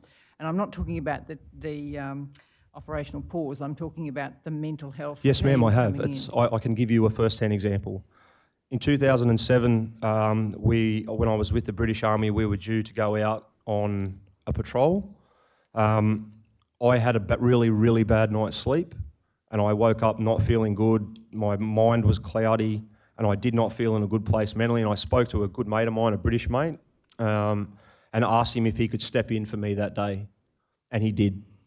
And subsequently, over the course of the next 4 or 5 months, we all stepped in for each other at some stage. In 2011, exactly the same thing happened. I had a soldier who had a number of deaths in his family while we were deployed, and he was definitely not in a mental state to go overseas. I had to go out on patrol, I should say. So you need to be able to manage these things with a little bit of maturity and a little bit of common sense. You don't necessarily need to black ban the soldier as a mental health basket case if he doesn't want to go out on patrol. I had a very, very significant disagreement with a commander of mine when I was posted at Singleton about that exact thing. He basically said that any soldier who up and refused to go out on patrol should be removed from service and sent straight home. And he asked me, I was sitting down the back and I laughed and shook my head, and he asked my opinion on it. And I basically told him what I've just told you now. I would have been sent home if that's the case. And again, Mr. Huggett, thank you for your account, I guess, and I appreciate the importance of that peer support and understanding. My question was really more about, have you ever been a party to the formal critical incident mental health response that our panel yesterday were describing? I've never had to CASEVAC anyone for a mental health injury, ma'am, no. But it wasn't it wasn't necessarily about a CASVAC, it was actually about them actually bringing in the mental health support team to actually work. I've been deployed all over the world, and I have never had a mental health team brought to me for any reason whatsoever. Okay, that was essentially what I was trying to understand. Yeah. Thank you. Can I just ask, you referred to how the British Army do decompression well. I'm just wondering whether you could tell us a little bit more about what they do that you think is... I didn't get an opportunity to do it, but the British soldiers that I was working with told me all about it. At the end of Operation Herrick 6, which would have been towards the end of 2007, it was well talked about that they were actually looking forward to their decompression. What the British Army were doing at the time was they were I'd take the soldiers back to Camp Bastion, which was the big base there, and they would send them into Cyprus. They'd let them wear civilian uniform, civilian clothing, take all their weapons away from them, and lock them down on the base. Now, I know this may sound crass, but this is from a military perspective. It gave those soldiers an opportunity to blow all the steam off that they needed to before they come back to Australia. If there was someone they didn't like, there was a fist fight. They could drink all the alcohol in the world they need and throw up over there where their mates could take care of them. And I know that sounds silly to people from the outside looking in, but if you think about it, would you rather your soldiers decompressing safely somewhere under the supervision of their superiors or trained professionals, or bring them directly back to country and let them go free for all where they haven't decompressed properly? And what that's come about from, it's not anyone's fault. It's just come about by modern transport. You know, my grandfather, as I mentioned, was a Radda Tobruk. His decompression was done over 3 months on a ship coming home from Africa, where they would have sorted all their differences out and spoke about everything that happened. Now you can deploy to another country, have all these horrible things happen to you, hop on a plane and be home in 24 hours and back in your bed. And some guys don't handle that very well. We come home from Timor in 2006. We flew out of Dili, and 6 hours later we were in Townsville, and 4 hours later there's 800 blokes on Flinders Street in Townsville, and it was a disaster. You know, I think I wrote 20, 30 character references of blokes that ended up in the Townsville Magistrates Court. So it's something that needs to be taken very seriously, this decompression, ma'am. Like, if we can take care of these guys, it's the first step initially, and it needs to be a good first step, you know, where we like, right, we understand that you've been, as Erin mentioned, with that pressure cooker could be there. We need to loosen the screws a little bit. So I appreciate what you're describing has some inherent appeal on kind of first glance. Yeah, absolutely it did. Are you aware whether there's ever been any research looking at the outcomes of that British decompression approach? I have no idea, ma'am. I have no idea whether there's any research come out of it. I can tell you from first-hand fact, it is not a good idea to unleash wound up, just deployed soldiers back into Civilian Street, you know, 2 or 3 days after they just put their weapon back into storage. That is not a good idea, and it does not end well. So, you know, you do get a number of briefs. You'll have a return, what they call a return to Australia psych screen, which is normally done. I think Afghanistan, it was done at Al Minhad Air Base. You know, you have a few people come in and tell you how to spend your money that you just made, and these external agencies are available to you. But, you know, even my soldiers got themselves in trouble coming home. They're grown men told that they can't have a beer after they finish deployment. You know, and it sounds silly. I know a lot of people sitting here today say, oh, what's a big deal? You know, you can wait to get back to Australia. Well, yeah, how did that work out for you in the past by unleashing them, you know, back into Civilian Street? They haven't been exposed to alcohol for 8 months or 9 months. They haven't been exposed to, you know, their families. One of the biggest things is the language.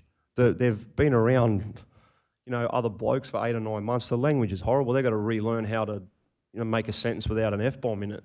And most of them can't do that for 3 months when they get home. So there's got to be, as I said, it has to be done. It's got to be done well, and it's got to be done smart. And I can't emphasise this enough. It's the first step. It's the first step to get them safely home. It's not a matter of, I understand the safety in not having a bullet go through your body or be blown up. That's incredibly important as well.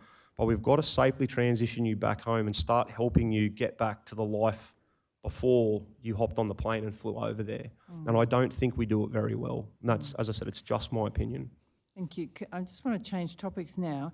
I mean, it was very interesting to hear your account of the referral to the Mater Hospital for treatment of PTSD and the successful outcome that you described. I mean, I think that's not only an important message that, one, this is treatable and you can have a successful outcome, but you also then remained in the service and you were subsequently deployed again. That's correct, ma'am. And again, I think they're important messages to hear. It's very important, ma'am. And once again, it probably sounds silly, but in a way I kind of looked at it as a physical injury. If you break your leg, you need a certain style of treatment, and you need a certain style of rehabilitation to get that leg going again.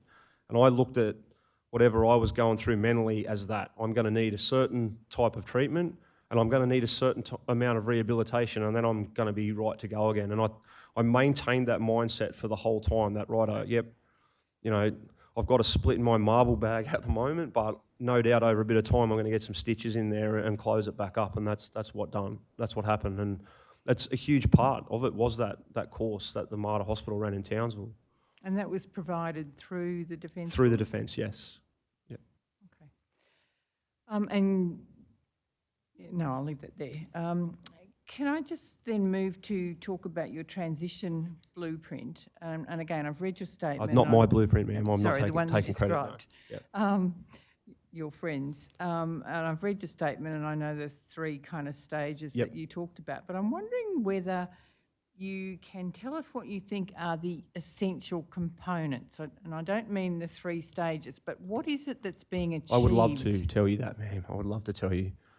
It all revolves around what we've been saying. It's this hope and confidence. As you go out that gate, you need to have everything that you can to give yourself hope going forward and confidence that you're going to be successful. I've got it in that statement, and I talk about recognition of prior learning. I believe that recognition of prior learning should be an entitlement to every soldier that's discharging, regardless of whether it's a regular discharge or a medical discharge. At some stage in your transition, that competency logbook that you've got goes to your battalion command, and it's sent off to whatever registered training organisation it is, and you were given back a list of civilian accreditation. Now, it may seem little, but you know, I had a trainer, a Cert 4 trainer assessor qualification. It was going to cost me nearly $2,000 to have that transferred across, and I didn't have that money at the time. I was trying to make sure I had a roof over my head. So if we can give these guys and girls leaving the concept that, you know, your time in the military has not been for nothing. You're not just going to be employed being a furniture removalist or painting rocks. Here's some qualifications, some civilian qualifications. From there, if there is an education officer can get involved then and who knows about TAFE courses and qualifications, can point that individual in the direction of, you know, I don't know how university degrees work, whether it's a points or credits thing, but you know, you're only 10 points away from a specific university degree. Or if you took this a little bit further, you could get into OH&S or something like that. So I think the first thing that needs to be put in there is that recognition of prior learning. So that's the first step, because if you're losing your job tomorrow, you're going to want to hope that you've got some confidence that you're going to something bigger and better. So if you put yourselves in their position and think, right, I've just lost my job, whether it be I'm getting out or whether I've been medically separated. In my right hand, I've got my final paycheck, and in my left hand, I've got all these civilian qualifications and some contact numbers for TAFE and different universities that are going to be able to help me out. So that's the first bit that I would unequivocally, without question, put recognition of prior learning as an entitlement to that transition. The second thing that I would do is, and I know a lot of people in the Army will probably disagree with me, I would slow it down. So, and make sure, and only slow it down if it needs to be slowed down. I've dealt with a number of blokes that have mental health issues that just want out of the Army. Right or wrong, want out of the Army.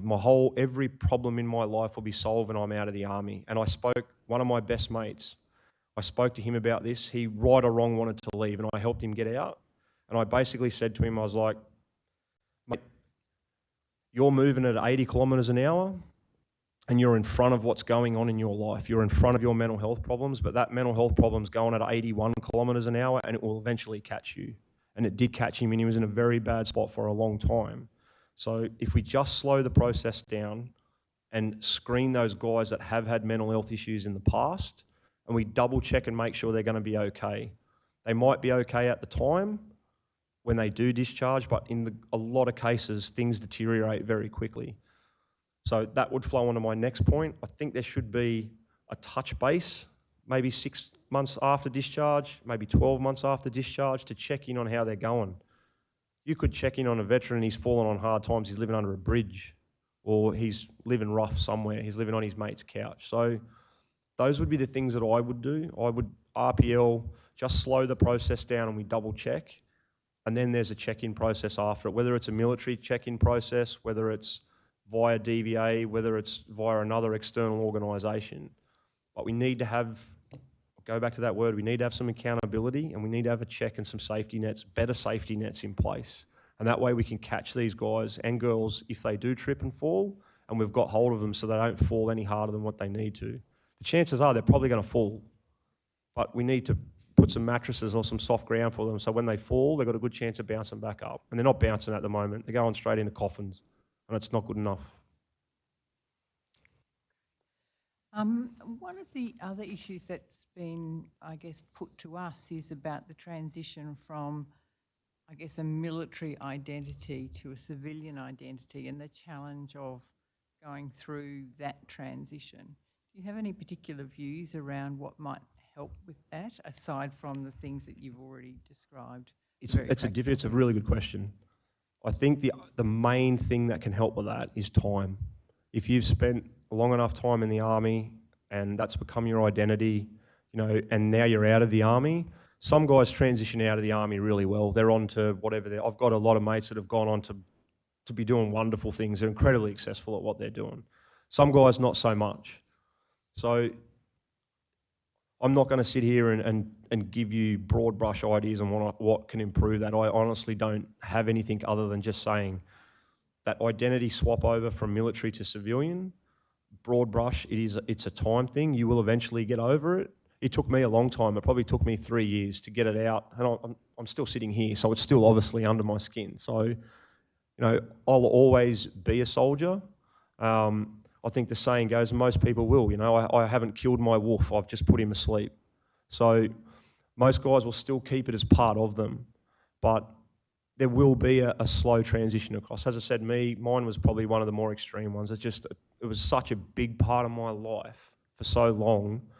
And I think because it was one of those weird people, I enjoyed it. I love going outfield. I love going overseas. I loved all the grit and grind that come with it. So that was the difficult part for me, is I loved the job so much. It made the transition back to civilian life a little bit more harder than what it probably should have been.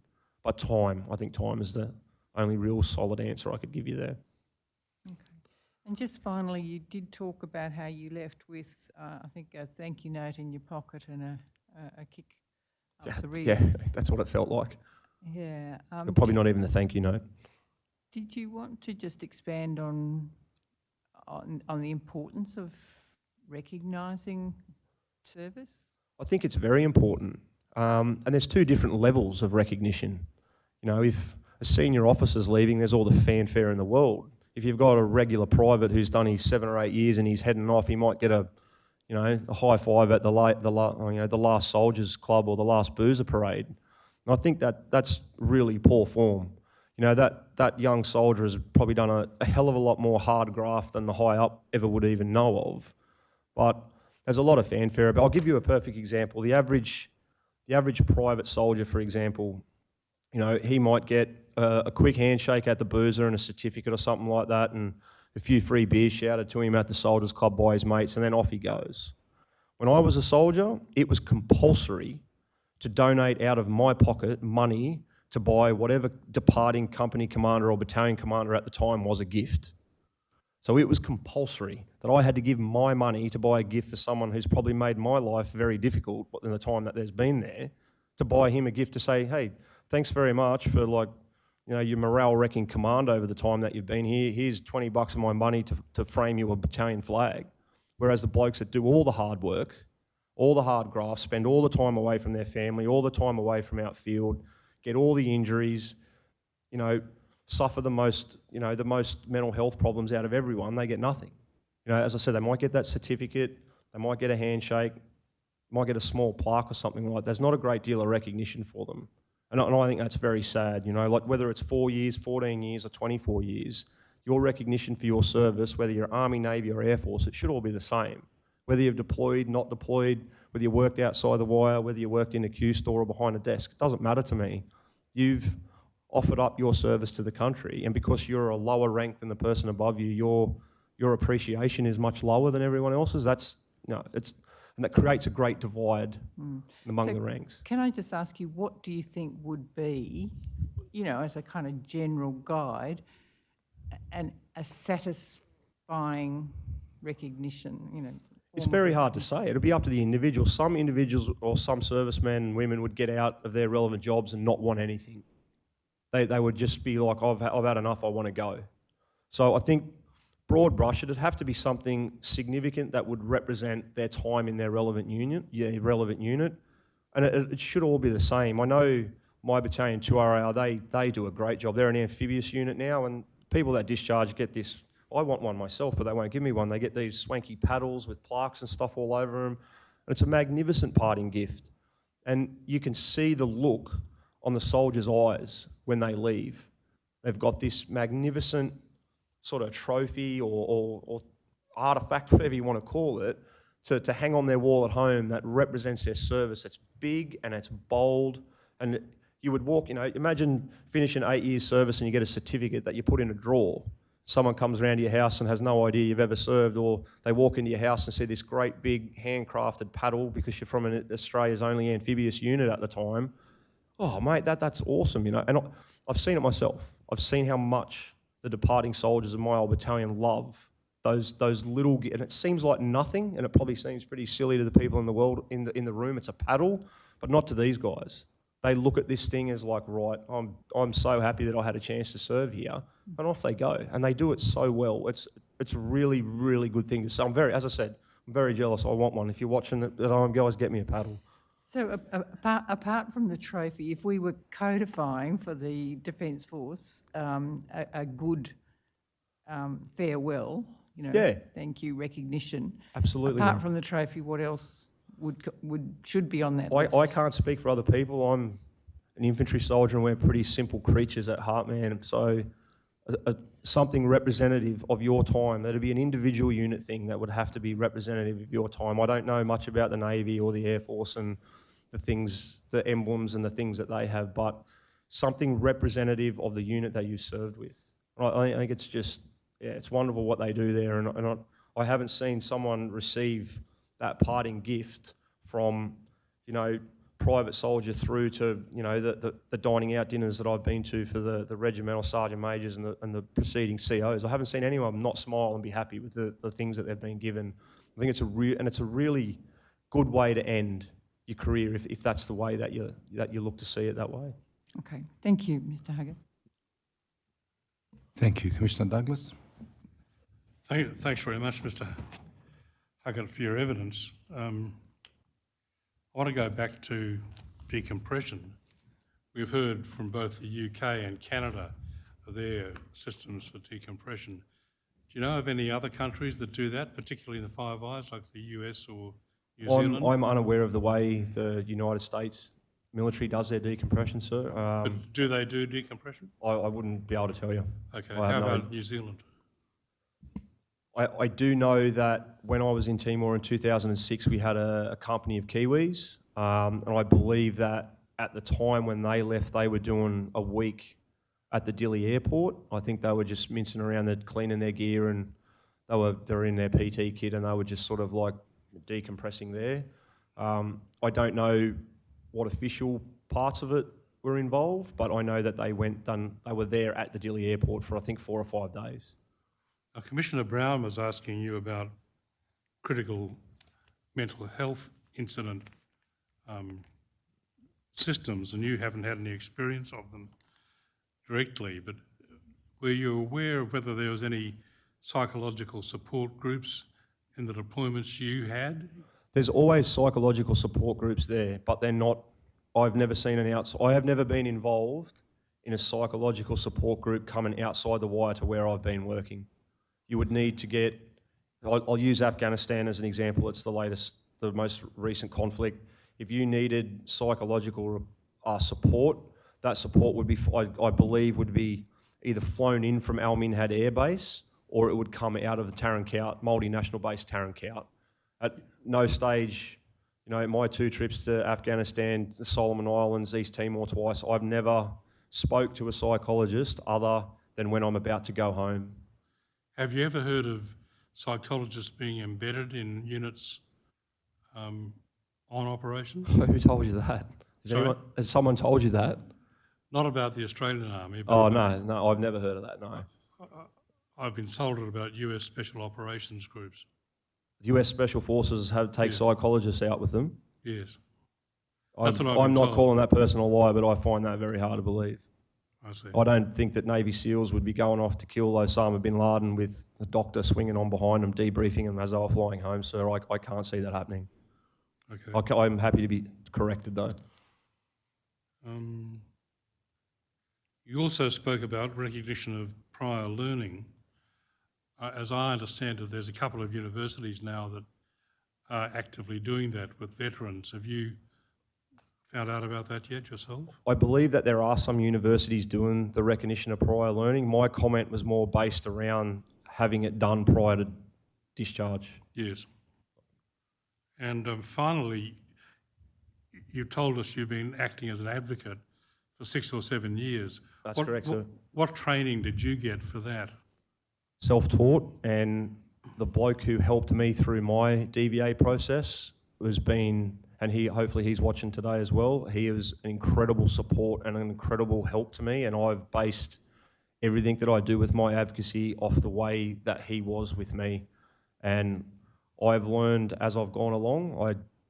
Initially, every single claim that I had submitted, I used to mail down to him for him to look over, and when he was happy, I would submit them on behalf of the veteran I was looking after.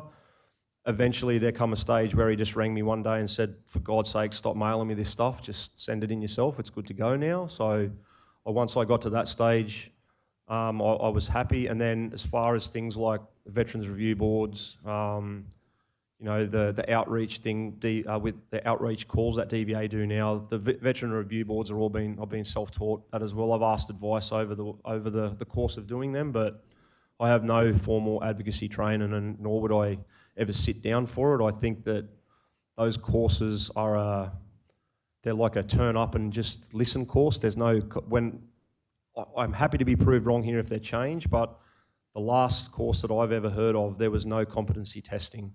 So there was one girl who contacted me, I'd be going back 2 years, asking me would I be able to give her a hand with some of the study material that she'd been given for her course. I looked over this stuff and I had absolutely no idea what it was talking about. I looked at it and went, what the hell has this got to do with helping a veteran put a claim in? And I ended up sending it back and said, I can't help you, I don't know the answers to any of these questions. If you need a hand putting claims in, ring me because I know how to do that.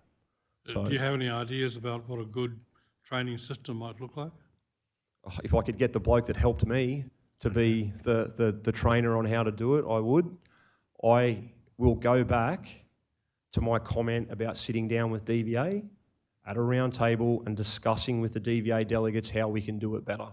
That's the only way we can train advocates, is we need to show them how to be successful, not sit them down for 3 days and they walk out telling everyone they're an advocate and they'll start doing claims. That's setting people up for disaster. If we sit down with DVA from the very beginning and we make the system so simple and so clear, it takes away the need for advocates. Imagine working for DVA and a veteran ringing you up and asking you a question about their system, and the people that work for DVA don't even know the full intricacies of their own system. You ring DVA asking you for help and they direct you to an advocate. And I'm not throwing shade at DVA here, they only know what they know. So that's inherently the problem that I see. The system's so complicated that even the people that work there don't know about it. And now they expect me, a bullets and beans type of bloke, I need to know the intricacies of the DVA system. It's terrible. So, and again, I'm not throwing shade at DVA. I have a great relationship with DVA and I've developed that over the last 5 or 6 years. And even they will tell you the system's horrible. And, I've butted heads the last 3 weeks with DVA over my own medical treatment. DVA's writing states that, if you need to see a specialist, you need to see the closest specialist to your locality. So for me to see a spinal surgeon, I need to have corrective surgery to my lower back in the next month. I need a disc replacements and a fusion. I was told that I had to see the closest neurosurgeon to me. Whether he was good or not, that was who I had to see. And as I said to the lady, I'm not talking about getting stitches on the back of my arm here. I'm talking about someone operating on my spine. I think I want to go to the best person available. So DVA were excellent with that. They gave me a set of things or a set little gateways I had to jump through, and I managed to get myself down to Sydney. But I shouldn't have to do that. I've been injured in the army and I need spinal surgery, and you're sending me to just whoever the closest bloke is. I'm not going to, I'm sure if anyone else in this room needed to have spinal surgery, I'm pretty sure they'd want to go to the best person available, not their next door neighbour because he just lives there. So it's tricky. It's a DVA that I'm not come here to throw shade at DVA. I never would. As I said, I've a great working relationship with them. The system's not perfect. I'm happy to say that, and they'll be happy to say that. But there are things that need to be fixed there. And finally, just to satisfy my own personal curiosity, is the Hassett Award named after a man called Lindsay Hassett? Oh, I should know that. No, I don't believe it is. He was a CEO of R3RA in Korea, so. Thanks. Thank you, and thanks for your evidence today, Mr. Huggett. I just want to go back to the British way of decompression. You've mentioned that people have flown back to Cyprus, they have a couple of weeks to decompress, hang out with their mates, get things off their chest, sort out whatever problems there are, actually get to talk to people who have lived through whatever they've lived through all together. What else is there? There must be other components, obviously. Do you know, if in terms of support while they're there? I believe that it was more or less very similar to what we do. They would go through, well, my mates that I work with, they went through their psychological screening as well. So they would have done, I guess, a return to the United Kingdom psychological screening. Decompression is one of those things where it's not, the best way to put it, it's not a very complex thing, but it needs to be very carefully done. So with the average bloke, and I use that colloquialism because that's just the only way that I can describe, with the average blokes when they're coming home, we basically just want to sit down and relax with each other. We want to start our decompression by knowing that we don't have to get up and do a picket in the morning or through the night. We want to put our rifle away and know that we can walk around with nothing slung over our shoulder. We know that we've got psychological screening to do. We might have picked up physical injuries while we're over there, so we'll be speaking to medics about getting treatment for different things when we get back. You know, if take the 8-month Afghanistan deployments, you're looking at young blokes coming home with $90,000 to $100,000 in their back pocket, so you've got financial advisors there. You know, hey, it's not a good idea to go out and buy a brand new Harley and a WRX because that's $100,000 gone. So there is that type of advice that needs to be given. My sort of like interjection in there was that I used to advise to my blokes during decompression was to take your money and lock it away for 6 months in a fixed term deposit where you can't get it. Leave yourself out a bit of splash money so you can go and have yourself a good time on a holiday. But the last thing you want to do is get yourself in a pickle where you blow all your money because it's, once again, that's going to be real bad for your mental health. I know blokes that have lost everything, and that's, for a young 22, 23-year-old to lose everything they've made in 8 months, it's demoralising for them. So decompression, it's a funny one. I could sit here for hours and debate decompression. Well, not debate, but discuss it, the way we should do it. I just think it needs to be part of the deployment.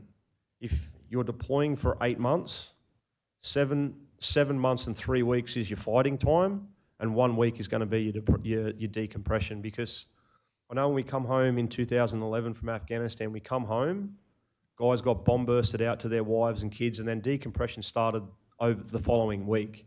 So what happened to a close mate of mine, he come home, got off the plane, went with his wife and kids, his young son, and then on Monday morning when he had to come into work, his young son just about had a panic attack because he thought dad was going away again.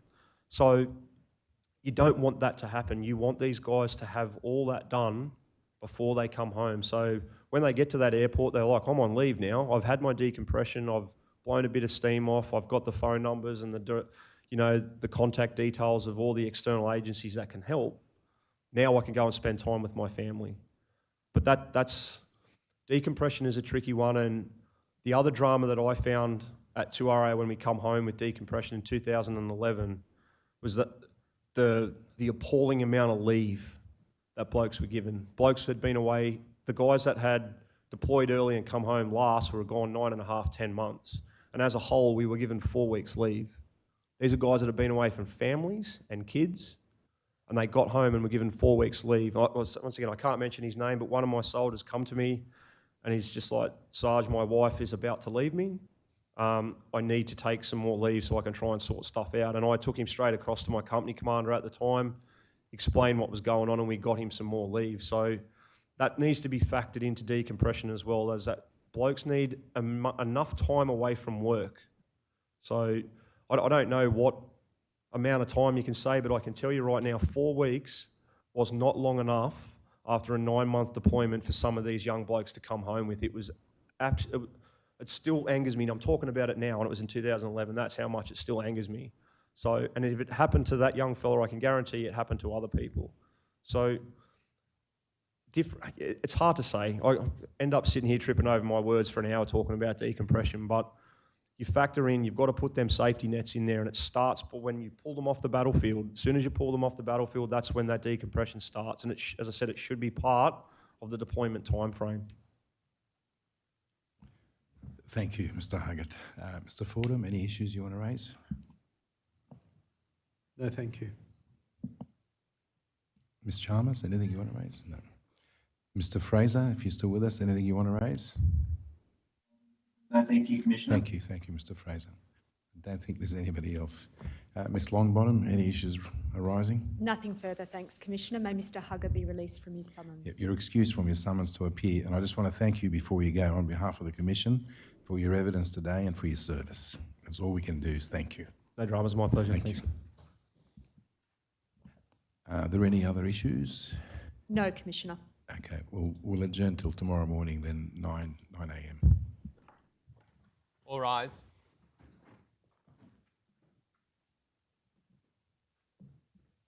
The Royal Commission is adjourned to 9 a.m. on Thursday, the 20th of October, 2022.